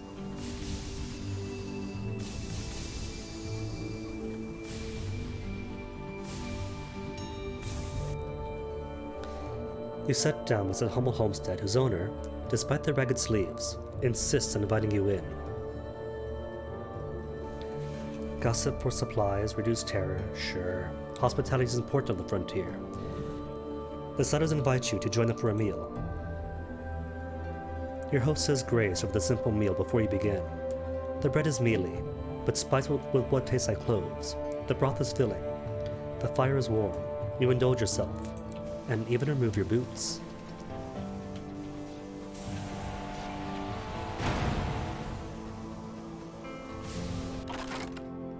Only folly here was them staring at the folly.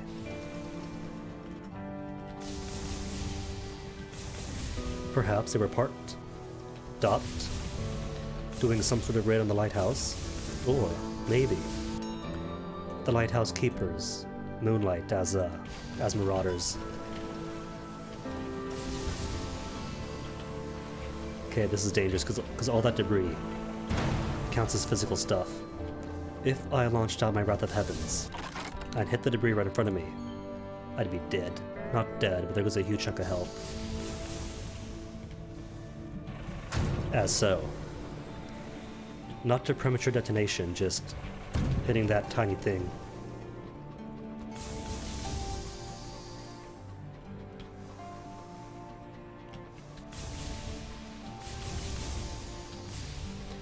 Heaven forbid that stray space dust glances in front of the engine.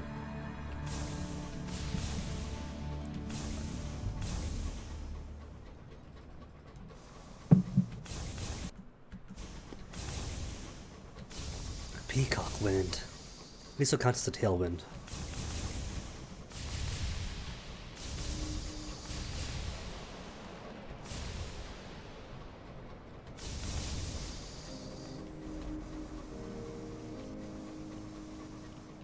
No fight going on here. No two Tackety versus one Dreadnought. Oh, there they are.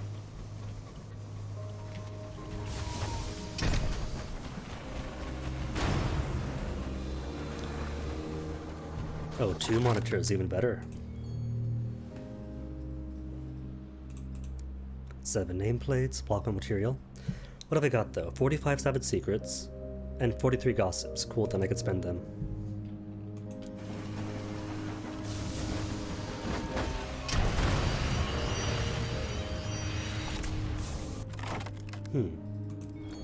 But why do I have the Ark of Hostility from the Liberator?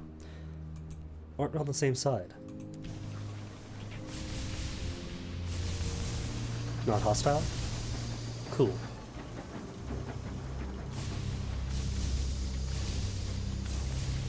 Must have just been confused by the fighting going on.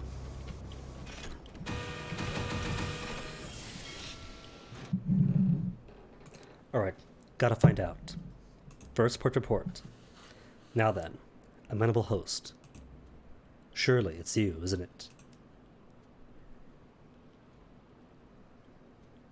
Ask the amenable host to come to Langley Hall.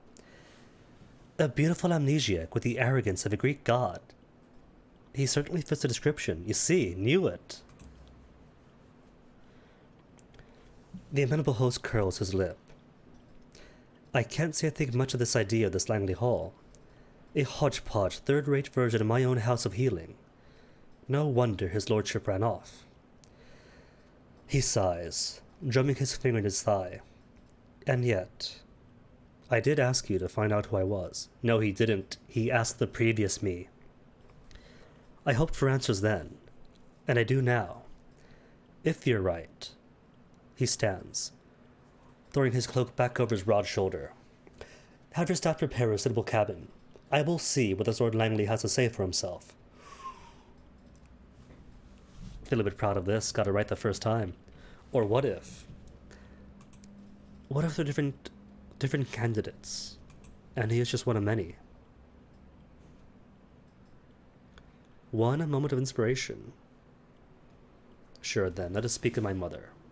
She is present, for a given valid term, with her new majesty. Since you're doing so much against her. Disquieting, just lost one moment of inspiration. And nothing else here for me.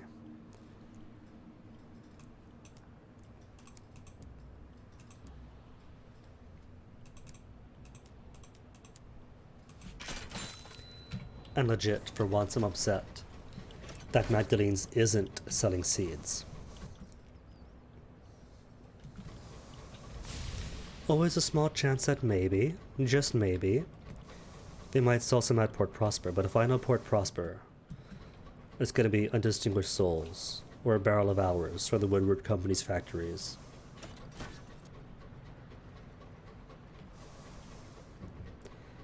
And I'll be a very unhappy cabbie.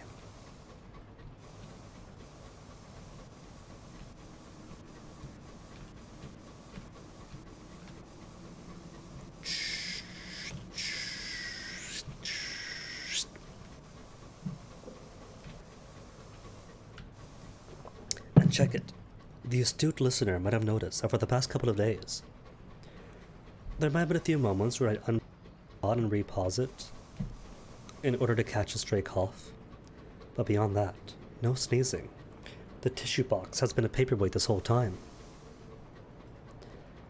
Lips a bit dry, but that's it. Beyond that, absolutely, totally, 100% perfectly healed. Of at least physical ailments.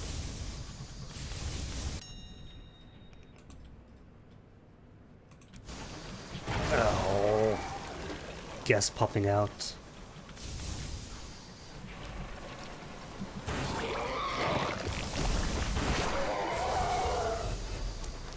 Well, could I get you to eat?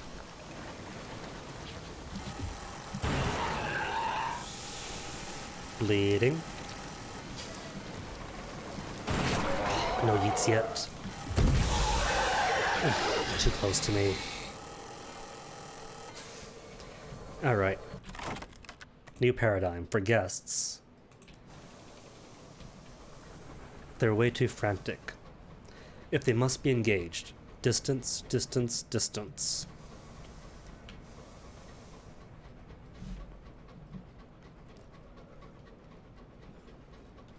Because he was good far enough for a while. But they have to move erratically, don't they? It's in their blood. Their disgusting, wormy DNA.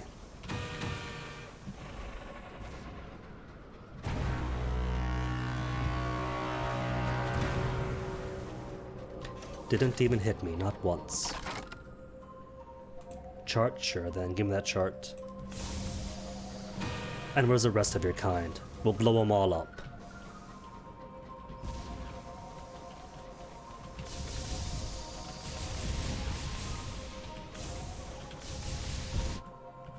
I think it's above me.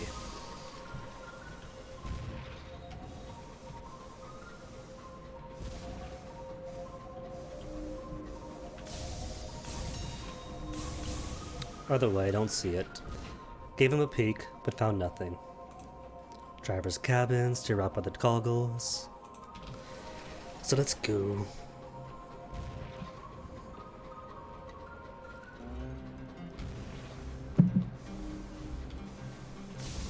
A rumble of far refineries. Distant searchlights rake the sky. And look at how beautiful that background is. It's gorgeous. And it's all layered apparently. You wouldn't know it. The year I've been playing, right? I thought it was all bespoke. Sure, some layering is respectable and understandable, but I thought all of it, or almost all of it, was as you see it, so it was painted.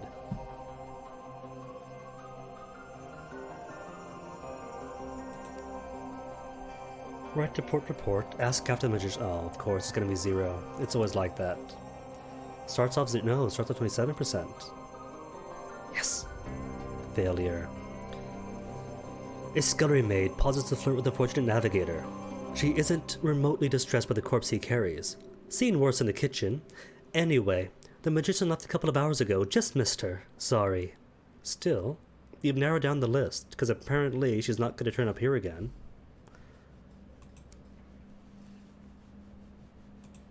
Whoops. Nah, forget the settlers. Lamasphere, sapling knots. Calembasphere. What are you about again? Run with the Eastenders. Promenade.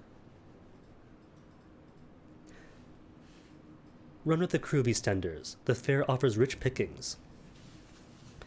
Distracted tourists flush with unlovable items won at various stalls, young ladies and gents careless with their wedding bands, barkers so intent on promising wonders of the reach far from security Port Prosper, they forgot to secure their own pockets. You and your friends examine your haul at the end of a brisk promenade down the ridge. Precious little coinage, but a number of highly alarming prizes won. There was no accounting for taste, apparently. Okay, what's for sale here? Going to guess. Hours. Literature. Proving me wrong always, but I'm not sad. Surprised, but not sad.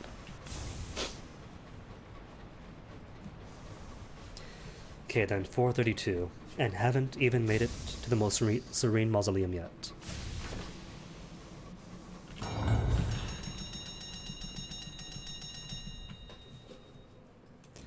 In we go to customs, nothing to declare.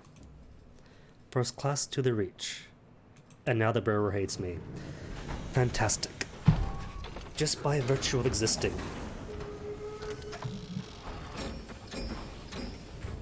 It's okay though. I got mirrors now.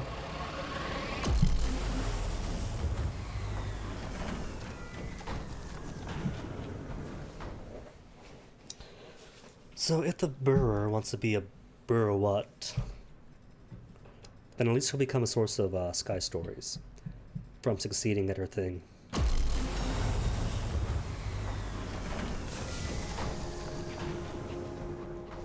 Oh right, forgot to bring the eyeball to the Brabazon work world.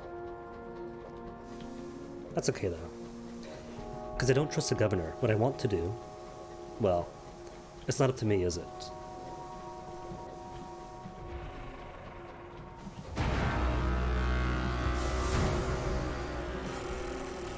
Spin, spin, spin, spin.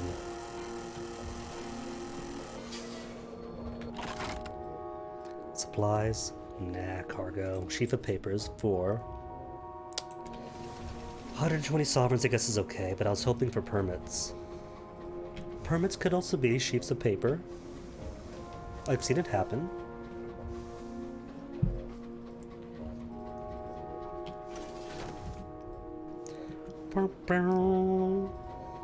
Ooh, while I'm here, I should stop by the wolf and get the second hymn first. Second hymn. Oh, and drop off what's her name too. That's right. The Asmodeus Devil, whatever she's called. That is a weft. And much bigger than I thought it was. I normally see it pounding away and didn't realize that it was I've never seen it still before. Still. And just vaguely, not even wobbling. Not even shifting. Just hazing.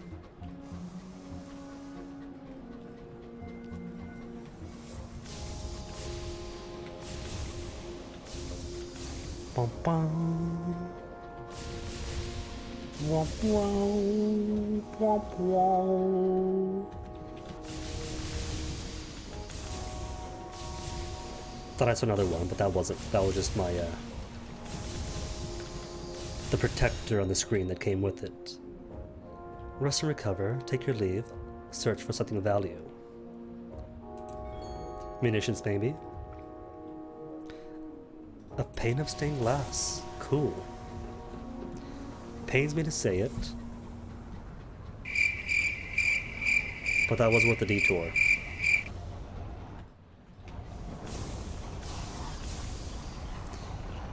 Not gonna overuse that, don't worry.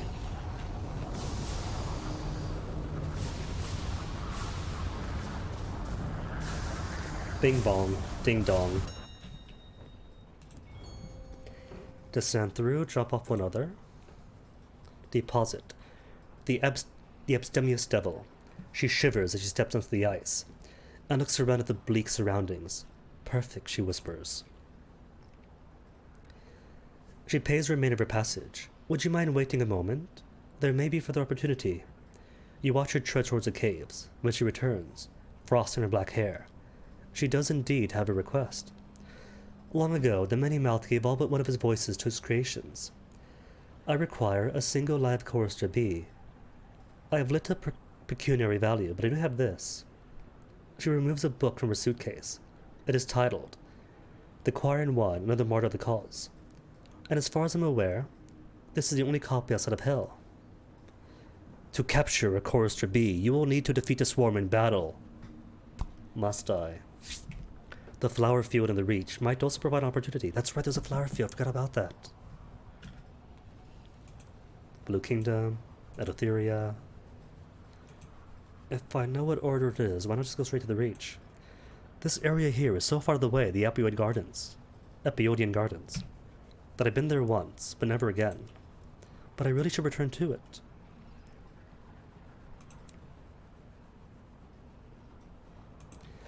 Okay then, bandstand. Second hymn. Their numbers have increased, and the devils can construct more complex harmonies of another hymn. The wind shrieks, the devils dance, you watch. This time, you suspect that the hymn's plain song denotes a time long ago, that this hymn concerns a beginning. The dance recounts a tale of the many-mouthed. He rebelled? No, too severe. Campaigned, perhaps, or protested. Against, and the sigils are ambiguous here, the golden rule? You speculate that's not right. The King of Carols objected to the withdrawals of his voice. Because of this, the eyes are angry. This is difficult. The well stills, the hymn stops, the dance ends.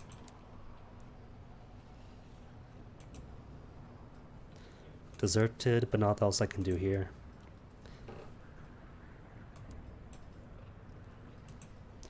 So now I have the chance to catch a bee, and in catching the bee, I can give it to the repentant devil. Not repentant devil, the what is your proper name now? Defiant devil. And have him check it out.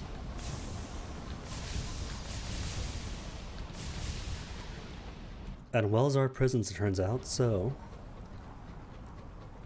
if this thing in the well rebelled against somebody in the chain, possibly the sun here, then surely my defiant devil might have some insight for it. Or on it. Insight on it.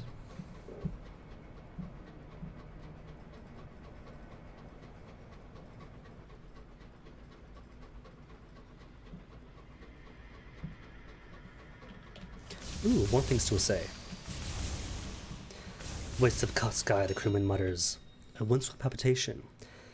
The Enterprise of Albion does not rest. Its skies are littered with abandoned constructions, derelict factories with the early foundations, homes that have yet to be lived in, workshops for industries that proved irrelevant because of the heavens, or in the heavens. An estate of vacant homes stand here. They have become the temporary habitation for a gang of skylarks, those homeless vagabonds who wander the windy path of the sky. Take your leave, you have no business. Swap stories for more visions of heaven. Share food with them. To reduce terror, gain sky stories. Offer them positions on the crew. Trade with them. Beast of the heaven with iridescent feathers and dapple with eyes for 2 barrels of fuel. Nah, just swap stories. They pass around flasks of something bitter and fiery, or regaling you with stories. They speak of the windy Orm's world and its intransient, rebellious inhabitants, of the long-necked beings that wait with the frosty stones of Skyhenge, of a plain wooden post that stands at the avid horizon, pinned with messages for smiling, heartless gentlemen. Time is 4:40. 20 minutes and less to finish off my business at the most serene mausoleum. I'll have time. And maybe, no, not enough time to do London. I'll have time to stop by London, and the rats will have to be the first thing I do in the day. Unless I'm really, really quick here.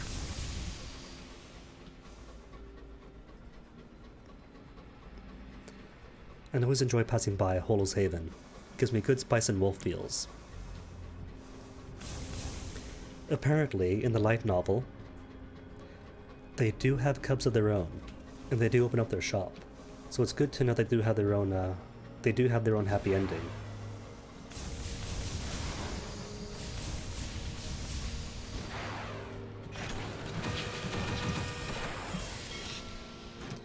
Womp womp. Funeral? Nah, bizarre. Would have been great if they're buying seeds and selling seeds. Look at that, it's only 88 each. 5 spaces in my hole only contribute 440 sovereigns. Opportunity to bid on Admiralty munitions. Okay. Could afford it.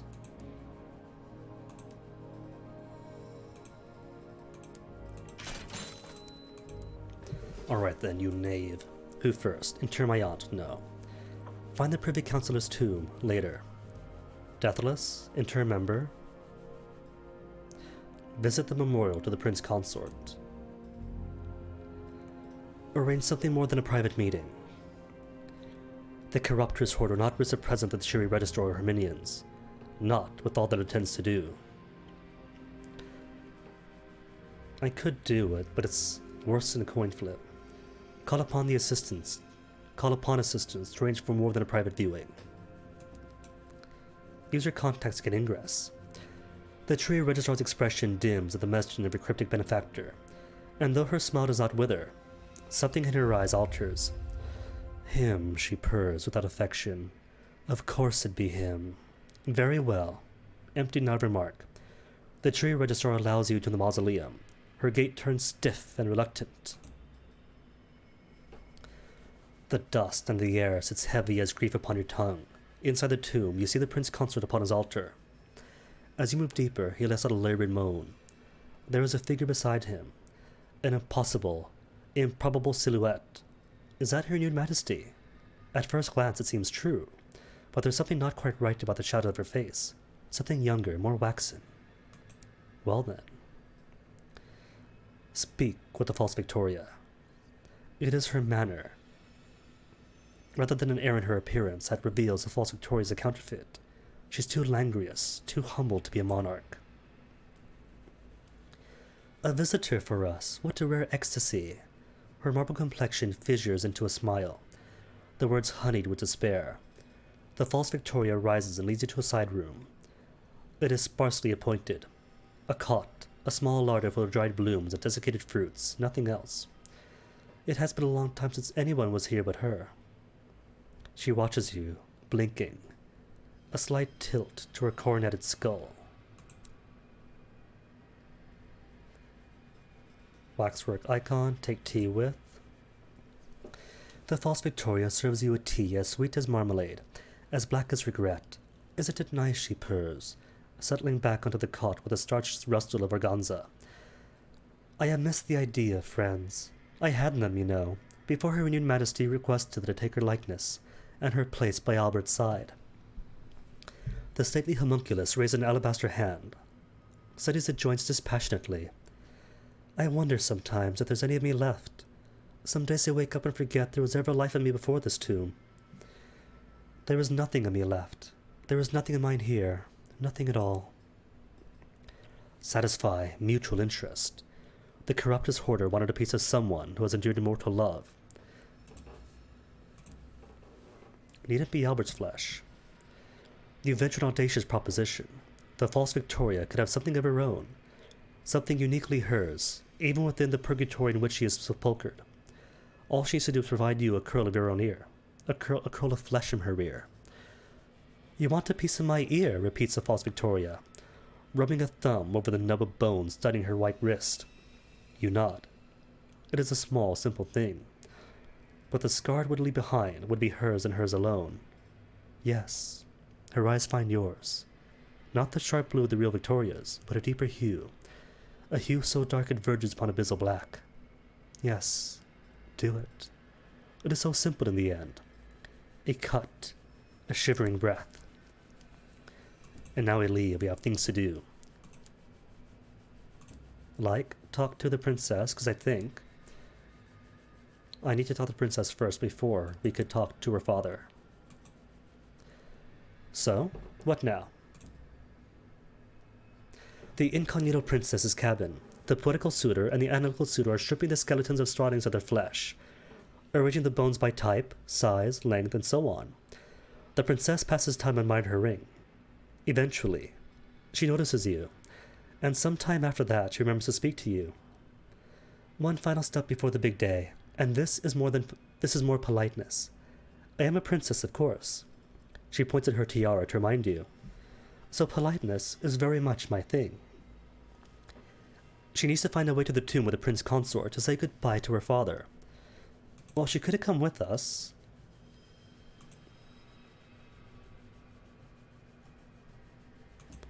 How convenient that be, if I could bring both the princess and the horde at the same time? Call a favor to help the princess get inside? Or if the princess wants in, we could talk her way inside. Inspired of lies? Well, I got plenty of inspiration. A surfeit to conversation. Afterwards, you can better remember the story you told. Something about religious cleaners, a pilgrimage, oaths of private homage, and half other brilliant digressions. The incognito princess even applauded when he drew to a close.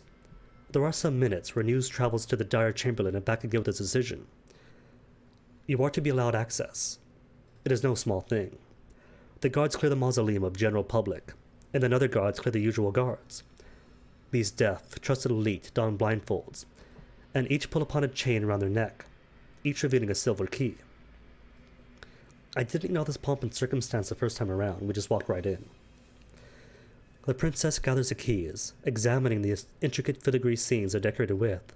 Oh, she says, this is the day my parents met. They were so young then. She turns to the first door and chooses the appropriate key to open it. 7 doors follow, the designs of the door and the key alike, recapitulating the relationship between the queen and the prince consort, from those early happy days to his tragic death. As you follow the princess, the doors draw shut behind you. He lies, in the center of the structure, mounted on a marble altar, caught to the beam of light, resting on velvet cushions. While the ravages of his illness are quite obvious, he's so well preserved that you can almost think him alive, at which point he coughs. The prince consort lives, with the fake Victoria who is nowhere to be seen. This is not any life you would wish for, but it is life. Watch her farewell. The princess has something to say, and you get to eavesdrop. Daddy, she says, rushing over, taking his unresponsive hand. I just knew Mother wouldn't give you up to anyone, let alone death. I have such terrific news. I am to be married, she says. The princess leaves a moment for him to gasp. He's unconscious, so fails to oblige. It's a perfect match. You are aware of the Ur-Devil who was once the Many-Mouthed, whose children the chorister bees? It is him. It's a trifle complicated, I'll admit. We plan to maintain separate residences. He's trapped eternally down a well. I love him very much. Almost as much I love the status I'll achieve once we're wed. Do I have your permission? A long pause is broken, only by a parchment-dry cough as the prince consort stirs. The princess bounces, taking it as a yes. Thank you, Daddy, she says. Send my thoughts to Mother. She drops his hand and almost runs from the mausoleum. The incognito princess had told her father of her intention to marry. Okay then, that just leaves my aunt, and 10 minutes. Your aunt wants to find the final design for the unclear balm. It'll prove collusion, she adds. Or, she adds hopefully, provide exoneration. Someone in the mausoleum might be able to help. The luminous cardinal tracks you down as you make inquiries of the footmen. His vestments are pale as winter dawn. This way, he whispers. He leads you deep into the chambers of the mausoleum's heart. The hallway here are only lit by candlelight, at least, at last. You arrive at a narrow archway that looks down on a long spiral stair. The privy councillor is buried below. His funeral was ostentatious. He was accorded the second largest tomb. I began wondering. It is blasphemy. May God have mercy on all our souls. The cardinal strides away into the gloom. There is a tomb at the foot of the stairs. It is as vast as a Gothic cathedral, and must occupy an entire wing of the mausoleum. It is almost entirely shrouded in darkness. The light from your lamp struggled against the tides of gloom. You walk forward into the darkness, reaching out for obstacles. Your hands disappear before you, as though swallowed by night. Your aunt vanishes, as though she never was. You brush against stone as cold as death lips. Feel cobwebs upon your face, but can see nothing. Inch by inch you press on. Suddenly, a familiar voice splits the darkness. "Are you there? I found it." Your aunt's voice is quiet. She sounds scared. Does she now? My aunt. She's found something. You find her by feeling your way around the curvature of the wall, back towards the center of the crypt. Your aunt is just ahead of you. Don't make any sudden movements. I found it. The designs? The unclear bomb. Your hands are on it. You remove your hand from the wall immediately. The Privy Councillor's tomb has it taken up with the dormant unclear bomb. The weapon devised by London to kill a son. The device to quench stars, drowning them in sorrow. Why is it still here? Why hasn't it been used? Your aunt tugs at your sleeve. Let's get out of here, slowly. Leave the tomb. It does not seem wise to linger here. You help your aunt find her way through the darkness, back to the spiral stair that leads to the more welcoming chambers of the mausoleum. You stub your toe, and your aunt trips several times, but together you manage. "We'll talk back on board," your aunt says when you reach the top of the stairs. Her skin is ashen, but her expression is stern. All this XP I'm getting that I can't make use of anymore. And then, inter my aunt. No. Now let's talk to the princess. She's got what she wanted. Ask the princess about the fact that she's marrying a devil. Part of you doesn't want to know more. It's an easy part to ignore. Not a devil, my devil, says the incognito princess proudly, rubbing her toes on the dead rug of her old self. The poetical suitor and the analytical suitor are trapped inside bird cages made of bird bones, wailing at the news. We must proceed to the Well of the Wolf, says the princess. It's not a wolf down there. My beloved awaits. Soon we'll be together. Well, not strictly together. That would be disastrous. But at least married. The princess takes your hand and looks you in the eyes. It has been such fun to go on an adventure with a friend, she says. You'll give me away, of course. It isn't a question. Well, it might not be traditional, but all right. And then aunt. Talk to your aunt about the unclear bomb. You found it hidden in Her Majesty's Privy Councillor's tomb. Your aunt looks up from an ancient, battered etiquette book. This is from my school day, she says with a wistful smile. Her focus sharpens. We need to know why London colluded with the revolutionaries to build this dreadful weapon and then didn't use it. There were 4 people at the rendezvous. 2, 3 now are dead. There's only one person who can give us the answers we need. Her renewed majesty. Your aunt barrels on. There's an old protocol we could use to take advantage of. If you had a royal dispensation, we could use the privilege of an answer to get an audience. The sovereign is behooven to answer one question truthfully. So reason then, to liberate Brabazon Workworld, because when you do, you get that royal dispensation. Alright. Guess the plan for tomorrow. 1. Finish off the rats. 2. Liberate the work world. Oh, right, it's just ours here. Unusual items is not at all unusual. It is petty and commonplace.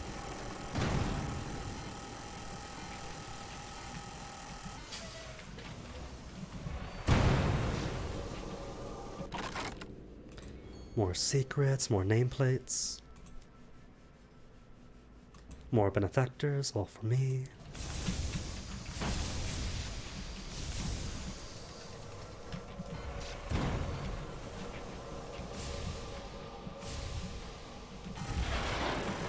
Spin, spin, spin, spin. Anyway, more supplies or cargo? Cargo. See? Papers can be permits. I wasn't making it up. I was making a joke about permits literally being paper. But in game even, paper can be paper, can be paper. 4 more minutes to get to London, then save. And then, sadly, to unstream. This is to be the return voyage for the day.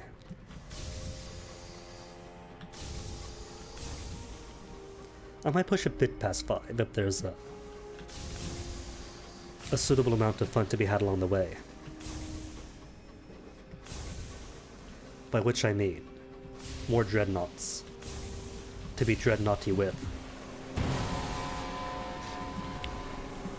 Spin, spin, spin. Spin it. Bum, bum, bum, ba-dum, ba-dum, bum, bum, bum, bum, bum, ba-dum.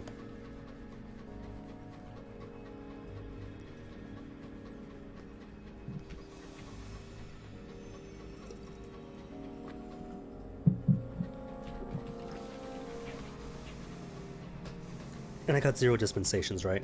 Pretty sure I do. Yep, establishment, 0 dispensations.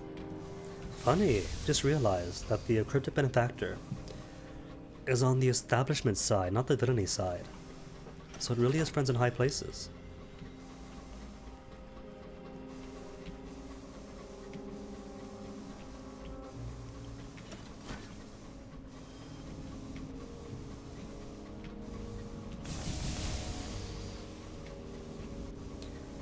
Laidlaw's Coffee House. Well, the era of Cultist Simulator is a bit vague.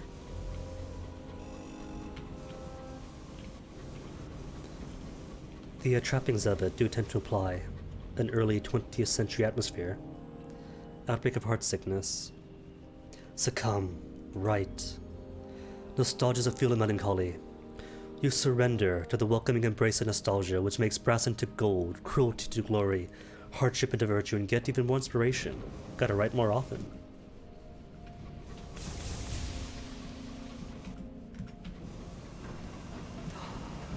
Glorious Dreadnought, let's take him on. If I ensure direct hits, and I will.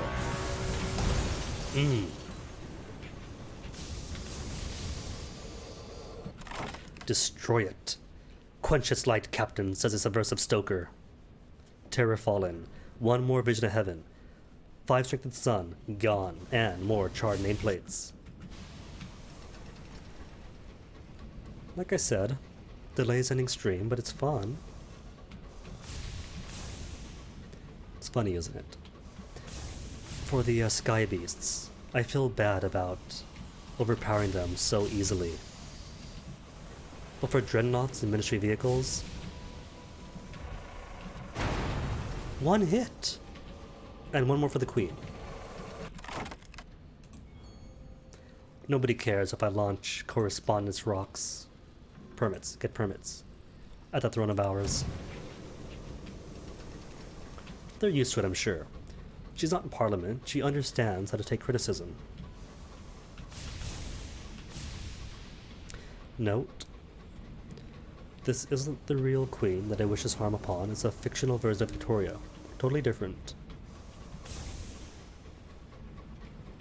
Turns out, the real Queen is not an eternal space tyrant. It's true. I looked it up. Undock, redock, just to make sure all saves. Which means, sadly, that is it for tonight. And because Comcast is being nice and not falling on me,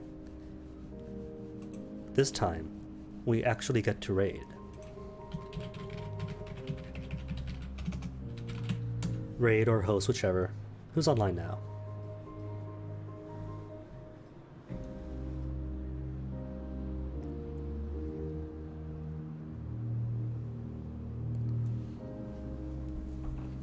Dinocracy 2 and McCall, cool.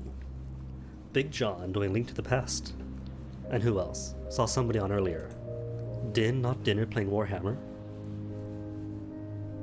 Why not? Let's visit Din. Din was fun times when I first played Sunless Seas, or Sunless Skies I mean.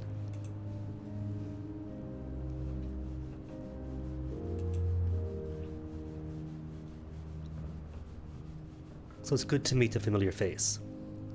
Din, not Dinner it is.